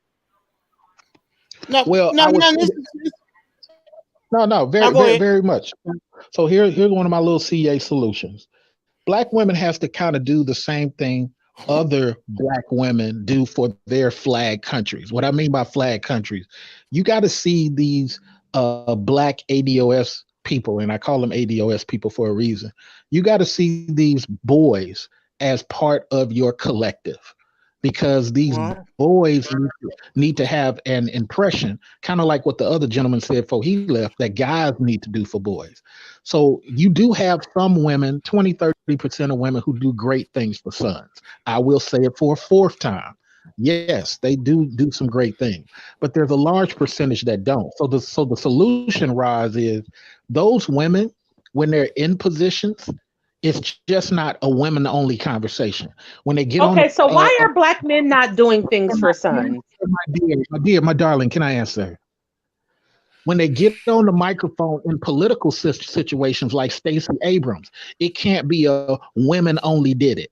It can't be a divide conversation of women, women, women, because if men did that, you would say it's patriarch and you would say it's against black women. So we got to be able to see it in the reverse mirror, Roz. When women are doing that, making it a woman only conversation, you're not helping black sons. You're defending these dudes when they get killed. I agree. For the third time, I agree. But a lot of these other scenarios, you're trying to make it a woman only conversation. And before 1960, we were not on that. The white women taught black women this woman only conversation. We was all about us and unity and togetherness. We're not like that no more. So yes, Raj, the boys should be held responsible. I'm held responsible. Other males are held responsible. You are right. But it's hard for us to ask these young boys to get on board when nobody is saying the same identical thing to the ladies. And the ladies believe in their mind that bonding with the white woman and using her talking points are a benefit to womanhood and black womanhood, separate Hold, from black. hold, hold. okay, But I okay. have I to, don't know anybody in these hold up, spaces hold that up, seeks to hold identify up, and hold up, build anything with hold up. white Hold on, women. But hold on, I hold don't on. know black research. women that want to do that. Okay, So hold that's on, melanated bullshit. misfit. Rosie wants to say something, and then I want to say But something. but Go but ahead. Mr. Research, majority of black women don't give a fuck about uniting with no damn white woman. Thank you, Rozzy. I mean, come on. Is he serious? All right, you got anything else you want to say, Rosie? No, no, that's what I had to say. Okay. All right. Now this is my say. Okay. Back in 1950, 1960, yeah, us as a black people, we had stuff we do as a whole, but we had stuff that we did as for men, and we had stuff we did for women. We had our two groups. The women kept up their group. They kept up their women only stuff. That's how it became. But the men have dropped off. The men have dropped off. They less and less and less involved in just the men's related stuff, let alone the group related stuff. So what you're seeing as women only there was two groups: women only, men only, and then combined.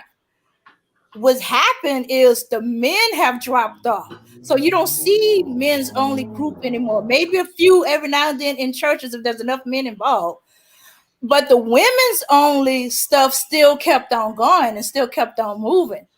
That's why you see a lot of women's only stuff, because the women kept with their women's only stuff.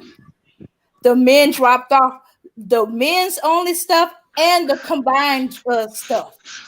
So we didn't go there to join with the white women. As I said, the white women stuff was for the white women. We just took advantage of the opportunities it gave us. Now, yes, you were talking about Stacey Abrams. She, as far as I know, she wasn't doing a woman's only stuff. But since you see majority women in her that's come to her things, of course the conversation's gonna be women. If the men wants to hear more men stuff or more boy stuff, they got to get involved. They got to get their input. Women only can see from their point of view. That's why the men are our counterparts to show us or point us to stuff that we are missing. So it still goes back to the men. They dropped the ball. They're not getting involved in it as much as they were. Hello. Miss Franco, you're absolutely right. Somebody got echo. Miss Franco, you're absolutely right. Again, I'm gonna meet you in the middle to be fair in this conversation. What happened is when you look at the Pullman's Convention, for example, this is just one example. It predates the women's suffrage movement that black women got involved in. We were helping black women with our dollars long before the white women even got into the black woman's ear. And yes, our great grandfathers, Miss Franco, were in the thought process of help your women, help your women. I grew up in a very pro-black neighborhood out here where the Panthers were. It was all about help your women, do for your women. This is back in the Afro days when I was a little kid. So my point is that yes, I agree with you, Miss Franco, but the part that's being left out of, we was helping black women way before, and we got into the idea of help the women because you as a guy, you're going to get yours. What we didn't calculate was people like the woman who wrote the book Hood Feminism. Hood Feminism is another documented fact of black feminists wondering why the white woman is not sticking up to her end of the feminism that was taught to black women. These are her words in a book, not mine. So again, most of the time, Mr. Research comes up here. You may not like it. People in the chat may resort to name calling, but let's deal with the documented facts because as Roz eloquently said, it's about fixing the problem. And we can't be in a situation where we just like, Mr. Research just gonna bash women. No, some of these dudes are off code. Majority of these dudes are off code. And I can go on a male bashing thing all day long. But the whole point of this was why do dudes have this type of familiarity with each other and not for the women? My last point. When you start trying to use attacks like, does he date a black woman? Yeah, that's valid, but we're talking about the topic. But to be honest, yeah, I adore dark-skinned sisters more than anything. But here's the problem. Ladies, you're gonna have to start admitting that grandma is tied up in the in the basement, and she's not disciplining nobody no more because the new grandma is 20 years old and she's twerking right along with her 6-month-old great grandchild. And y'all got to stop that. Not us as men. That's why I disagree with the brothers say men got to do this and men got. We can't. You can go fill out welfare paperwork right now and get $1 million lawyer against the father of your child without having to pay a dime to that lawyer. That's power. That's weaponized. You women ain't stopping that. And unless that man has 3 to 5 G's, 15 G's to fight, that woman gets custody. She can leave the state with that child. Why? Because by law, she's the custodial parent. So it's not just so easy to throw these tropes out here of he just needs to do this and he just needs to do that. You get a lawyer for $1 million lawyer for free because it's all under Title IV. Now I'm quoting things you never heard before, and that's why you don't understand it. It's all under Title IV. And so you get black people that y'all talking about, man. What type of black people is y'all talking about, man? All I heard is talk about the ratchet low life ass black people, man. Is it I ain't Lucy? always the conversation about like ratchet ass motherfuckers that don't know what to do with their fucking genitals, and then they want to put their problems on everybody else. I don't understand why the conversation is always circled around welfare queen and the fucking dusty ass baby daddy. Let's talk about the people, the black people that got a little bit of money, the ones that's prosperous. I'm not talking about these rich fuck ass celebrities. I'm talking about regular ass niggas like me. They have the ability to make $1,000, $2,000 a week. There's a whole lot of black people like that. So why is we still having this stupid ass, retarded ass, fuck ass conversation about these low life ass motherfuckers? These low life motherfuckers don't affect us in any type of way unless you let it. So what are we really talking about here? I've been listening for a minute and I hear the same circular ass fucking conversation, and we're not coming up with no solutions or nothing to our issues. We keep talking about the shit that's never going to fucking change. Low life, retarded ass people that don't want shit for themselves. We can't do nothing about those fuckers. I'm using a white people word on that. Fuckers. We can't do nothing about these motherfuckers. So why don't we move on with the people that can do some things? I digress. You know, And yeah, Rozzy, it's Lucy, bro. I changed my channel name because I'm getting serious on this shit, man. I'm tired of these niggas talking this stupid shit. Stupid motherfuckers coming over here to Ghana and other parts of Africa talking the same retarded ass shit. You know what I'm saying? Like, I'm done. I'm done. I'm done. I'm done. We are retarded globally. And I'm done dealing with retarded ass niggas. And I'm done talking about retarded niggas. Let's talk about people that ain't retarded, like us that's on this panel right now. Let's get some solutions. Fuck all these low life motherfuckers. yeah, man. Mr. Research, bruh. You talking about you had talked about the black woman's disrespect for the black man, and black folk, we disrespect each other a lot, man. You know, I mean, and that's not necessarily, it's not a black thing, man. Man, black men just need to buckle down, man, and just just you know, this how I look at it as this, that black men just need to make an amends with black women, man, and just say, listen, I'm tired of fighting, I'm tired of the bullshit, and just come together with our woman, man. You know what I mean? Yeah, you're gonna have a lot of disrespectful ass women out here. This is part of life. You're gonna have a lot of disrespectful people out here, man. You feel me, Mr. Research? Where you at, man? He's there. He's just muted. Well, shout out to Black Yard. She just gave me my second win. Thank you, sister. Okay. Shit.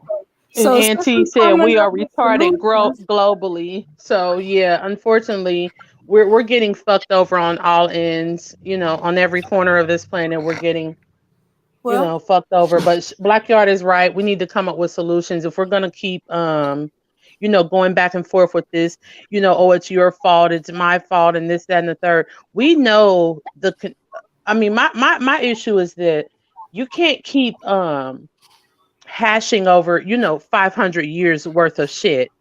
We know what we've been through. We know the issue. We know we know the root of this problem. But when you choose, that's just like when you have animals in a cage. Eventually, they're going to start fighting each other because they don't have the balls and they've been too conditioned to fight the people that have them in that cage. They're too conditioned to do it. So, if we're not going to look at the real enemy, which, I mean, I hate to say it, but a lot of black men they don't have the balls to do it. Every other man in every other community knows how to say, you know what, I'm a man. Here we These are go. my women. These are my children. This is what I'm going to do for myself Mr. and for my Research, she right community. though, man. Mr. Research, man, she And, right. and the fact, but what's so crazy is the fact that you don't want to take responsibility for that. The fact that you believe that it's not your responsibility to fix this. Do you And the thing disagree, is, Mr. if you were Research? if you were just to follow suit, if you just did, the proper man shit, that black women would follow. This is the thing. People get mad that black women twerk and they show their asses on Instagram and stuff like that. And people are like, oh, well, you shouldn't do that. Black women always do what black men want them to do. Imagine if you built up your community and did, the proper things. Black women would follow suit because it can be unfortunate and it can be fortunate. But we follow what black men want. That's why black women wear weave. That's why black women get ass shots. That's why they twerk. That's why they show their bodies, because we know that black men like this. You cannot say that you don't like this, because if you did it, there wouldn't be a massive influx of black men following this type of behavior. Black women do what black men want them to do. And when you're fucking up, we're going to follow suit and fuck up too. I hear you. So Mr. let's Research, go what you? Now, go ahead. So, I want to know your views, man. yeah, absolutely. So thank you for thank you, and thank you for Black Yard saying that, because I disagree with attacking the rappers initially before I even came up here, without understanding why that Ratchet rapper did some of the things that he did. But with that said, just like Black Yard said, let's get to the solution. So let me ask Black Yard this question. So if black males build the community, should they build it as patriarchs, or should they build it as created and will co-run it? Huh? The second one. What? I know you weren't asking me, just but the come second on. one. Wait a minute, repeat No, that he last said, part again. what was the second one? What did he say? I didn't even hear that. So my As question is, yeah, this is just about solutions. This is just like Black Yard. Let's talk solutions, because sometimes people want black males to be the laborers, but then back up As after they should. then back up after they created it and be co-collaborators. So which one are we doing? Are we asking these dudes to do patriarch, meaning that, hey, you dudes, you create it, and just like all other men's, you run it. What you don't like ain't gonna happen. You create laws, it's going to be what it needs to be. Because the reason I'm asking Black Yard, hell yeah, patriarchs. Hell yeah. wait. Let me finish. The reason I'm asking, because when, just like in my case, I'm the only black man in my whole hospital. I have to fight against black women to get black men hired. White women and white men are trying to help me fight black women to get black men hired. It's the craziest thing ever, right? But I ran into this before when I was in Atlanta working at Wellstar. I ran into it again when I was in Seattle. It is a weird thing that happens. But here's my question. When the woman said to me, you just trying to bring that patriarch BS. No, I'm trying to be equal. Now that's the problem, Blackyard, when we come about solutions. I'm down with it. I'm on two different boards. I'm with it.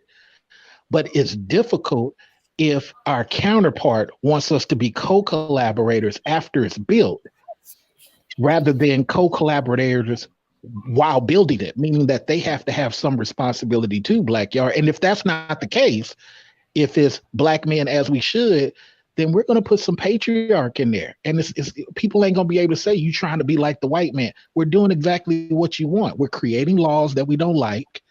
We're creating laws that help black guys and so help black families and black females. We ain't trying to be unfair to women. We ain't trying to be dictators. We ain't going to do that. But which one are we going to do? Are we going to be the patriarch creators? Or are we going to, you guys labor, and then we women will come in after the fact, Blackyard, and be co-cooperators? Which one are we doing? Just so I understand. Okay. Really quick, she's not here, and I don't know what she would say, but my personal opinion, I'm a traditional woman, so I don't mind men taking the lead as long as it's not unfavorable to black women and children. Like if you build some type of patriarch that allows me to rest in my femininity, do what I want to do, not, anything malicious or anything like that, but, being that woman that I've always wanted to be, start a garden, feed the community, make sure everybody is, getting equal opportunity. Sure, that would be great. But it can't be a patriarchy to where the men are winning and the women are just mammies and we're just like, being somebody's servants and we're just being doormats for the black community. It's just not going to work. You know what I'm saying? If you're going to build, great.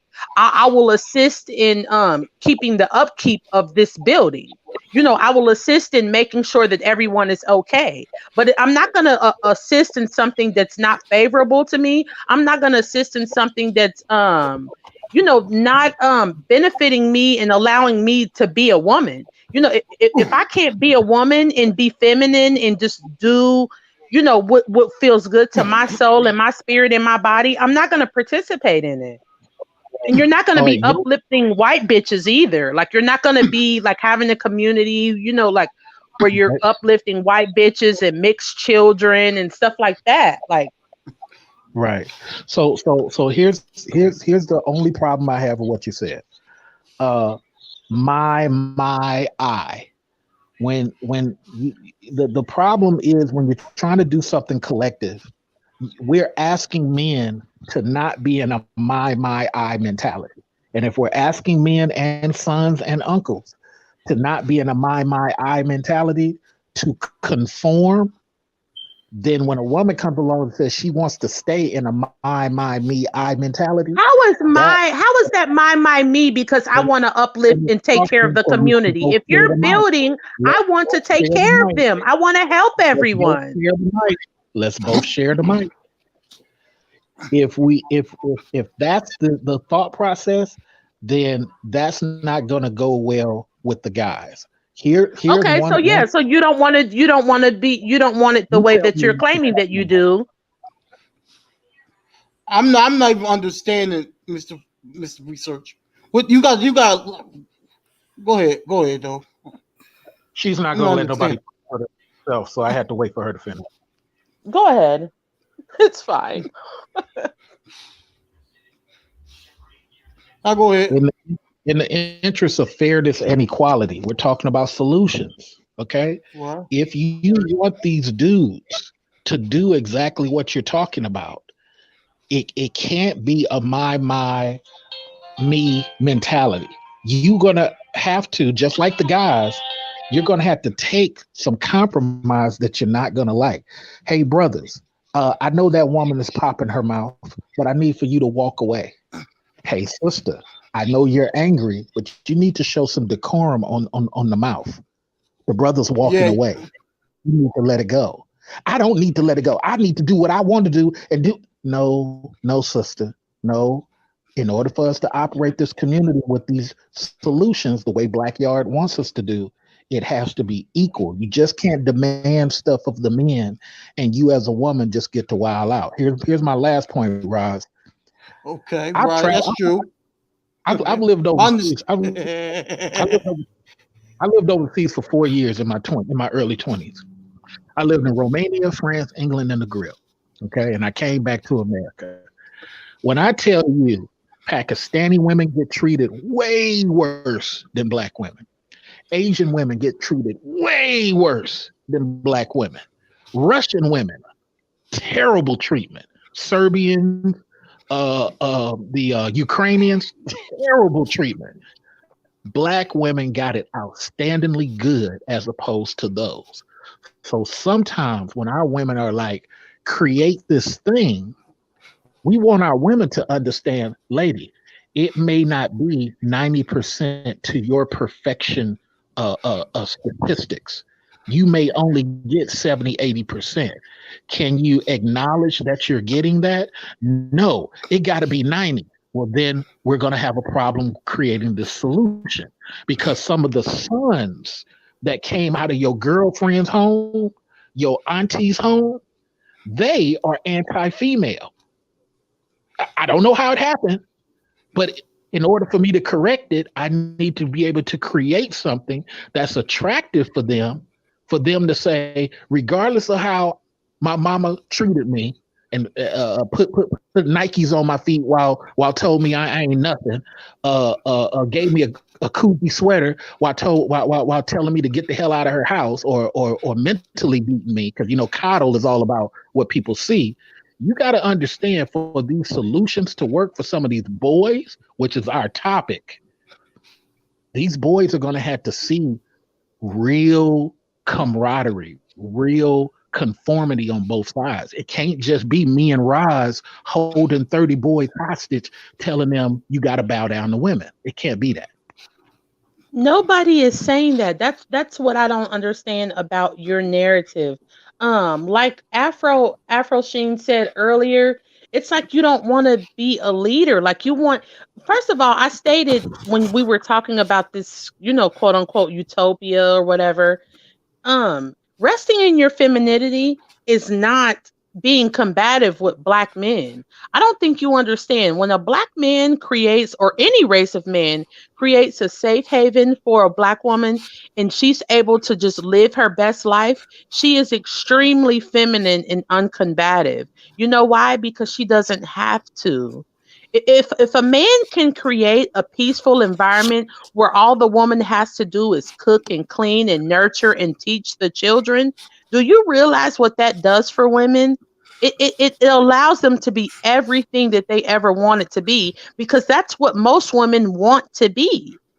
You can't say like, oh, it needs to be this equal thing where you're like making sure, like, no, the man is supposed to create a peaceful environment to where the woman can do as she pleases. And I'm not saying, oh, selfish, my, when you were saying like, oh, you're talking about me and I'm not saying that, because like I just said before, she's willing to do so many things for the community as long as she can rest, as long as she can be who she is. Like as a woman, I just want to clean up my house, make sure everything is nicely decorated. I want to get my hair done and get my nails done.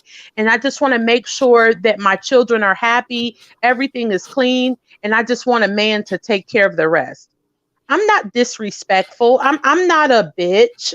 Like I'm not combative.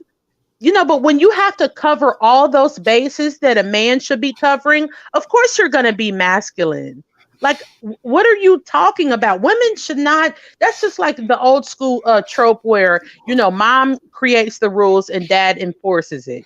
Like women, for the most part say like, okay, stay in the front yard, or, do your chores, or do this and do that.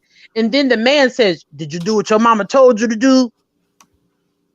Because that's just the way that it goes. Like, women are not seeking to run anything or dictate people's lives. We're seeking a place of refuge where we can rest, and the rules are going to be fair so that everyone can be comfortable. Just think about it. If you create these rules of fairness in rules of where women can rest and be okay, we'll just enforce it and just be women. Nobody's gonna be like, "Oh, nigga, fuck you," and be putting their hands on black men. For the most part, black women are not even like that. We do it because we don't have any other choice. I don't think that majority of black men understand that black women are just feminine women who just want to rest. Like we just want to be nice and beautiful. We want to adorn ourselves. And that's Like the we're not problem with trying to be bitches. that's the problem with the conversation. Not once during this time has Melanated ever said some women do that. She doesn't even believe some women would do those type of things. She believes that all women want to rest. Now, I'm gonna do a review of this whole thing for my fans. No, at no point in time are we gonna hear Melanated said some women actually do you guys wrong. Some women, even Blackyard was respectful to the conversation and said those are the ratchets. And you know what, Blackyard, I agree with you. But my dear lady here speaking, she doesn't believe any of those people exist, and that's why the conversation is so difficult for That's her. not true. Can I just say something? Can I just say That's something? not true. I'm sorry. I'm sorry. I'm sorry. Look, I just need to say something. I don't mean to interrupt people, but I just have to say this though. A lot of black women, and I'm not saying melanated misfit is like this, but a lot of black women believe that black women don't do fucked up shit to black men though. A lot of black women do, like, they don't believe black women do anything that's wrong to black men, and you can't tell them And that is anything. being intellectually dishonest, and that is being, I mean, if you can sit here and say that you don't know any black woman that does not abuse a black man, or you've never seen a scenario No, I'm to where a black woman is dogging out a black man or treating no, him I'm wrong, saying then you're That isn't what lying, he said. That isn't because what he that's said. no, not that's, no, no, true. no, no, no. That's not what he I'm said. not. That's not what That's he not said. what I said. I'm saying that you got a lot of black women who believe, like, they only think that the man is the one who's doing the fucked up shit, and they don't believe women are doing fucked up shit out here. The man, they got that No, type of not mentality. me. Not I'm me. not. No, I'm not saying it's you, but I'm just saying that a lot of black women have that mentality that black women don't do bad shit to the men in the community. So so when the brother right here, Mr. Research, was talking about how the women are disrespecting the men, and the men are not feeling like they want to cooperate with the woman. I can understand why he said that, because me as a black man, I always want to be with the black woman, regardless on how many disrespectful black women is out here. But other black men are like, man, these women disrespectful. I just want to, I mean, these women a lot of y'all women are disrespectful as hell. Let's keep it real. Yeah, they are. And I'm not excusing it for 1 second, but I can honestly say any black woman that I know that has, attempted to emasculate a black man or done anything that is outside of being feminine is because she was forced to, or Okay. the level of abuse that black women face. Some black women are not even used to being treated correctly. So it's I'm like glad you said that. when they get this, it's like, oh my goodness, oh, he a bitch ass nigga, he a sucker. Like, the thing is, I'm not biased. I'm not coming from a place of biasness. I know that, there is literally something wrong with black people, period. Black men and women alike. Okay. Question. Have you ever heard of the term black women created called mammy and pick me? Have you ever heard of these terms? Absolutely. Do you believe black men created those terms? You know what? No, I do not. I do believe that black women created that term. Yes. So my question, just to shift it for you and Miss Franco, and again, I came here polite just to have an intellectual conversation. Why would black women create negative, disrespectful terms, mammy and pick me, for women who just want to love Rozzy? Rozzy, you should be with me. oh, she a pick me. You pick me's make me sick. You know Why would black why? The fact well, that no, you no, don't no, even understand that. Go no, ahead. Go ahead, Mr. Research. no. Because see, this is good for the chat room calling me names too. Adults calling me names. I don't get it. But if everything you guys are saying is so true, or those gentlemen were saying was so true prior, why are women attacking other black women? This ain't white women creating this stuff. Why are black women creating this stuff? Because they saw Lamara Negra cleaning her boyfriend's bathroom. She a mammy. Because they're She a tired. Because they're tired of unreciprocated love. They're tired of so, whoa, whoa, unrequited whoa, whoa, love. whoa, whoa. This is So the your thing. answer is No, they're attacking other black women because they're tired of not getting love in their life. That's really your answer. no, no, no, no. That's not what it is. They don't want to get online. Here's the problem with this. I have not uplifted a black man since No, let's take it off of men. Sandra Let's take Bland. it off of men. We're asking about No, women. no. Why If are you're not women willing to attacking other listen, then okay. But this is what I'm saying. I have not uplifted a black man since they made fun of Sandra Bland and Corinne Gaines. After that, I made it my personal decision. I made a personal choice to never ever say, "Oh, the black man is strong. He's wonderful. Let's uplift him. Let's be his peace. Let's be his, let's be his backbone." And the reason that I chose not to do that is because there were too many black men blaming Sandra Bland and Corinne Gaines for their demise. When you can get online and say that Sandra Bland brought her demise on herself, when you can get online and say that Corinne Gaines brought her demise on herself, my upliftment for you is gone. And the thing is, you rarely ever see, I don't care what anybody says, when you get online, it's so rare to see a black man say, "Oh, black woman, you're wonderful, you're beautiful, you're this, you're everything, and this, that, and the third." It's so rare to see that and to me, you are a mammy if you do that because you're uplifting men who don't give a damn about you. And the thing is, if Rozzy was on Twitter or Instagram or anything like that, hell yeah, I would have uplift him, Hassan, and Max because they're unicorns. They're like they're like a four-leaf clover. So of course, if I see them online, I'm gonna be like, "Oh yeah, there's a king. That's one of my brothers. Yeah, I love him. He's amazing. He's wonderful." But for the collective, absolutely not. I would never, ever in life get online and uplift a black man because you are being a mammy. You are being a pick me because you are uplifting men who would never, ever uplift you. Not only will they never uplift you, they'll even blame you for your own death. And this is a war we cannot help women fight. No, no, no, no, let me just get 30 seconds. Let me get 30 seconds.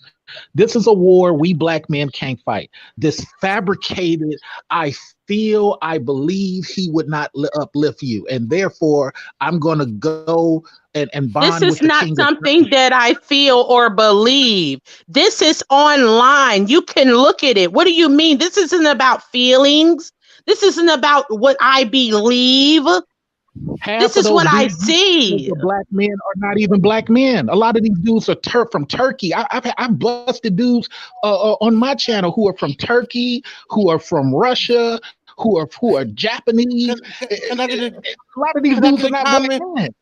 Can I get a When you comment have in? a sector, when you have a sector of black men who look at what happened to Sandra Bland, and the first thing that comes out of their mouths is, "Oh, well, she should have been more polite. Oh, well, she deserves what she got because she shouldn't have been getting smart with the police. Oh, I love white women. Oh, black women are trash. They're gross. Look at her skin. She's disgusting." After that, I was done. I have not said anything positive about a black man since Sandra Bland and Corinne Gaines died, and I never will. No, can I just say? I just need to say this. I don't believe that most black men in America will blame a black woman for her death. Okay, yes, you had some weirdos who did say that, and I saw them, and my mouth was on the floor when I saw it because I would think that would never happen, right? But I know for a fact most black men will not do that type shit. And I understand why you don't want to uplift black men because Well, you the do thing shit. is, I've Hold up. seen it too Hold many up, hold times. up. Go ahead, Hold up. Rozzy. Sorry, baby. Now I understand you do got you have so many black men on YouTube, right? That shit on a black woman, and and that shit irks my nerves. Like I look, the black woman is the reflection of me. If you against black woman, you against me. Okay, period. Like Well, now I, you're a simp, Rozzy. So go ahead. I'll be a simp all day, man. I'll be a simp all day. You know, I'm telling y'all, man. Like I'll give y'all the world if I can, man. Now that don't mean I'll kiss y'all ass and be a yes man. I'm gonna just say that I'm not a yes man. I ain't gonna kiss your ass, but I do love y'all to death. You feel what I'm saying? Um um shit. Listen, there's a lot of bitch made Negroes on YouTube that hate black women. But melanated misfit, I want you to understand me, sis. I want you to hear me. It is okay. It is okay to give black men compliments. It's okay Oh, to I do. show The ones that I deem worthy, the ones that I deem worthy, I damn sure do. It's okay to show us some love, man.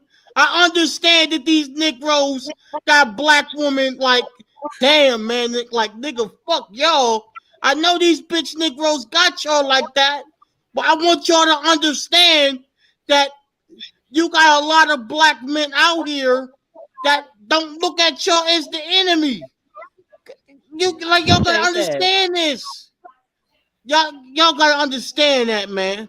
But I want y'all Rozzy, to, I want you to understand because even Max knows this. The minority, it's a minority. It's very small. You can get on TikTok right now, right. and there I'm will on TikTok. be. I Yeah, was just I'm on not. TikTok. The I was only just on reason that I TikTok. know that TikTok exists is because of other content creators. There is an influx of this upliftment of white females and this bashing.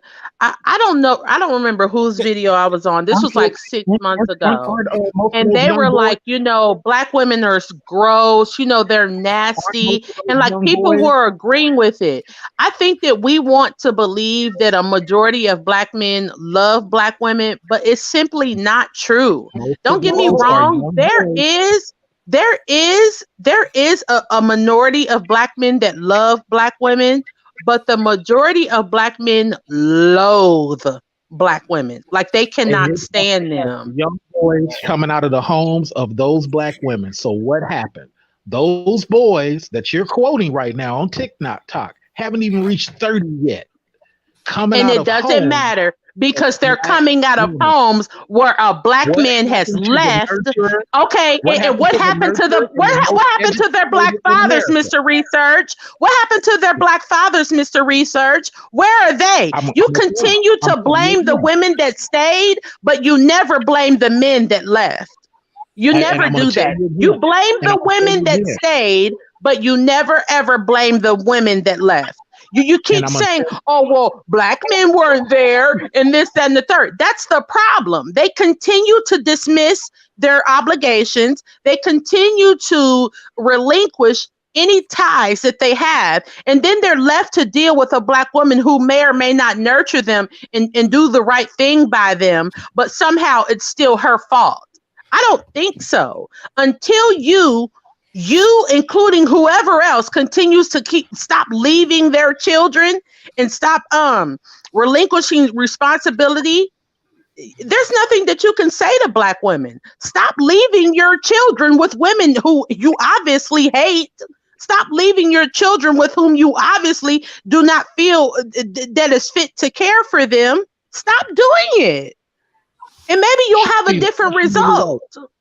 She's absolutely right, everybody. It's the black man penis is the problem. Again, this is the sixth time I'm No, the agreeing. black man in his in his Misfit hasn't felt black women done anything wrong. I'm gonna tell you, black male, your penis, you gotta have penis control.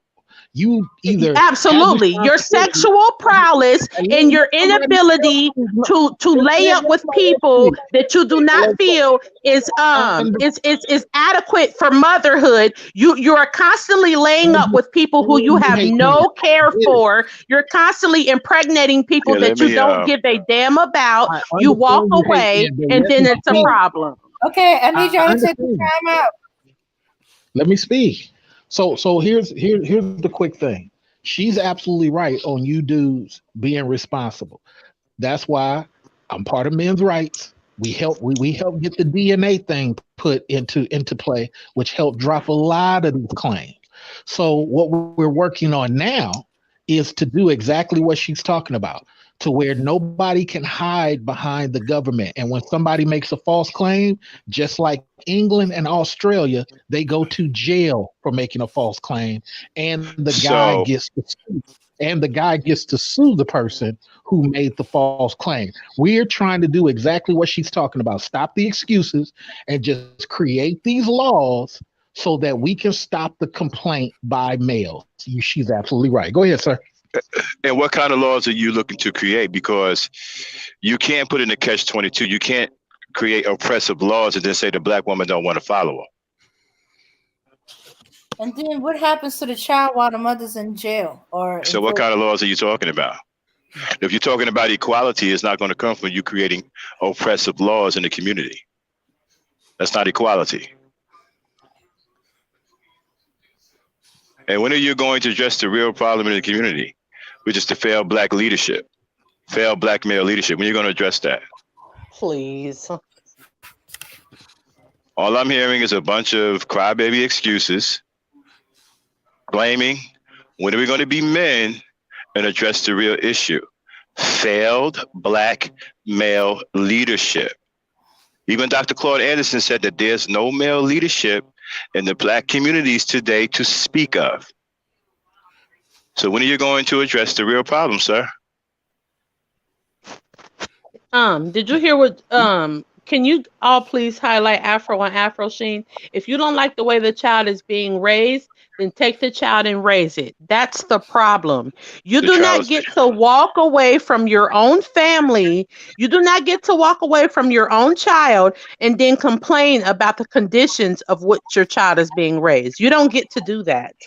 Right, you don't get to do that because as a man, all you had to do was do something about it, and you chose not to. I don't think so. Why are you so willing to engage the women? I asked you a question directly. Because you're just here to be combative. You're not even paying attention to the conversation. I'm asking you a straight. No. I'm asking you a real question, brother. We've already answered, and because you're asking questions, you didn't already answer that. You don't even want to speak about it. When are you going to address the real issue? He's not. Let's stop blaming women. Let's stop all of this crybaby stuff and get with the real issue. Failed black male leadership. Let's talk about that.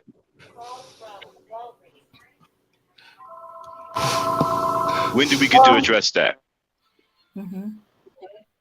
This is basically equivalent to if I left my children. Do we hear crickets? You want to switch? No, sir. You're just a disingenuous person. You're not really here for a discussion. I am here for a discussion. You only want your narrative. That's all it is. But let's go down I'm this river. asking you a question, my brother. So let's talk about failed leadership. Black male leadership, yes. Black male. Take the women totally out of it. Black males like myself who number one leadership is to make sure that these guys can take care of these families and these guys can fight in court. Would you disagree with that? Women in court? No. I'm asking you a question, sir. No, we shouldn't be in court, sir. That I didn't ask you whether you should be, sir. See, this is what I mean by disingenuous. I'm asking you a question. That you think that is the first thing in order to get this leadership thing rocking and rolling? That these guys are economically famous. Court doesn't have anything to do with it, sir. Okay, so we can't have a conversation. So you tell me what you No, think it because is. you don't want to address the see back in it. When I grew up, narrative. You when only have I one grew narrative. up, there were strong black men who led the communities, and they didn't need excuses, and they didn't need court. And that's why they're not doing well to this day, sir. And that's why their sons are not doing well to this day. No, their sons are doing very well. Their sons are doing very well. Not according to the data. I'm one of those sons. I do very well. Yeah, I'm one of those sons too. I'm doing well, but these other dudes are not. That's because of the leadership today is non-existent. My question is, do you even care about these other dudes, or do you just want to see them bow down? No, what I bow down. I mean, are you willing to address the absent fathers? My issue is that you keep talking about mothers and their nurturing, but you're not addressing absent fathers. Melanated, hold up. He's gonna use his excuse not to answer Max. So just hold up for a second. Yeah, he's not addressing absent fathers, and that's fine. Max gonna get him. What excuse? I answered him directly. We are talking about men right now. And in order for men to get what this brother wants, they need to be economically sound. And the only thing that they can be economically sound, they have to have the financial position to fight in court. I don't know what I believe the brother just wants the dudes to serve. That's what I'm getting the impression of. What do you mean fight in court? I'm answering his question, Ms. Franco, directly. There is no fight in court. And her name is Frankie, not Franco. Sir. See, this is what I mean by combative. No, be respectful. Yeah, he's gaslighting. Sir, how is it disrespectful? Now you're taking us down something else. How is it being disrespectful? Because you constantly called her a name that is not hers. If the lady felt that I disrespect her, then she'll correct me, sir. Why do you need to do that? Because this is my platform. Oh, okay. That's what it is. Mr. Researcher, Okay. you're splitting hairs and you're being combative at this point. I'm talking to this guy because he's trying to be a bully at this point. No, he's not. See, now you're being emotional. Black men can't be bullied. When I play that back from they're going to see the Let same him thing. answer. You Let him answer the question. Conversation before the gentleman came back with all this. Okay, now tell me, how does court play into all? Tell me, how does court stop you from taking care of your kids? Something you can do without the courts. Okay, how does a court stop you from taking care of your kids? When a woman gets custody, she can leave the state. Do you believe the father can stop her from doing that? No. I'm answering your question. Okay, I've heard of it happening, but I don't know. That's one way, sir. So that's one way, sir, the court can stop you from interacting with your child.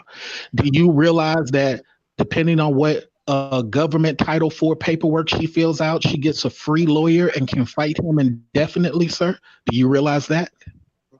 Yeah, because the laws are favor for women. Thank you for being honest, sir. So those are two. Okay, but let me ask you. But let me ask you a question.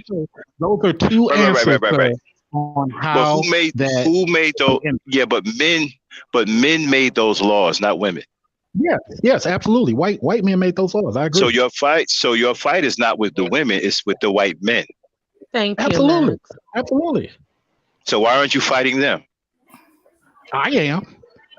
No, I don't see none of you guys. I don't see none of you guys. I don't see none of you guys. Man, wait a minute. I don't see none of you guys making videos about white men. I do. I don't see none of those. You're talking to the wrong ones. You don't see it. I see tons of videos. I see tons of videos every single day, negative about black women made by black men who did not. And black women didn't create this system, and they did not make the laws. You got a problem with the laws. You need to take it up with white men. That is true, sir. And I say, are you afraid of white men? Now, if you're afraid of white men, now if you are afraid of white men, now if you are afraid of white men, if you are afraid of white men, just say you're afraid. And that's what I don't blame this on black women. And I say that to the dudes also. So you're preaching to the choir. You're not making. Okay, you need to make. I need to see y'all making videos about white men, because black women have nothing to do. Black women have nothing to do. No, but you see, I don't blame. No, You son. I don't no, no, blame no. It's black not women for about who this. blames. It's not about who blames. We're I talking know who to about blame. leadership. But you We're are talking about blaming leadership. though. We're talking about leadership, and you're trying to skip out on your male responsibility as leadership. No, No, sir. you are. No, you No, are, Mr. we're Research. talking about real. I understand, ma'am, that you hate me. I get it. Let me have this I conversation with this gentleman now don't. that he's engaged in his sir. Please. You have a responsibility too, sir. None of this Don't stuff that flatter I'm talking about yourself. affects me directly, sir. None of this. Just like you, I want to I'm know in a when tunnel are where you this going doesn't to make affect me. the video about white Sir, men? I've made a couple of them, sir. I've made a couple of them. I can pull some of my fans over here to your channel to say Mr. Research talks about that all the time. Change the laws. Of course, they're going to say that. Sir, see, this is why I say you're being combative because I'm answering your Here's the bottom question in a line, very Mr. honest Research. way. In a We very don't honest see way, any of this. We don't see any of this, at least because over you here on the want black part of because YouTube. you All want we see 90% of it to be is a visible. And I'm never-ending telling you, barrage of negative videos about black women made by black you're men. right. That's all You're we right. see. We don't You're right. see the same smoke for white men who you got a problem with. Your fight You is can with say white it men. 7 times, sir. You could say it 7 times, but that doesn't going to stop me from agreeing with you. Saying it 7 times does not stop me from agreeing with you. I agree with you. They So made a system and she uses it. that's true. Very Now, true. if you And didn't it's put their her in the responsibility. position to use it, if you didn't put her in the position to use it, she wouldn't use it. I say that too. Yes, sir. You're right. Okay, so what are we talking about here then? Exactly. I've already said it. I've already said it, but you're You not put your listening woman in because poverty. you're mad. You put your woman in poverty. She finds another alternative to you. You allow her to take that alternative, and then you complain about it as if she's oppressing you. But the It, very individual that again, put you in that position, you never combat him. You never say and anything to him. those guys don't. I've helped a couple of laws get changed in Tennessee, Chicago, and California. So you can't say it about me. I've helped. But I the mean, well, but So the you who are came you? on thing is, here blaming black but the women, thing, so no, we didn't come in blaming black women. We came in explaining why some of these guys have this brotherhood amongst themselves. and another thing, these guys have a brotherhood amongst themselves due to absent fathers. If you are not going to address the fact that black men are dropping their seeds in women and running off on their own women and their own families, then you're never going to get to the root of it. You cannot blame. I'm 39 years old. I was not there during the feminist movement. So you can't blame me.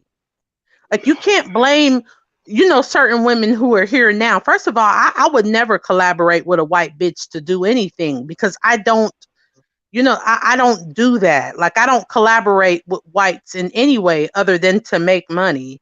I would never collaborate with a Neanderthal to start a movement or anything like that. I would never do that.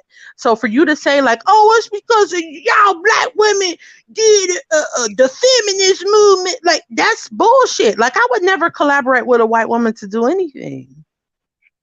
So it's unfair. It's a ridiculous analogy. It's dismissive, and you're treating it as if, again, like it's the black woman's fault. Black women are here just like any other woman to rest in their femininity, raise children, create a comfortable home environment so that everyone can be safe, comfortable, they can eat good, and have a life that can prepare them to go out into the world. That is what black women are here for. Black women are not here to help you build anything. And the fact that you feel that we're obligated to do that, and the fact that you think that you can shame us for not doing that, it's absurd. We don't And, have to help you do anything. You need to do it yourself. And the thing is, if you're doing it in a way that is benefiting us, you can be damn sure that we're going to follow suit because and unfortunately black women follow black men. So and why should she help you after the way you treated her? You show her that you have no love for her. You won't even protect her. So why should she do anything for you?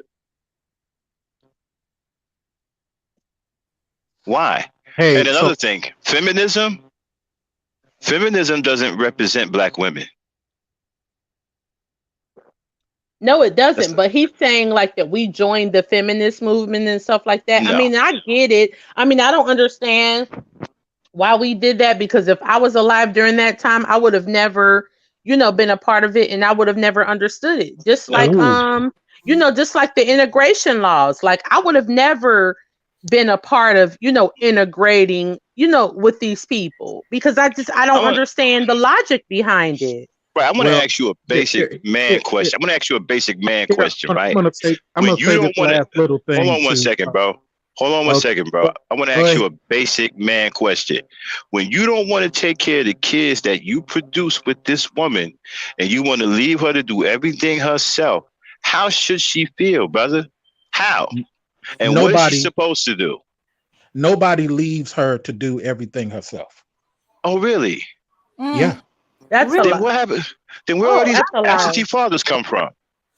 Absentee fathers come from father of record. Absentee fathers come from a lot of these dudes not having access to their kids. Now, I'm answering your question Nah, if you will allow. that's Oh crap! that's Hey, BS, Courtesy hey, of bro. hey, I'm whom? trying to That's cut you BS. off. So they're Oh not Hey, having crap! access hey, to do their you not children want courtesy anybody of to speak other whom? than unite? Is that the goal? Okay, I'm gonna speak. That's bull crap. I am 49 years old. My father was not in the picture, not because my mother, not because my grandfather was gonna force him, my mother didn't. He chose not to be there. Not because I had a little fit when I was 1, 2 years old, when I realized he was a stranger and I didn't know him. That was his doing. I So, don't I as don't know your personal father of situation. I'm record, just it's talking a about the topic. recent event. I'm just talking. No, father record been going on for So years. no, That's this what has been going shotguns on for quite a long time. It's shotgun weddings gradually about. going on. It used to be that the men had to marry the women they impregnated. Right. Some women saw that as a detriment because these men end up abusing the woman and sometimes the children too. So they rather not have the man. If he don't want to be with her, she's not going to use the baby to force him there. My mom did not put him on child support. He did not do anything. His mother sent some stuff to me as a baby. So his mother knew. I He understand didn't do nothing. the Typical. situation. I'm It's just very talking about the typical. Found topic. out from my aunt that he refused to acknowledge that he was my father in the beginning. That's why my mom did not force him. Did not accept or did not let my grandfather and his cousins force him because his cousin's a preacher. They could have done it like that. So this been going on for at least 49 years. They just go. Now there are fathers who are there, who are trying, and there are some women who are taking advantage of that. But the problem is the men are not there. They're not taking care of children. It's gotten to the point where the state don't trust the women to prosecute the men. So that as soon as They're they doing apply it for themselves. quick food stamps, Medicaid, there's a medic chip for the kids, the government, especially the state, is going to get their money back by going after the man who fathered the child because it's his responsibility. Mhm. They knew black women would not do that if they can because we do not trust the government. That's why they took it upon themselves. They got to give all this information. Are And they we also, as women, take pride in not sending black men to child support. Look at all the women online that are like, "Oh yeah, I ain't take my baby daddy to child support." It's almost like we're taking pride in the fact that we're not making men. And don't get me wrong, there are plenty of men that I know personally who do not need to be on child support. There are men that I know personally who take care of their children with or without it. But when you start mandating funds, for this man to take out of his own check and things like that, it can get messy. Mhm. But Well, they're not there are not women who, don't get me wrong, there are women. Like, I think he thinks that I'm saying that, oh, women are infallible and they're flawless and they're always doing right. That's not true. Women are literally putting men on child support out of spite. And I Well, you know get what? that. Well, Miss Frankie, I want to thank you for allowing me to speak. This is just a sharing of mine. I'm not here to change anybody's idea on the panel. I understand they feel how they feel about dudes. I get it, and I understand that people feel how they feel. The whole point of this was to have a conversation about the other side. I will say this, Miss Frankie, it reminds me about the Tyler Perry situation where his mother cheated on the husband and slept with somebody across the street. And that husband died, and she got a and Tyler Perry got a stepdad who she really liked. But the stepdad was molesting Tyler Perry, making him uncomfortable. Tyler Perry didn't find out that his actual father was the guy he used to wave to across the street the whole entire time until after his mom died and his aunties told him. This is a documented fact, a documented That's story. horrible. Same thing with what's the guy plays football guy starts with a T T.O. Same thing with T.O. happened where his actual dad was across the street and nobody ever told him. But those two fathers still fall into Mr. Knight's uh, deadbeat dad category. The unfortunate thing that Mr. Knight is refusing to acknowledge is while he's absolutely right, absolutely right, it is men's responsibility overall. The unfortunate thing, Mr. Knight, they're going to create some offensive things that you might not like to take away these numbers that you say you don't like. And we did that with the DNA law that passed in 2005, Cali, Chicago. We had to work with a racist Republican in Chicago because the Democrats wouldn't even help. And then Tennessee, those places no longer have that. So while Mr. Knight is saying that, and he's actually right, I'm one of those brothers who am on the front line, and that's why I can quote these dates and timelines. But much love to y'all. Thank you for an engaging conversation. There's no disrespect here. The audience will decide what they like and what they don't like, and people on the replay will look up what the things that I Appreciate it, brought, man. and we'll just call it that. Much love, y'all. Peace Thank out. you. No problem, man. I appreciate you Appreciate it. coming up, man. Thanks a lot. Thank you.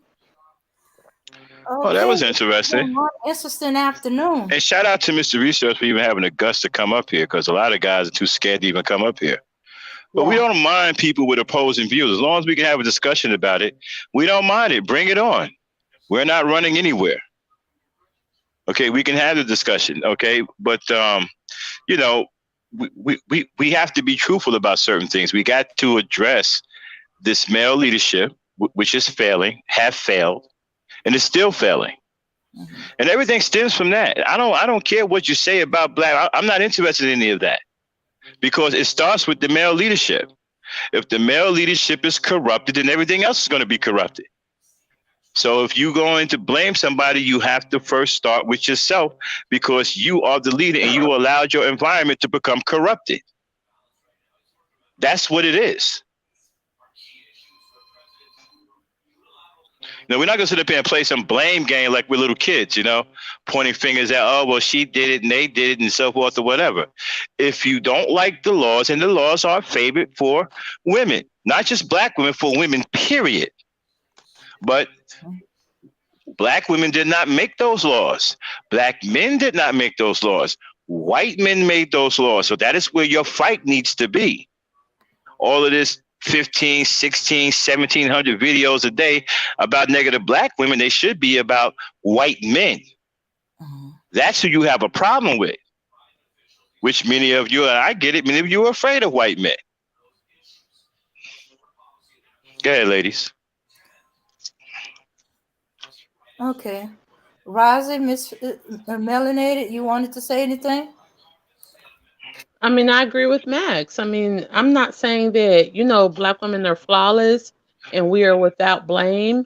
But at the end of the day, if you don't like the way that a society is ran, if you do not like the direction that a certain society is going in, then you need to do something about it. I understand that women of other countries are oppressed and they are disenfranchised and stuff like that. But those men in those societies, they come together and they run them to their liking. That's what I'm saying. Like, I don't understand how you, as a man, can say like, "Oh, she won't let me lead," or "She won't let me do A, B, and C," or "She has a problem with the fact that I'm doing this and I'm doing that." First of all, you've never shown yourself as a leader from the fucking get go. And then when you come with all this rhetoric, like, I mean, my thing is, I'm 39 years old. I was Yeah. not there during the feminist movement. So I don't know, like, me personally, like, I loathe other races of people. Like, I really cannot stand, like, if you're not black, I do not deal with you. I don't care about you. I don't wish to collaborate with you. I don't want anything that has anything to do with you. So I'm not going to collaborate with you on some feminist movement, that cannot benefit me. So I get what he was saying when it came to, like, that feminist movement. Like, I don't understand why black women did that, but at the end of the day, it still doesn't matter at the fact that you're not building anything. Like, you're leaving your children, you're blaming the people that stayed. To me, when they blame single mothers, it's almost like, okay, so I work I work 12-hour shifts. So I work 8 p to 8 a. So if I leave out, what's today, Wednesday? So I Yeah, gotta work. Let me Tuesday. see. Today is Tuesday. Okay, so Today's Tuesday. today is Tuesday. I go back to work Thursday. If I go back to work Thursday and I never ever come back to my boys ever again, and the next time I come back is in like 6 months, and my house is in total disarray. There's roaches everywhere. My boys, have scabies. My whole life is upside down. Like, my refrigerator has maggots and shit like that. Hmm. Who the hell am I to be like, "Oh yeah, this is y'all's fault"? No, I left Exactly. my children. I should Right, have never left them. but you know what though? If your children know that you're working, see, if you set standards before you leave, then when you come back, your house will be in order because you Don't set get me wrong, but standards. they're only 12 and 8, so they can Right. only Well. do Oh, so well. much. Yeah. Right. But what I'm saying is this: you do not, as a man, get to abandon your whole fort. As a Hmm. man, you do not get to abandon your whole entire family, your whole foundation, and Uh then huh. turn around and talk about how much it's fucked up. But that's what they're trying to get You you to don't get believe. They to do that. right. You do not get to talk about how things are fucked up, when if you had have been there, that maybe it would have been better. Like, Right. But this is what it, they're trying to do. They're trying to get you to excuse their failure as male leaders. That's what they're trying to get you to do. They're trying to get you to think that I that know, has no Mac. part in it. Right. I know. So, and another thing with I encourage you all to watch this documentary. I can't even think of what it was, but black men have been falling short for so long. Like, I don't know if we're labeled as millennials, or what our age group is, but black men have been falling short for decades. There was a woman that I watched, and they were asking her, like, ma'am, because she was living in the Cabrini Green projects, and I'm talking Mhm. about this woman that was beautiful. I'm Out of talking about Chicago. she looked like a fucking model. Like, she was absolutely gorgeous. And they were like, ma'am, where is the father of these children? And she was like, well, I just figured that I would go ahead and get rid of him because, he's like another child. Like, I don't want to have, a man in here that I gotta cook and clean up after, when I could just get government help. And, he can just leave, like it's like black men have fallen so short that she was like, okay, well, you need to go because if you leave, I can have more money in, without your broke ass in here, and I can get a check. I want to know Like, also. I don't mean to cut you off, but what did the it's courts have fine. to do with anything? I didn't get that. What are you bringing? What are you bringing the courts into it for? Because what they're doing, Max, is they're making it seem like, okay, here's the thing. When you get Section 8 food stamps, Medicaid, and stuff like that, I mean, of course that you're not supposed to have a man there. But my issue with that is, do you have we ever seen a video of the welfare knocking on people's door, making sure that your baby daddy or your husband is not there? They're not doing No. that. Nobody is knocking on the door like, hey, yeah, is Daquan over here? Yeah, where's Ray Sean? He's not supposed to be. So, he could have stayed in the home if he wanted to, because nobody's knocking on the door to make sure that he's not staying there. Mm-hmm. So these men can't say like, oh, they pushed us out of the home, because nobody was there to make sure that you left. Exactly. Nobody was saying like, yeah, I seen that you put in your application for food stamps, and yeah, where's Trayvon? I like your white person voice. That's pretty cool. They were not doing that. So as a man, you could have stayed there as a man. This is what I'm saying. As a man, you could have stayed there and was like, okay, I am broke, because I don't discount black men for being broke. When you're at a certain age in your life and you don't know how to navigate life, and you can't figure out your career path and shit like that, I understand that. But as a man, you don't get to leave your children and your family because your woman is getting welfare. If anything, as a man, you need to be like, yeah, me and my woman, we're going to capitalize off this shit, and we're going to get the fuck up out of here. Mm-hmm. But they're not doing that. They're using it as an excuse, like, oh, well, she was getting welfare, I had to get up out of there. So where did you go? You went to Big Mama's house where she coddled you? Uh-huh.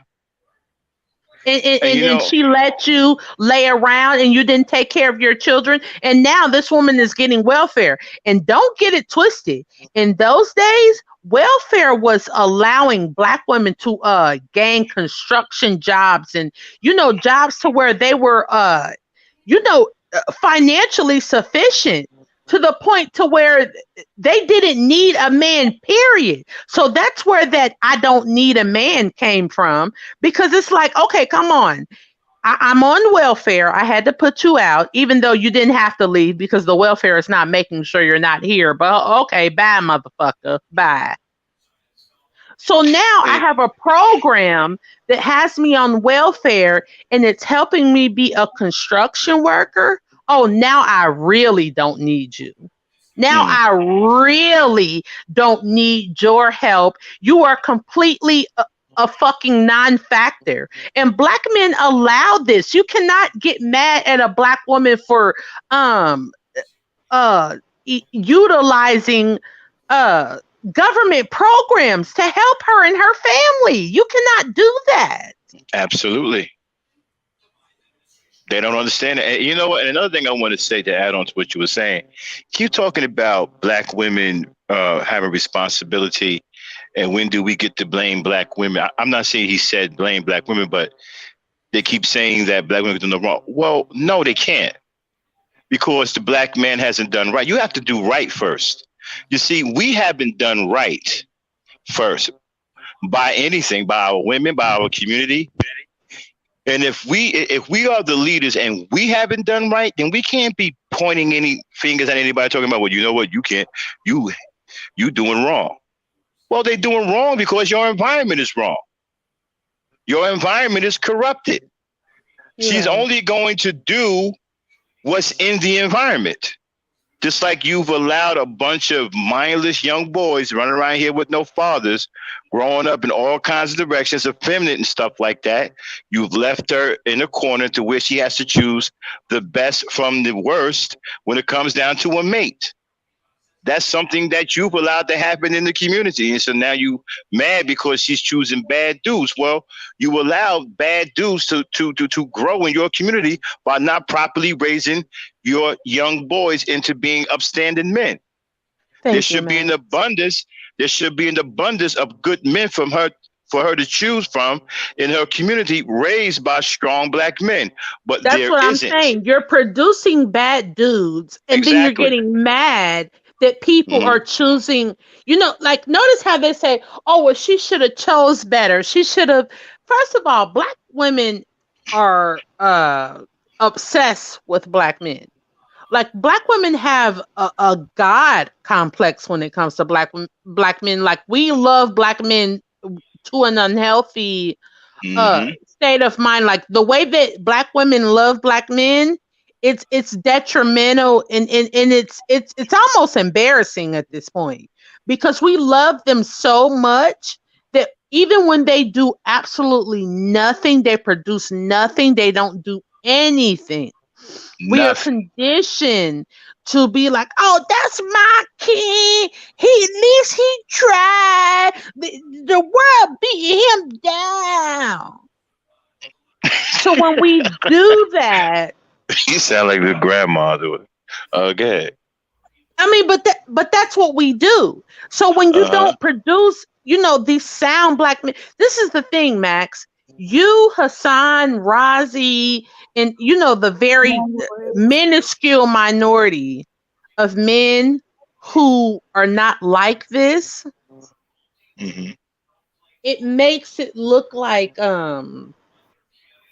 like when you're doing this, okay, so just let's give a scenario. Okay, if Dame got on the internet right now, got on Twitter or IG or whatever, and was like, I love black men, they're amazing, and I would never choose anyone else to father my children, and I think that they're so wonderful. Don't get me wrong, she would get lots of hits, and people would be like, oh yeah, thank you, and this, that, and the third, like, we love you, sister, or whatever. But say, for instance, if one of you all got on there and said, man, white girls are everything. I love them. They, compliment my manhood, and they love my BBC. You would be White flooded. girls ain't, man. You would be flooded. You'll never see me do no shit like that. Nah, You would Man, hell be you'll no. never, flooded with no, compliments, man. because it loving black women is the most taboo. Like when we think about taboos, like like what is taboo in our life? Child molestation, like Rape, child rape, trafficking, rape. rape, Cannibalism. you know, Hmm. and to me, Battering women. exactly. So that's what loving black women is. It's taboo. People hate it. They can't stand it. I'm telling you, Max, right now, if you were to get on Twitter right now and say, "Hey, I love my wife. She's done so many wonderful, awesome things for me. I love taking care of her. I've never met a woman like her. Black women rock. Hashtag Black women are gods." People are going to drag you.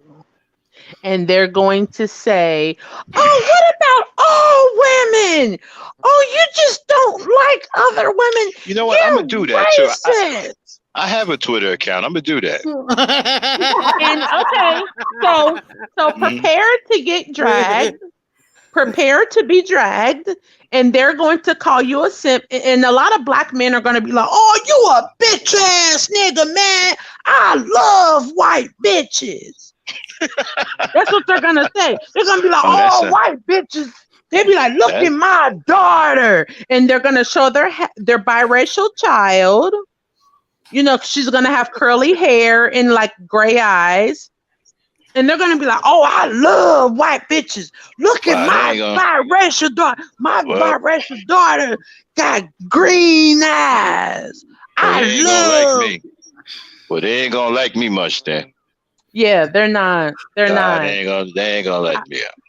Mr. Research can say whatever he wants to say, but at the end of the day, I think it was Auntie that said, all you have to do is walk out of your door, your front door, and see the love that black men have for white bitches. It's unprecedented. You know what was funny that he said that I thought was crazy. He said that the young boys getting to the point where they don't even want to date black women. Dude, that's a failure on your part. Your boys don't even like your own women. Don't even like the women that they're coming from. That's because you hate her. That's where they're getting that from. They don't even realize that they're creating these boys. You hate her. They see the hate that you have for her. So they think it's okay to hate her too. They don't understand. They are the leaders. Everything comes from you. And we can't sit up here and blame the black woman for nothing until we start doing right. And they don't want to have a conversation about black men doing the things that they're supposed to do. They don't want to have that conversation at all. I tried to get him into that conversation. He wants to twist it around, talk about some damn courts. When I talk about, let's talk about failed black male leadership. They don't want to get into that conversation. They want to run and hide, throw excuses, hide behind things. Then when the truth come out that you're afraid of this white man, we want to change. We want to change the position. We want to change the conversation. Oh, I do that all the time. I don't see any of this crap. All I see is negative videos about black. I don't see no negative videos about white men made by black No, men. no. I don't see none of that. Yeah, I went to take a look. Okay? I don't see any of that. You know, just say you're afraid. You're afraid of this beast. You're afraid he done took your heart. You know, the truth shall set you free. He done took your manhood. Just go on and say it. You'll feel better if you just tell us the truth. You are afraid of this beast. You are scared of him. He got you shook. That's why you on here talking crazy about black women. That's why you don't compromise your own sexuality. You love males. That's why you don't love your women. You don't have no love for your women because you love other males.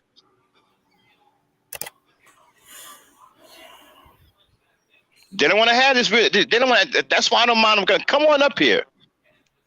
Come on up here. If y'all listening, you're welcome to come up here. Anytime we have gangster talk, this is the show to do it. We ain't gonna let you up on ladies' night because ladies' night we ain't about no BS. But gangster talk, this is where bring the smoke. We with it. Yo, yo, man. I love these conversations, man. I know. Wasn't it funny, man? Yeah, yeah, it was. I love these type of conversations because it's right up like y'all be thinking the same thing I be thinking, man. Like the black man, he has. Damn, I got an echo. Now you see this brother right here, brother Bro Speak. I respect this brother a great deal. I don't always agree with Bro Speaks. Sometimes we have some opposing view, but that's my man right there. I got a lot of respect for him. He comes up here, says what he has to say, okay? And sometimes we don't agree on things. But the brother can express himself. He stands on what he believes in, and I respect that. That's why I don't never mind when Bro Speak come up here. That's my brother right there. We can have a discussion. And sometimes we're on opposite. Me and Bro Speak done had some situations where we were on opposite ends. We've had discussions. But I like the way he carries himself. I like the way he does. He comes up here, he states his view. We talk about it. We don't mind. You see, we don't mind opposing views. People, come on up. We ain't running. We ain't got no problem with it. This is gangster talk. We don't have no problem with it. Bring it. But you're not gonna come up here and say no BS and don't get challenged on it. Now, Mr. Research was a little emotional, but we let him get away with it this time, you know what I'm saying? But that's not the standard now. Don't come up here and start breaking down and you start getting all teary-eyed and all that. You know what I'm saying? You know what I'm saying? We don't want to hear all that, man. Just come up here and say what you got to say, and we'll get at it. Okay? But there's nothing you can tell me, okay, that's going to take. It's hard to find somebody that's going to convince me that this is not the black man's fault.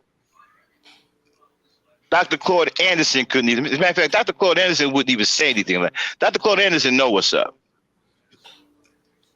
Yeah. We know where the fault lies. Even he said himself that there's no male leadership in the black community to speak of. He know what the deal is. Okay? So you can come on up here with that BS if you want. All right? But this is gangster talk. You might not like what you hear back.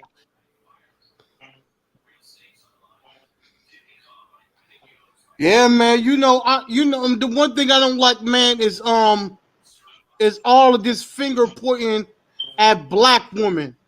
These niggas make like 1,000 videos a week talking about what black women ain't doing.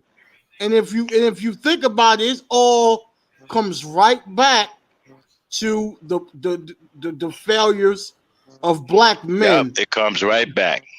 Comes right just on like back. Just like he said, who holes they came out of. Well, who sperm they came out of. See, we can tie it right back to the brothers. Whose sperm they came out of. A sperm had to swim up that river and make it to that egg. Where'd that sperm come from?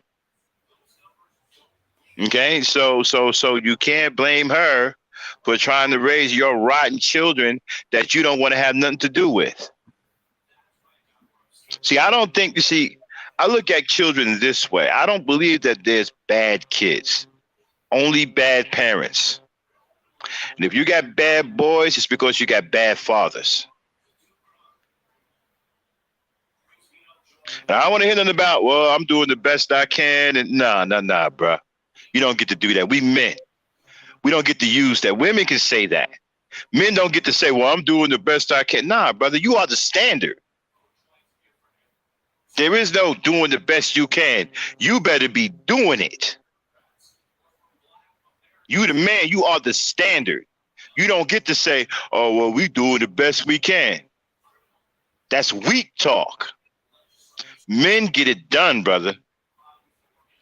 They get it done. And that's all to it.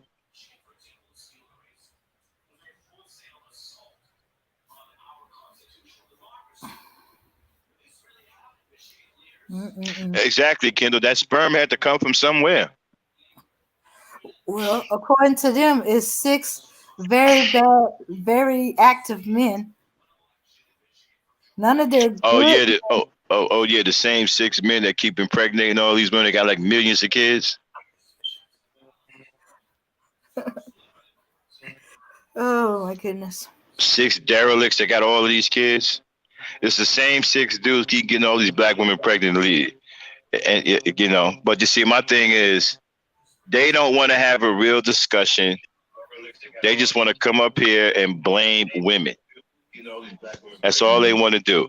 When we get to the point of when we get to the meat on the bones, hey, what about the failed black male leadership? What about this corrupted environment that you've left for the black woman to try to raise her children in? What about this, matter of fact, in a dangerous environment at that? See, that's another thing. The black man is also supposed to provide the security for the environment. You're not supposed to have dangerous little boys running around killing people and raping people and stuff. Back in the day, the men wouldn't allow that in the hood. You couldn't come on my block if you didn't know somebody. You just couldn't just run on somebody's block and start acting crazy. Somebody's father would step to you quick, fast, in a hurry. They didn't play that crap back then. You wasn't coming on no block, starting no trouble, and acting stupid and getting crazy. They protected the neighborhoods, and they kept the peace in the neighborhoods, and they kept the neighborhoods safe. That's the man's job also.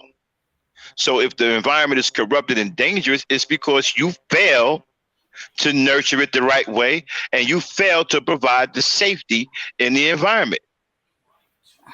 You fail to create a salubrious environment for your women and children to thrive in. And we don't want to have that discussion. We want to just keep running. We want to just blame black women, you know? Yeah, because it's easy. Mm-hmm. It's easy. I mean, if you can, talk about, the person that's in prison with you, if you can talk about the person that's being oppressed like you, instead of getting to the root of why you're even oppressed, getting to the root of why you're even right here, it's perfect. I'm not saying that Mr. Research is not smart, or he's not he hasn't done his due diligence, or I don't know what he's done, but I do know that he's fell into black man victimhood. He's fell into oh, let's blame this black woman trope. Like, he's weak. I mean, I'm not going to, as a mother, I'm not going to leave my children and then come back and talk about how fucked up my children are. Mm-hmm. Like, I'm not gonna, walk away from my children and then 6 months or 2 years later and come back and be like, oh, bitch, my kids is fucked up. They child molesters, they game bangers, they this, that, and the third. No, none of this would have probably not even have happened if I would have just stayed with my children. How are you blaming the people that stayed, but you're not blaming the people that left? Right. And then another thing too, right? You don't see environments like you see in ours, right? And in other races of people, because okay, now let's take the Chinese. They do have Chinatown, right? But what people don't understand is Chinatown is not the Chinese neighborhood. That's just a place where they come and they do all their business and stuff go down and stuff like that. But when you go out into their residential neighborhoods, they're quiet as a mouse. And you know why they're like that, and they're peaceful? You know why? Because the men in those communities, they set the standard in their communities. Exactly. They don't allow They've certain already things. set Right. the stage for those Right. women to be quiet and That's submissive.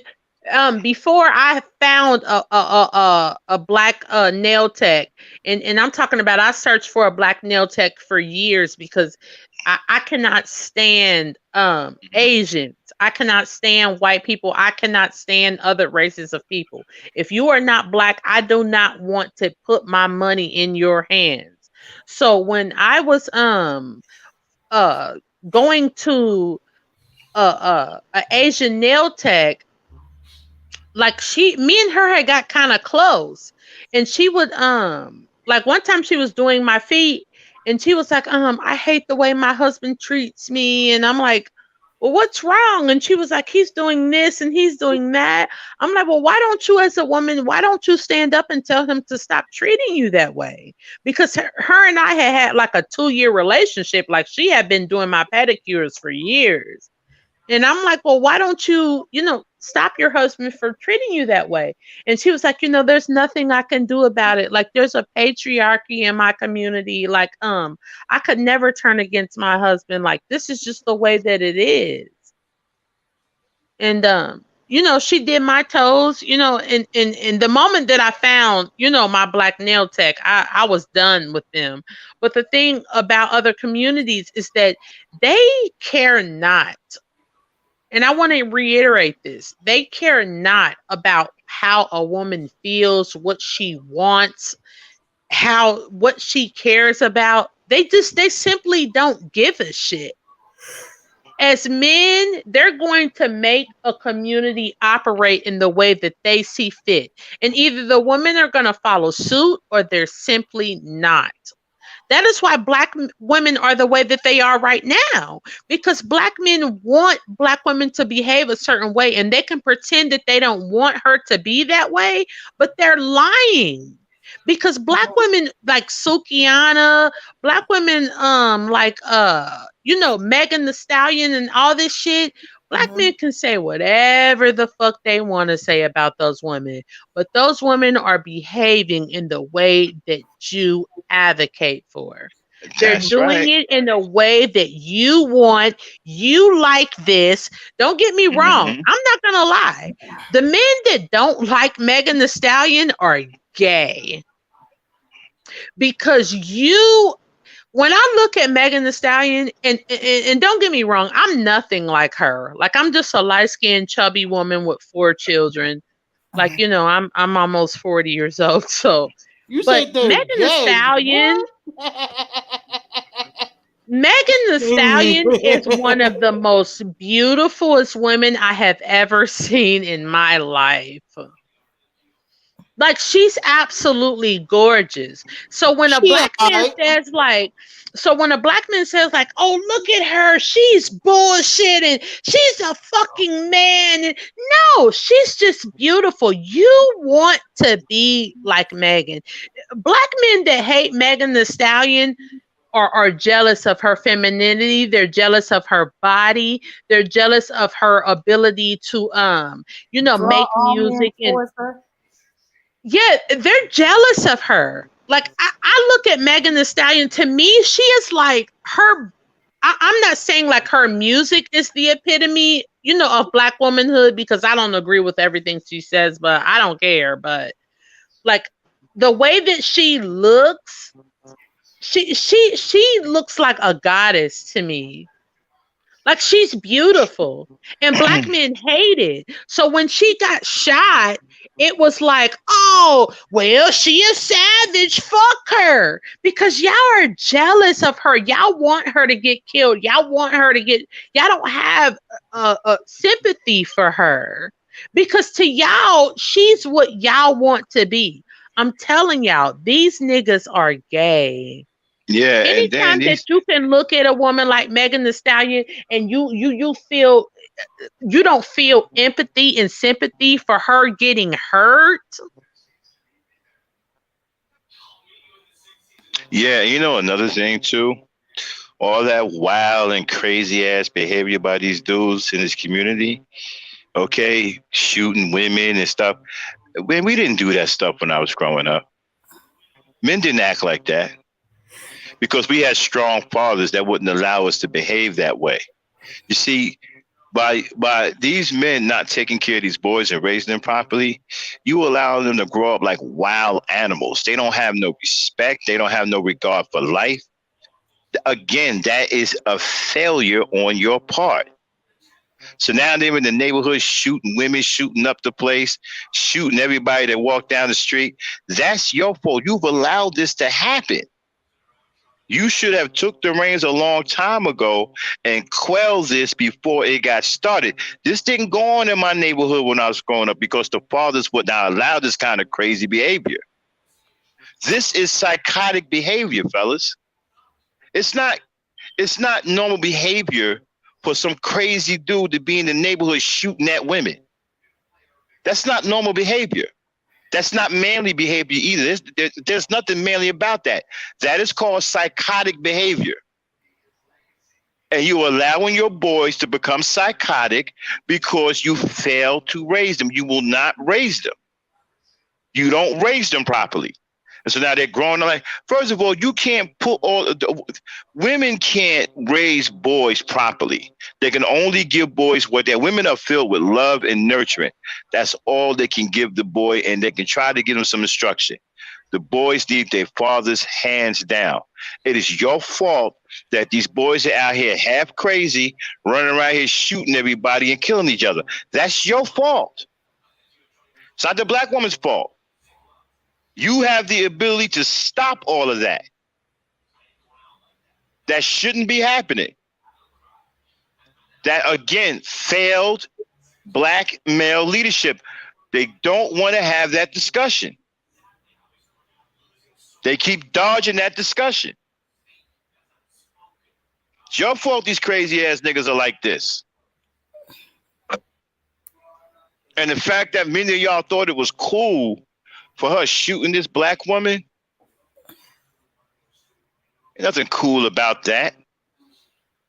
I don't want to wake up and read headlines, some crazy nigga shooting black women. Mm-hmm. Where are we at as black men, bro?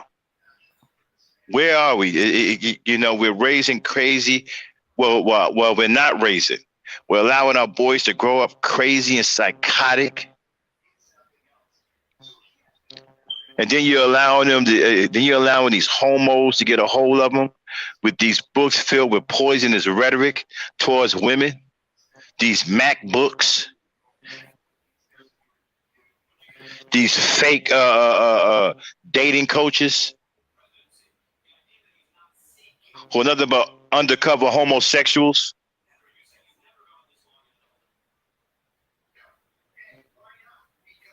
Again, all I see is negative videos made by black women. I don't see none of these negative videos made by white men. You know why? Because they have jumped ship. They are afraid of white men, so they have become the white man's bitch. That's why many of them are gay, because they sitting around waiting for the white man to do them, to take them from behind. Y'all need to come on out the closet and just say it. You the white man's bitch. Go on and say it. It's not like we don't know it already. There's no need for you to be in denial about it anymore. We already know what the truth is. You're the white man's bitch. You're scared to death of him. And you're so afraid of him that you're willing to even allow your women to get killed.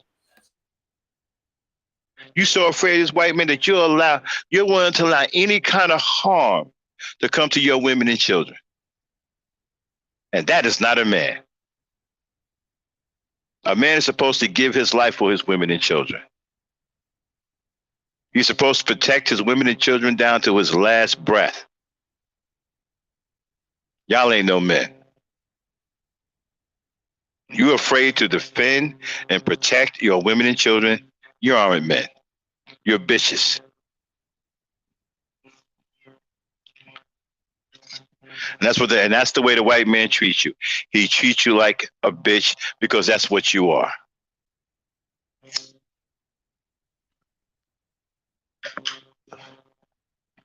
I'll be right back. I had to go on mute. Okay. Yeah, you're afraid. You're so afraid that you throw the woman in front of you to get away, or throw her under the bus. Your women, your children.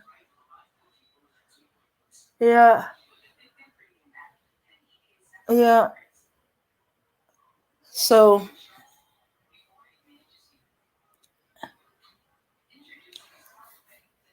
yeah, and we were supposed to be talking solutions, and it still got off track. Got into another argument. I don't want solutions. This was a great discussion. I'm glad he came up here because now y'all get to see that what I'm talking about, you see it play out. The stuff I talk about on these podcasts about these dudes, well, you just had one up here. You know, and y'all got to hear it for yourselves. Mm-hmm. This is the very thing that I'm fighting against. This is the very thing that I'm always complaining about. You know, this constant blaming, not taking responsibility, afraid to take responsibility, being a big old scaredy cat hiding under the bed, you know. And then they want to go to statistics. These are the white man's statistics. He can make those statistics say whatever he want them to say. Whatever you want them to say. Mm. You know, and when you are a loser and you are weak and you are scared and you are cowardly, you use your conversation is about statistics. And then, you know, the nerve to say 20 or 30% of black women, like you actually even know that. You know what that number is? There's over 24 million black women in this country. 20 or 30%. That's a huge number. Nobody knows that many black women. Oh, and then he said that's the good women, the women that help, the women that try to cooperate, to help out their black men. Yeah, Well, at first I thought it was a mistake that he meant to say 80% of the women and 20% don't try to help, but he kept if saying we get, it. listen, we can go into a bad neighborhood, right, where these so-called bad black women are, right? We get a group of strong black men that go into these neighborhoods and clean these neighborhoods up and set the right standards, right? I guarantee you, all of a sudden, those bad black women that you think are there, right? They'll disappear. All of a sudden, you'll realize that there's a bunch of good women there. They were never really bad. They were only dealing with the environment and the way you left the environment. They're going to try to survive any way they can. So Right. if you got These black women out here are misguided. That's all they are. They misguided. They're not necessarily bad. no, No, exactly. right. Now you do got some that are like bad, fucked up. But I'm just saying a lot of these black women that they talk about, a lot of these women are misguided though. You know, see that's all they are. They're not necessarily bad. They're just misguided and they ain't got no like ain't nobody mold them right. You feel me? Right. That's because of terrible leadership. There's no leadership. Like I said, when you go in these other neighborhoods, right, Spanish, whatever, yes, they got their little hold down areas where they do their little dirt, whatever. Every neighborhood has that, right? But they keep that in one centralized location. It's not permeating all throughout the neighborhood like it is in most black neighborhoods, right? Because they don't allow that. The men don't allow that. They don't allow that to come into the residential areas. They don't play that stuff. They set a standard. Okay, and that's what black men used to do back in the day. They set a standard. Like again, like I said, you couldn't just come on anybody's block doing any old kind of crazy thing. Somebody's father would step to you. What are you doing on this block? Who are you? Who do you know? The fathers, man, they would sit out on their porches. Some had shotguns. They would watch over the neighborhood. You just couldn't go on anybody's block acting crazy. They did not play those games. If you came on the block acting weird or whatever, somebody's pops will step to you. And back then, the women had chaperones. Just about everywhere that a woman went, there was a male chaperone or two. The women were protected back then. Fathers were very protective of their daughters. So if they went to the store, their brothers went with them. I can't tell you how many times I had to walk my sisters to the store. Or go with my sisters to the store, or wherever my mother and them sent them, we had to go with them. I don't care if I was outside playing football, right? If I was the only male around and my sisters had to go somewhere, my mother would send down the street and get me from playing football and make me come up the street and walk my sisters somewhere and go with my sisters. Even if it was to the corner store, I had to go with them to make sure nothing happened to them. Go with your sister, make sure she get back all right. That's what my mother had to say. Here, go with your sister to the store and make sure she come back all right. That's the way the mothers talked back then. And you did it. You didn't think anything of it because that's what the standards were. That's because the men set those standards in the community. So that was normal. It was normal for you to walk your sisters to the store or go with your sisters somewhere. That was normal because of what? The men, the fathers set the standards. They set the order of protection for all of the girls in the neighborhood. So that was natural. Okay? We used to try to play football real fast because if my mother was sending the sisters to the store, we knew we was going to get pulled at some point. So we tried to score touchdowns real quick and win the game real fast because we knew one of us was going to get called to go walk our sisters somewhere. That's the way it was back then. We need to get back to that. We need to get back to that. We need to start protecting our women. Like I said, brothers, if you out, you see sisters, they're shopping somewhere, just hang around. I'm not saying don't be no stalker. That's what I'm saying, but keep them in the corner of your eye. Make sure they get out to the parking lot all right. Okay? If you at the Walmart and you see sisters getting into their cars, hang around for a little bit. Make sure they get in the car all right.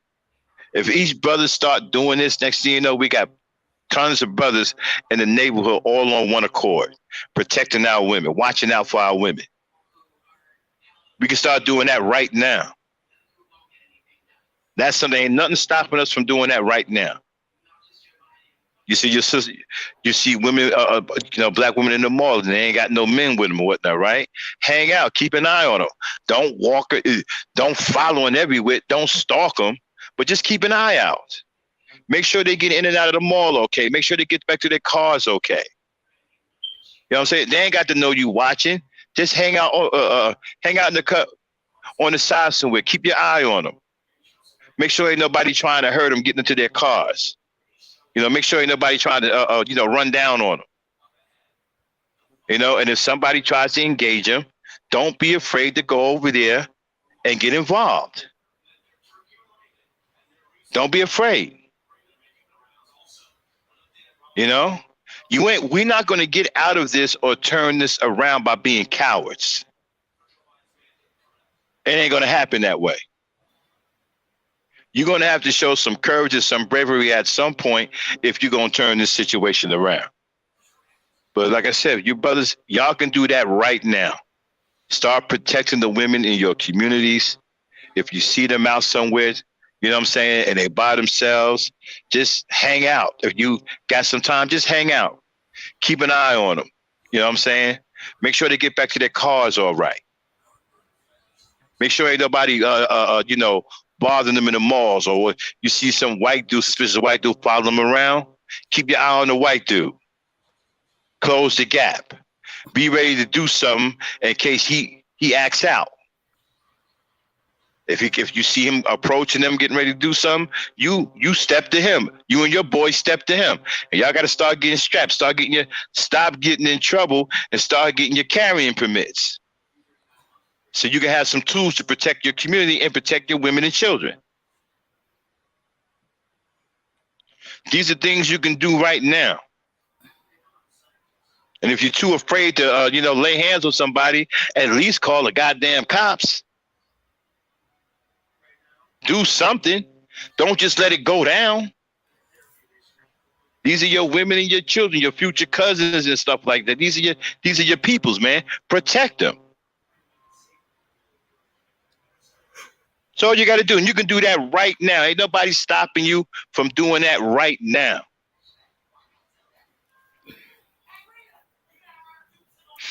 Talking about, I ain't gonna protect the woman that ain't mine. Every woman, every black woman is yours. Every child is yours. You see, back when I grew up, we had that village mentality. All of the black women in the community was my sisters, not just my 5 sisters. Hey, yo, man, these Negroes got too much of a individualistic mentality to do that, man. Like, that does need to happen, man, but, these Negroes, they don't look at black women out here in the community as one of theirs. Like, it's all about me, individual, you know what I'm saying? And then we've been taught to, we got to mind our business. We can't get into that. We got to mind our business. So it's going to be hard for that to happen. See, that's some old coward shit. See, you know what? There was a movie, right, called Dragon. It was about Bruce Lee, right? There was a part in there in the beginning that he said that was really, really powerful. Something that black men need to adopt, something that black men had back in the day. When the white boys was messing with the Chinese girl, right? And he jumped in. And the white boy told him, hey, man, get one of your own. His reply was, she is one of my own. She is one of my own. See, that's the mentality that you have to have as a black man. Every black woman is one of your own. And that's the way you got to carry yourself. Every black child is one of your own. You have to start protecting, as black leaders, you have to start protecting your people. Black women and black children are your people. Uh-huh. You have to start protecting them. Like I said, these are simple things you can do right now. You ain't got to wait. You can start protecting your community right now. Start talking to the brothers in the neighborhood. Hey, man, why don't y'all take that down the street? You understand what I'm saying? Don't do that here. Don't do that in front of these kids. Now, granted, it's going to take a hell of a lot more to clean up the community. And it's even going to take some violence because some niggas are stupid. And no matter what you do, they don't care nothing for life. They don't care anything about life. You're going to have to remove those dudes out of your neighborhood. And that's going to be your job because you allow that to happen. You're the reason why they're in the neighborhood. You see, back in the day, fathers didn't allow that element to even get started in the neighborhood. Again, I will say this one more time.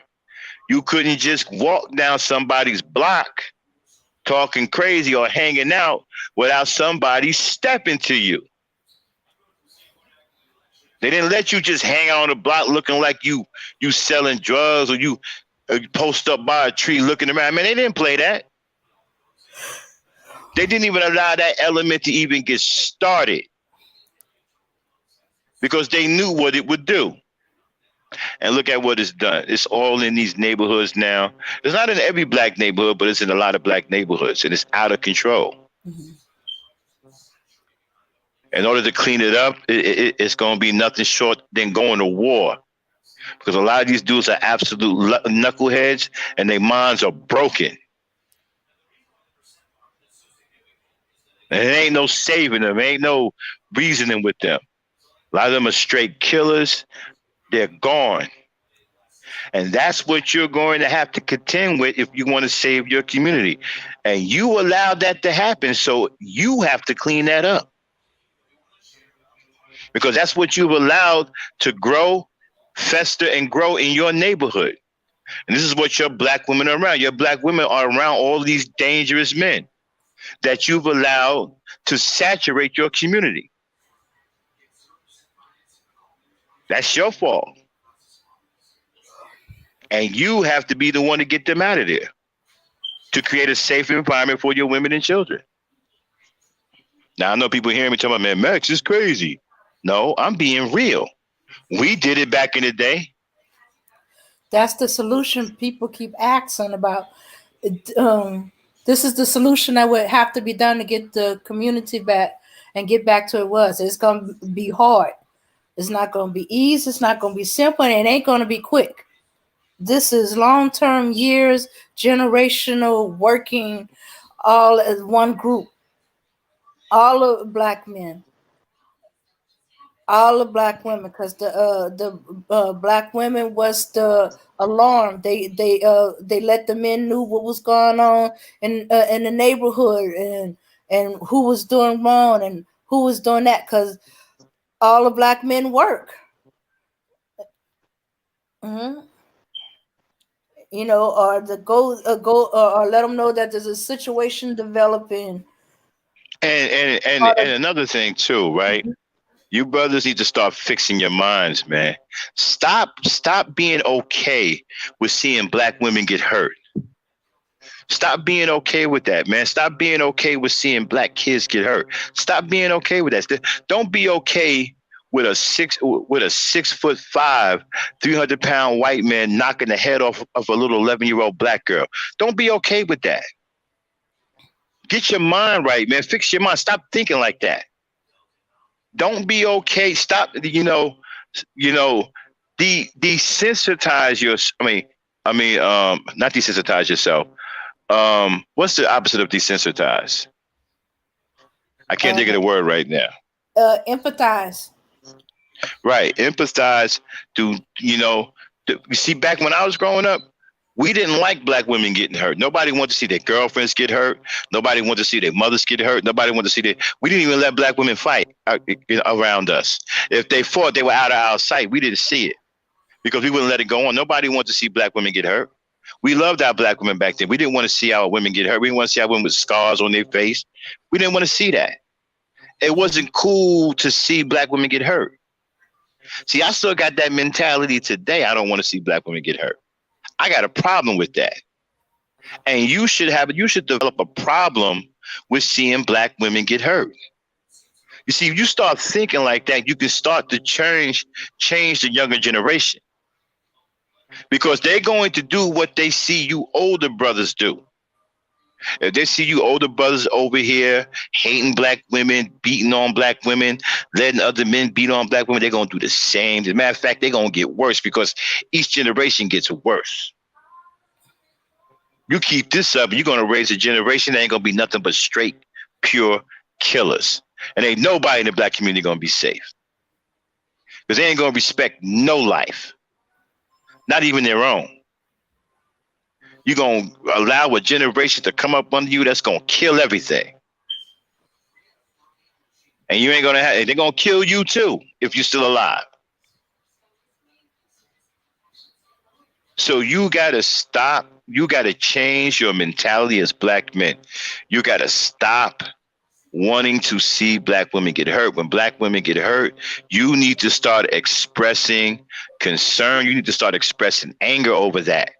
You need to start showing these young brothers that it is not okay for our women to get hurt. It's not okay for people to beat on our women. It's not okay for people to attack our women. You need to change your mentality in order to change the mentality of the generation that's coming under you. Because they're watching you and they're learning from you. So stop being okay with that, man. Stop being okay with other men putting their hands on our women. That should never be okay with you. Now, I don't want to hear nothing about, well, what if she hit? I don't want to hear nothing about that. Other men don't care nothing about that. They don't care if they women hit you or kick you in the groin. They don't give a F about that. You put your hands on they women, they ain't trying to hear nothing. They coming to peel your cat. I guarantee you that's what they coming to do. You take a Puerto Rican girl and y'all arguing, she turn around and punch you in the mouth. And you turn around and you knock her down. She go back and get her brothers. You think they're coming to have a conversation with you about she punched you in the mouth first? Is that what you think is going to happen? They ain't trying to hear none of it. They're coming to lay you down. They don't want to hear nothing about, well, man, she hit me first. They don't care nothing about that. No other race of men care anything about that. And you shouldn't care about it either. Another man put his hands on a black woman. Your job is to send him to his destruction. I don't give a damn if she hit him first. It's bigger than that. Because no other race of man is going to let you think for 1 minute that you can do anything negative to their women. They ain't going to let you think that. They don't care nothing about who hit what, man, they don't want to hear that. If you don't believe me, go out and try it. Go put your hands on another race of woman, okay?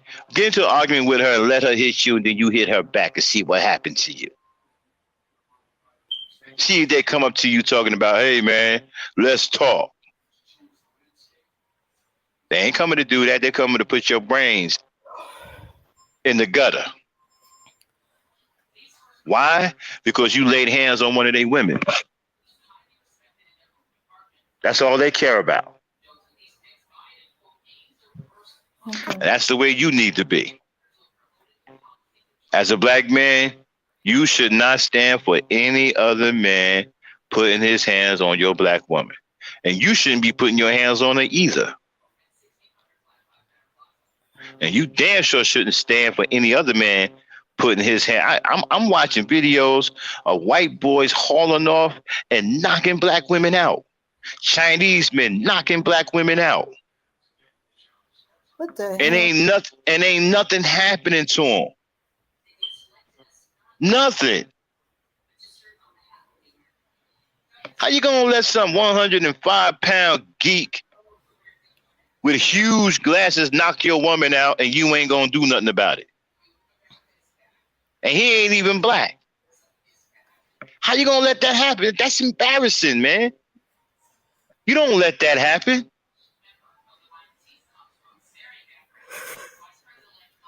You got to start fighting back, black man. You got to start letting people know, look, the black woman is protected. I don't care if you got to tear something up.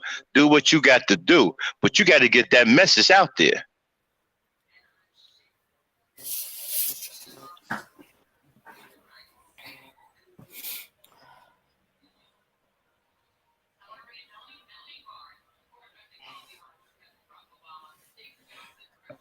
Hey Max. Mm-hmm. Bro Speak asked a question a while back about when did it stop being where the men like which you grew up with the protecting and yeah. Question from the I panel, would when the say, mindset changed I from would say protecting. somewhere in the crack epidemic in around 1985 is when things went bad. It started slowly getting bad somewhere in 80, I'd say around 83. You started seeing little murmurs of dudes acting stupid, but it was still under control because you still had strong dudes in the community that was checking brothers. But when that crack hit, oh man, it was a nightmare, man. I was in the middle of that. I seen families just disintegrate overnight. I'm talking about families who had 22 members, 18. Back then, black people had huge families. It was nothing for black people to have 10 family members. We had 10. I mean, it was nothing for black people that have huge families. I'm talking about 18, 15 kids, 12, 13, 14, even over up to 22 kids. The Pettifords had 22 kids all by the same father. That was average back in the black community, 15, 10, 15 kids. Everybody had so many brothers and sisters, it was crazy. Man, but when crack hit, wow, man. That was the worst thing I've ever. I seen people I knew I grew up with just turn into animals, man. They turned into creatures, man. They started. I mean, that crack just. Oh man, that crack hurt us bad, bro. That crack actually blew. That crack blew up the foundation of the black family. It just blew it up. It was like it was like C4, man. It just blew up the foundation.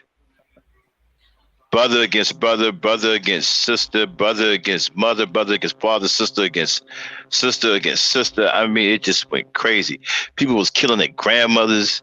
Mothers was killing, their sons. Their fathers was killing their mother. I mean, it was just wow, crazy. There's a lot of stuff that went on that was never even reported because there was so much stuff happening that the news couldn't even keep up with what was going on.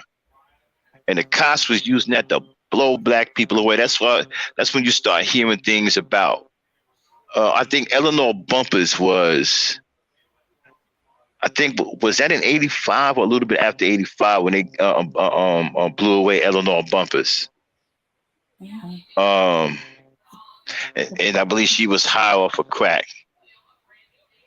Oh, okay.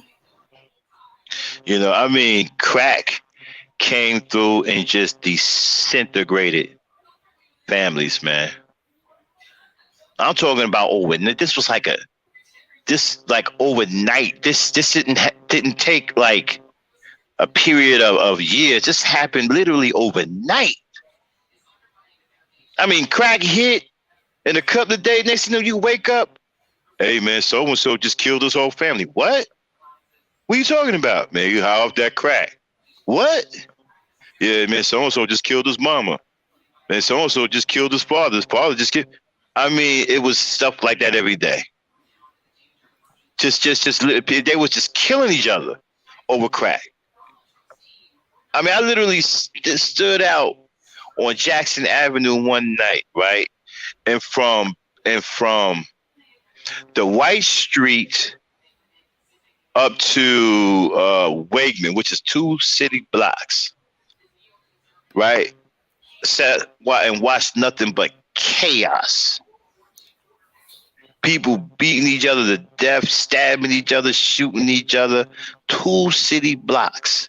It looked like a riot, man. Like there was a riot all over crack. You know, I started seeing people chase little white specks. You know how you got water that run down the curve and into the drain? Mm-hmm. I seen people chasing little white specks, man, down the curve and diving into the water and busting their face on the grid of the grain, trying to get the little specks because they thought they were crack. Mm-hmm. Seeing cats jump off roofs. I seen people thrown off of roofs.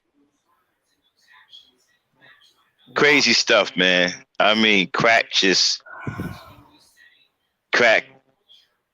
And crack is what really tore us apart, man.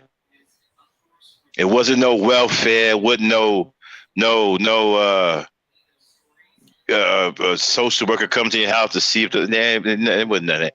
It was crack. Crack just destroyed the foundation because the foundation was still intact. Believe it or not, there were still strong families, and crack came up and finally broke that foundation, man. And we were never the same since. Dang, I didn't know it was that bad. Oh, it was bad. I'm just talking about in Jersey alone. I bet you if you talk to other people from my era who went through that in their cities, I'm pretty sure that they got stories. I'm just telling you what went down in Jersey. I can imagine what went down other places like Chicago, Detroit. You understand what I'm saying? You can probably ask people from Detroit or Chicago what went down in their cities when the crack hit. You know, but crack is what really hurt. They hurt us with crack, man. That hurt us. And we haven't recovered from that hurt since. Yeah, crack was really what really hurt us. Crack is what really put a serious wound in us that we have never healed from. And then out of that, you had the crack baby generation, because you had a lot of pregnant women getting high on crack. You know, I stopped messing with brothers who was selling crack. I didn't want to be their friends no more. You know, I remember I watched a black woman walk up to this dude, and she wanted to buy some crack, and she was pregnant. She was showing, right? And he said to her, "But you pregnant?" She said, "Yeah, but I went to the doctor, and the doctor told me how much crack I could smoke." And he believed her? Yeah. I mean, people were completely out of their minds. This woman had a baby in her stomach and lied to this man. But you know what? I don't think she lied. I think the doctor probably told her that, because them white doctors, they didn't care about black folk. He probably did tell her, "Well, you know what? You can only smoke this much crack and it won't hurt the baby." He probably did tell her some crazy stuff like that. He probably did tell her that, because there were nothing but white doctors in the neighborhood. Wasn't hardly that many black doctors back then. Not now neighborhoods, a number of white doctors. I mean, when white doctors used to come and make house calls. They would come in the house. The doctor would come by the house. When I was a kid, the doctors used to come to the house. They would make house calls back then. They don't do that no more. But back then, they used to make house calls. So I don't know. He probably did tell her, well, if you only smoke this amount of crack, you won't hurt the baby. Then you got a generation of all of these crack babies, man, growing up. Crack babies being born, already going through withdrawal, screaming their lungs out because they're already sick, going through withdrawal because the mother was a crack fiend. And so now a lot of those babies survived, right? And then they grew up and they had babies. And then those babies had babies. That's why you got all of this brokenness, because the original babies, the original Generation X, that was the original Generation X. And that's the one that survived. Yeah. Yeah, you got all this stuff now, Generation X, and everybody's trying to be all analytical and intellectual. You got Generation Z and D and double D and all this other stuff. But the first wave of crack babies born, that was the original Generation X. And this, it was projected that they will produce broken and psychotic children because of the damage that the drugs did. And now you got broken people who grew up messed up. Now they're raising children messed up, and then they children growing up messed up, having children. That's why you got all these crazy kids right now. That's where it all came from. Shucks, I wonder if that's why they were the ones that was on Ritalin and the Yeah, ADHD yeah, medication. yeah. On drugs, heavy on drugs, uh, smoking everything in sight, half crazy, got all of this craziness going on in their head. I don't know about if bipolar is real, but it's all this bipolarism, all these kids that can't feel anything emotionally and they take each other's lives with them. All that came out of these broken babies called Generation X, who mamas were crackheads.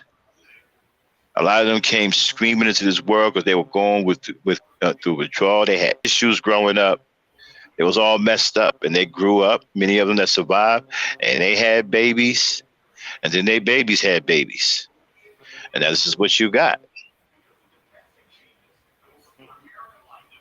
And the government, admitted to all of this. Flooding. You know, Oh, hold on a second, bro. Speak. flooded our neighborhoods. You know what I'm saying, with drugs. Then the second wave of flooding our neighborhoods came in '85 when they flooded the neighborhoods with crack, which was man-made and man-engineered.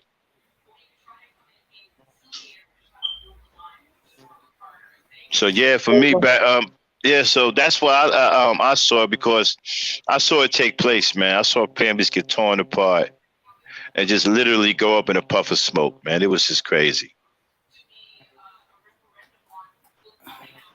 Okay, but I got to get out of here. I got some things to do. Okay, so Dame, make sure you play the music on the way out. I'm gonna holler at y'all, man. Peace, power, unity. Great discussion. I'll Okay. holler at y'all later. Sorry, bro. All right, Speak. man. Black power. Black power, my brother. Black power. Whoa, some latecomers. Sorry, bro. Speak. Max gotta go, and to be honest, I gotta kind of go to. Oh well, okay. Hey, bro. Speak. Go ahead and say what you want to say. Bro, Sorry about speak. that. Hello? Ah, Can you hear me? yeah, I can hear you. Oh, hey, how y'all doing? Okay. Yeah. I totally understand what Max was saying about the crack era, Mm-hmm. because my family was devastated by the crack era. I've had uncles who died literally in a cardboard box. Buying some in a cardboard box, his mind was so destroyed. I lost my oldest brother to the crack. So, I so trust me, crack. That's why I vividly hate any type of drugs. I hate it because of what it's done to my family, other people's family. I mean, I had my ex, her uncle was on crack, and the sad thing about that was his mother loved him to death, made a whole bunch of excuses for him, and gave him everything. Meanwhile, my ex mother-in-law didn't do crack, never touched alcohol, nothing like that. Was doing everything for the family, but she was scorned by her own mother. And when when the mother died, this piece of shit had the nerve to get on her because how he took care of his mother while he was too cracked out to do anything for her. So like I said, that crack turned a lot of people into monsters, and you had people unfortunately were supporting these monsters, men and women, and this is what you got right now. You got a lot of people who are broken, and they also seen that these people were being supported.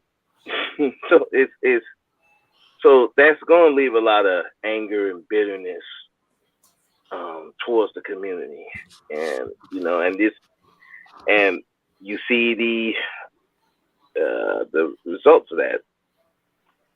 Part is, I think, Black Manosphere, SYSBM, Igmore, all that comes from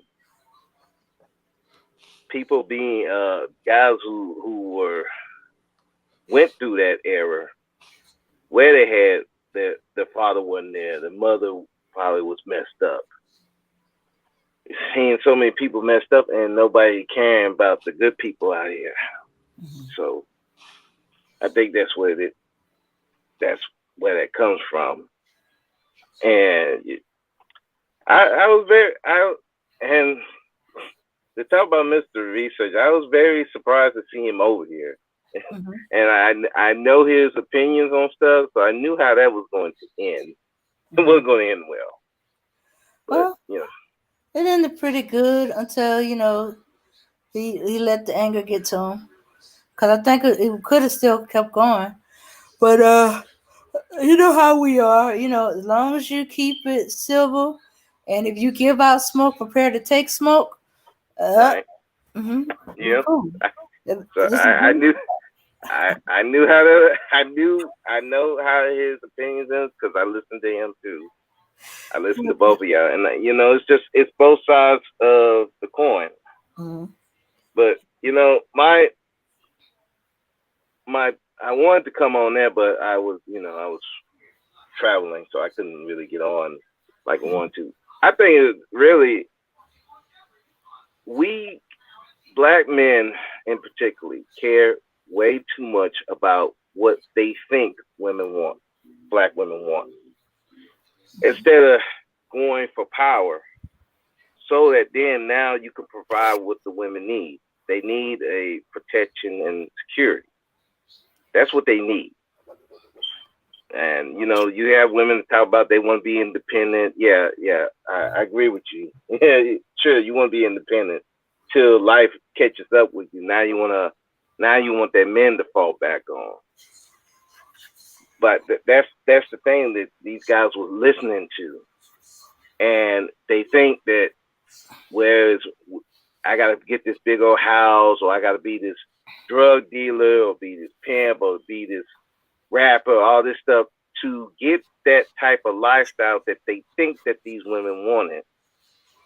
But really, all these women really wanted was just security, protection, a place where they can, thrive, where the children can thrive, and ultimately the men can thrive.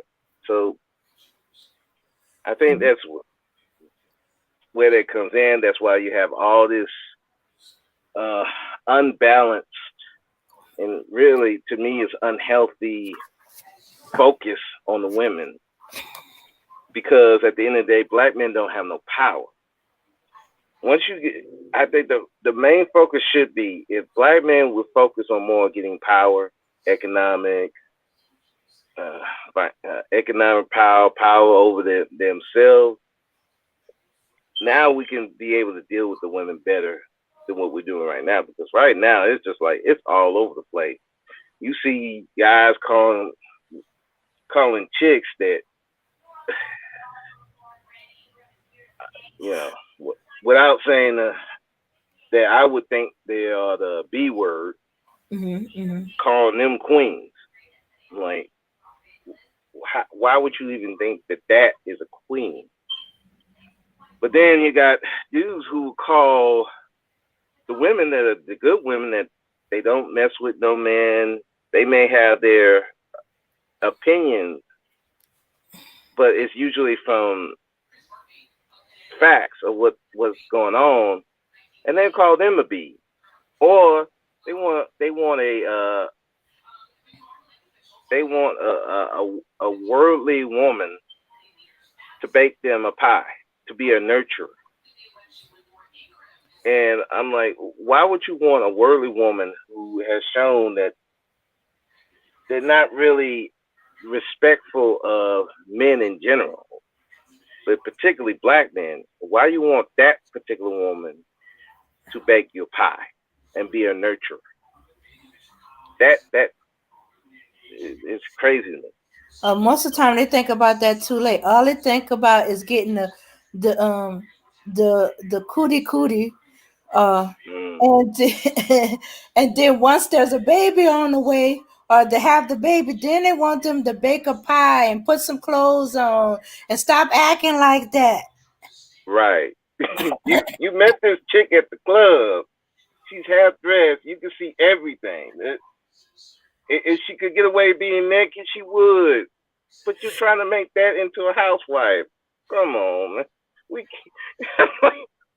where do they do that? And that's the thing. Because we don't, black men don't have no power,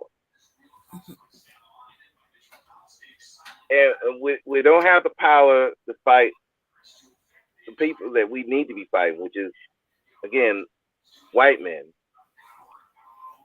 Then we focus so much on the women, but then it's an unhealthy balance. Now it's gotten to the point where we can't tell the good girl from the not so good girl. The ones that they if they had a good man, they probably be okay. From the it's a mess. You can't tell And the broken girls from the whole girls.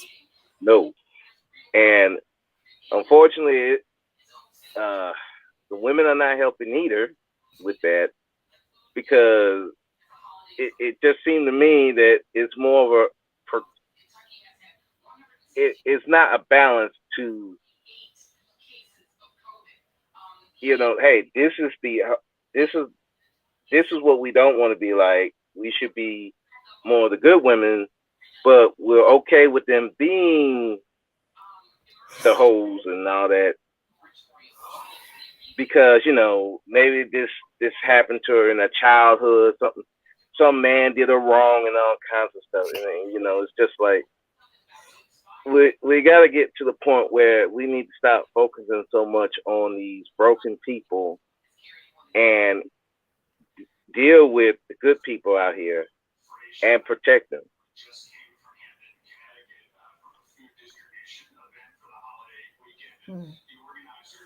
Yeah, but unfortunately, the broken people are louder, and they steadily getting louder. Yeah, Okay, because that's why you think that the women are focused on the manosphere, red pill, sissy band, because they are louder than, and they seem to be more of them than the good men, who aren't like that, or they are the ones that's speaking up, and the men are concentrated on the, let me see, what is it, what's that, I don't be on that women's side, the, was it crystal and keratin, oh, I'm naming names, okay, the feminist side, the extreme feminist side, as far as I could tell, what else, the oh, okay, I can't. I don't remember. I don't remember all the women's group because I don't be going to them. But you get the idea. yeah, They keep bringing up that abort the want to abort all male babies. I said, what women said that? And somebody had to tell me or show me. I said they did. I was like, wait. I said, okay, wait a minute, that's a little extreme. But yes, they're a lot, or when a certain person calls them a name and they upset about it, still to Yeah. this day, even though they saying it don't pertain to them, but you keep hollering about it, I'm thinking it's dead on, and all kind of other stuff. So both sides got their issues. But what they don't understand with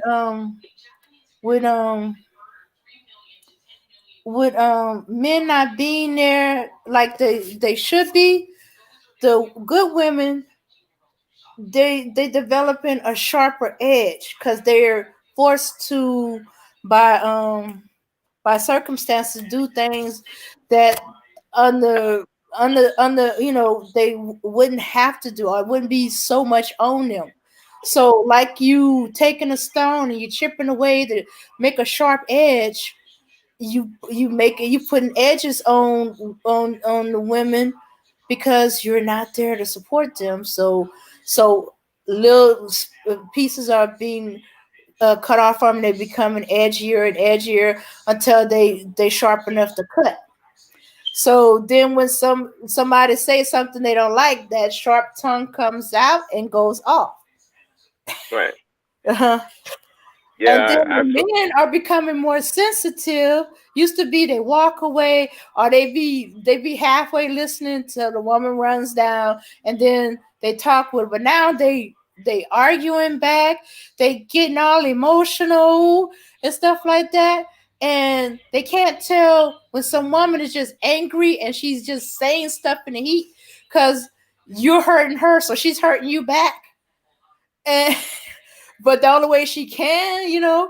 But now you either taking it that that's the way she thinks of all men and stuff like that. Most of the time, when women say stuff like that about men, it's about an individual man. Usually, a man, their man, or their ex man, or their used to be man, and stuff like that. And all of a sudden, I'm hearing them refer to that y'all don't appreciate men and y'all this and that. It's like, wait, wait, wait, wait. I never heard that said to all men. I've heard it said to their man or or their ex man, but that's because they mad at him or they hurt. Well, Okay. yeah, and yeah, I can agree with that. But here's the problem: they a lot of the times they don't differentiate, Mhm. and people in the audience they don't hear the differentiation. Now, you and me, we can. Oh yeah, she probably had some dude that cheated on her. She probably had some. Her daddy wasn't there, or she ain't getting the type of guy that she wanted. We can differentiate that because we have experience. The problem is you got a lot of broken people who can't differentiate, Mhm. and so they take what they're saying as gospel. Oh, she's saying all these men have effed up. That means all these black men have effed up, and I'm like, but no, that's not what the case is. That's just her particular person because that's who she chose. Mhm. And maybe that's all that were around, and she didn't try to expand her horizon. But Or that, or they or she could, argue with her and they just yeah, they started feeding off each other and nobody right, calmed down to listen. right, yeah, they want to argue. I'm like, I'm not about to argue with a crazy chick. No, I'm not doing that. Because at the end of the day, look, if you got sense and you talking some, I'm going to dispute the points. I'll do that. But when it turns into like straight up argument and calling people names, okay, I'm out. Because that's when the conversation, that's when the conversation need to end. We ain't getting nowhere. Now we're putting feelings and emotions into it, Mm-hmm. and and that's Unfortunately, because we each are the counterparts, we feel very strongly about each other. So um we are sensitive about each other. We're sensitive about what the men are saying about us, and the men are sensitive about what we are saying on them. That's why we keep going back and forth over the same errors over and over again, same hurts, the same arguments, and it's new people every day.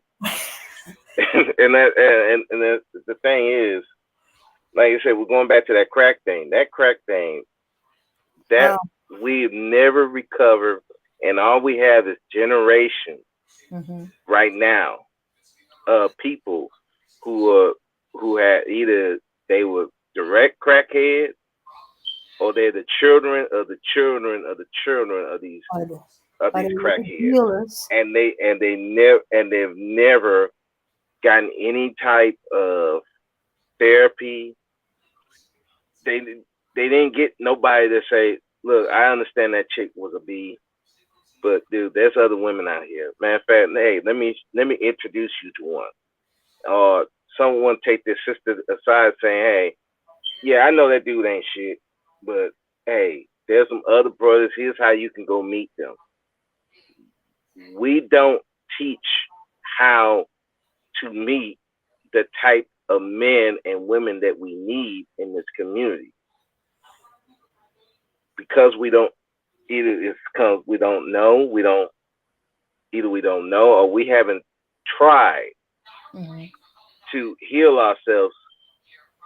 And then once we heal ourselves, now we can see from a clear view. There's a song on there out there that song irritates the hell out of me. And this lady was talking about, she was still dating, but she's still affected by what her ex did to her. That song gets me so angry every time. I'm like, why are you dating? Why are you putting a problem that you have within yourself onto another person? And unfortunately, our community does that a lot. We put our personal angst, gripes, complaints, mental issues. We put that on another person, unsuspecting person. And look, when somebody wants to date you for real, not just trying to get that nut or ride that penis. When somebody truly wants to be with you, they want to help you. And it's hard to help somebody when there's something that's just out of your control. A lot of these mental issues that I see within the community, a significant other can't help them. Only thing can help is therapy. A lot of therapy. And even then, for some people, therapy is not going to help. Some, you just have to take out back and do them old yellow style. And that's just how it's going to go. So if we're going to really help the community, we got to recognize who can be helped and who we just going to have to take out back old yellow style, or call the cops, say, hey, cops, hey, take them, because we can't do nothing with them.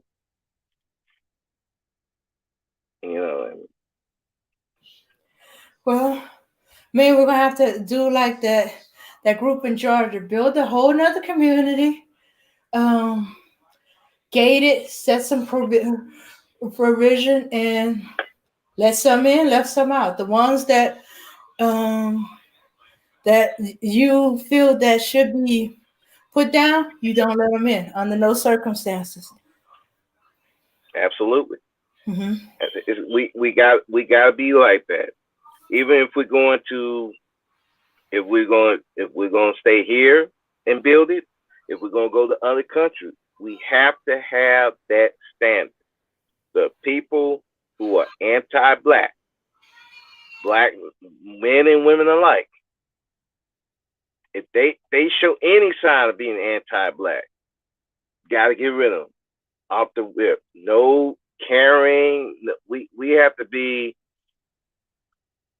I know we say that other races of people protect the women to a degree that's true, but the ones that disobey the community, they get rid of them.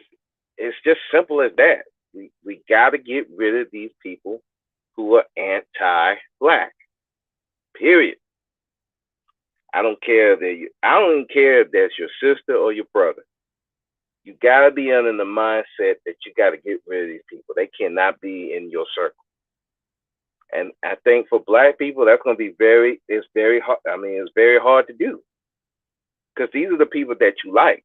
These are the people that you care for. That and to Black Yard, aka Lucy, one of my favorite people. The reason why we still deal with these ratchet people is because we desire them. It's just something about them. We want to be them. We desire them. We want them in our lives. And until we get over that mindset, thinking that being like that is cool on both sides of the equation, you're gonna have the same argument. We're gonna have this. These anti-black women groups are gonna grow. These anti-black men groups are gonna grow, and they're gonna mix in with the people that may have criticisms of black men, but ultimately they want the black man to succeed.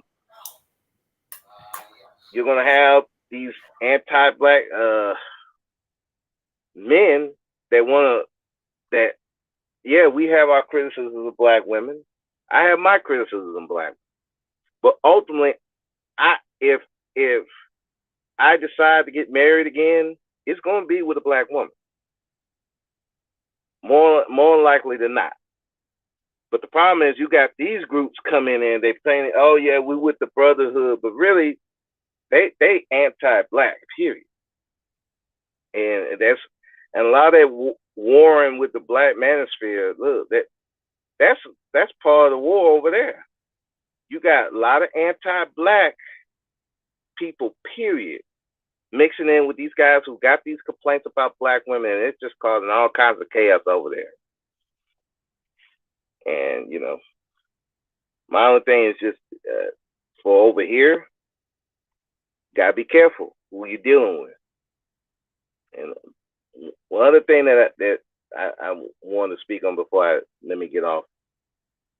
That I think there was the whole thing with Cynthia G had that poll where there was 70-something% of black women felt comfortable with white supremacy. Is that what it was? Make sure I'm correct at that. I don't follow Cynthia G like that. I believe so. Or under yeah. Yeah, I think it was something like that. Okay. I would be very weary of those women who voted for that. Because even, let's say, black men get their shit together and all of us, we get our stuff together, we get the power that we need, we come get rid of these ain't shit niggas, we do away with the ain't shit women. If you have those women still around, they're going to undermine the community. They're probably doing it now. So I'd be very leery of those type of women who voted for that, because they don't want to see this system go. Those are the ones who are too far gone. We got to get rid of them out of the group too. And any guys who agree with that too, gotta get rid of them. So, but anyway, that's all I wanted to get on here. And shout out to Max for the kind words that I heard earlier. I appreciate it. And then again, I like this group. I even like Mr. Research too. I listen to both because it gives me a better perspective on what the issues are in our community. And I used to be one-sided, kind of blame on the women, but then I'm like, nah, some of these dudes ain't work diddly either, and it keeps me from trying to be one side or the other, and I'm just more or less trying to be more of a neutral party and just be like, look, if we're gonna fix it, let's fix it. Let's seek the good people out, and these ain't shit people who's anti-black. We're gonna have we're gonna have to, for the most part, ignore them. Don't even mention them. Don't even deal with them. Seek the good people out unless they're doing something really egregious. And in our communities, we got to seek out those who are anti-black. Period. And some of them, again, it's gonna be somebody you like, someone you desire. We gotta make that sacrifice. Are people willing to make that? That's a question we have to ask. Okay. But anyway, let me go. Oh wait, before Thank you go, for wait, just 1 second. Nikki said it wasn't that black women were more comfortable, more like they felt it wouldn't make a difference. They say it wouldn't make a difference. Yeah, whether it was black men or the white supremacist, they didn't feel it was going to be any difference. I don't know if that's worse. That's Oh, about worse. Yeah, because that means some black women felt more. No, Highly Favored said, yeah, it was some black women felt more protected by white supremacy than black men. And Okay. those are the ones you're gonna have. Those are the ones Gotta keep the that eye you on really them. need to be worried about. I'm saying this because those are the ones. Even if black men and black women were to get their stuff together and get on code and with each other, those group of women and guys too, because I bet you there's some guys who vote the same way. They're the ones who are going to undermine your community from the inside. You could be dating them right now, and you have to be able to recognize them and get them out your community. And again, it could be a family member. It could be someone you date. It's someone you love to the utmost, but they have that view. And we got to start asking those real questions to these people. Do you really care for your people? Do you really care? Hey, do you even care about me? Do you even care about being black? You got to have those uncomfortable questions, because if you just dating these people and you're not asking all these questions, you're gonna be 2, 3, 4 kids in, and all of a sudden now this person is cheating on you, and that's man and woman. This person is treating you like disrespecting you in every turn. They online disrespecting black men and black women, and you sitting there with them like, what the hell is this? Where did this come from? But you're not asking the question, and you got to ask them early, and they're uncomfortable. I mean, who wants to ask all these different questions? But it's got to be asked, you know. So that's just me, you know. But again, shouts out to Max. Like I said, we've had our disagreements. I've had my wrench taken. I mean, it's all good, because at the end of the day, I don't hate black people. I really don't. But I just see a lot of bullshit that on both sides that really needs to be addressed. And black men, the main thing you're gonna have to do is get power. I mean, there is no way around it. You can talk about these women all you want. You can talk about some of these dudes all you want. But until black men get some power and economic, get control of their penis, get control of their mentality, There's nothing you could do for the women. Nothing. I understand Max saying about you got to protect the women and children, but if the men can't protect themselves mentally, emotionally, physically, that's like having a broken dog trying to protect your house. What the dog gonna do? All he's gonna do is bark, bark. They're gonna kick that dog out of the way. So, but anyway, thank you for having me on, and shout out to everybody. And y'all have a good night. Okay, you too, brother. Speak. Okay. Now, before I drop the link, is anybody want to come up? If not, we'll call it a day. Until next time Max go live.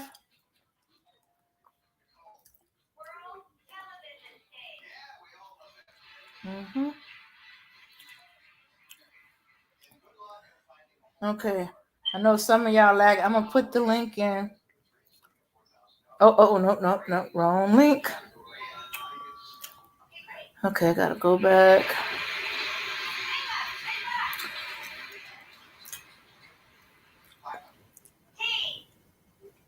Okay, what video are y'all talking about, Auntie?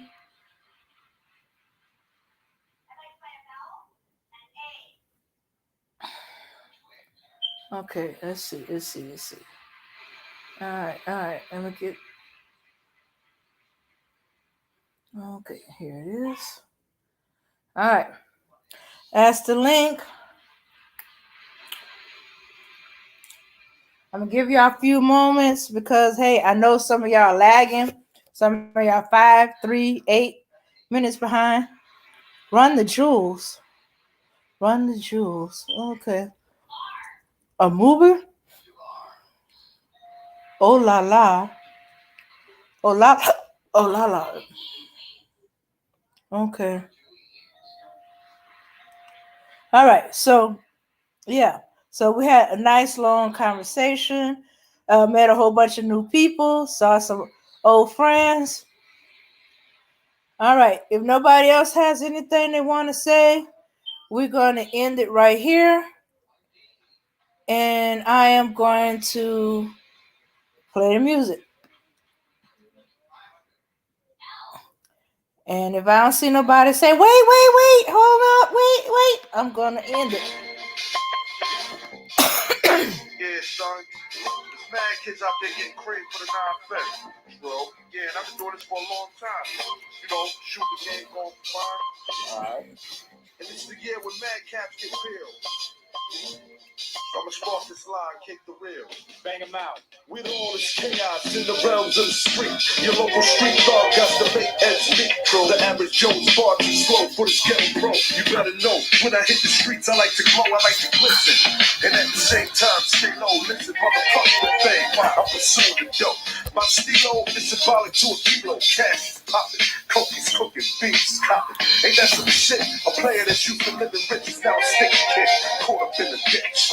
In 94, Giuliani kicked Ebony. In 95, niggas flip to stay alive. Peeling caps while I laugh. In the stats, we flow in the app. Remy in the glass, off the boom, then I blast. They wanna confine me, sneak up from behind me. Bust a cap in my back and put me where they can't find me. They hate to see a young player pay. I don't wanna see that. They rather see it spray. But I'm like Diddy, a Terminator, squeeze the lead off. Using verbs and nouns like rounds to blow your head off. Hitting up spots, heating up blocks. Investing in stocks like Colombian blow crops. I'm out to get cream and ain't no doubt in my mind. Fuck this broke shit, I'm hit, I get down for mine. I get down for mine. Whatever it is, and you want to get your hands in the air. I get down for mine. Never hands on the way, no shit, no fair. I get down for mine. Whatever it is, and you want to get your hands in the air. I get down for mine. Whatever it is, and I hear you wanna be the play. I ain't someplace you bet. Let's play a game of real nigga roulette. With this a DOA as I spray the melee. Content and punctuation is compared to AK. You in a day, overdose for pure funk. I'm fucking on like Tommy Gun. But karma's a booty smoke. Decapitated rappers in my trunk. I'm sick, pumping skunk, bouncing with my click, popping mega jump. I'm getting back while these clowns be zigzagging. When you talk about putting keys, come on, you're nickel bagging. I'm blasting off wings, and then your doubters believe it. You see, I was packing heaters when jokers was banging cheerleaders. Ain't nothing changed, it's still the same in the rap game. I'm known for banging rookies out the frame. Y'all done forgot who was the pimp from the start. Sipping vintage wine, eating a la carte.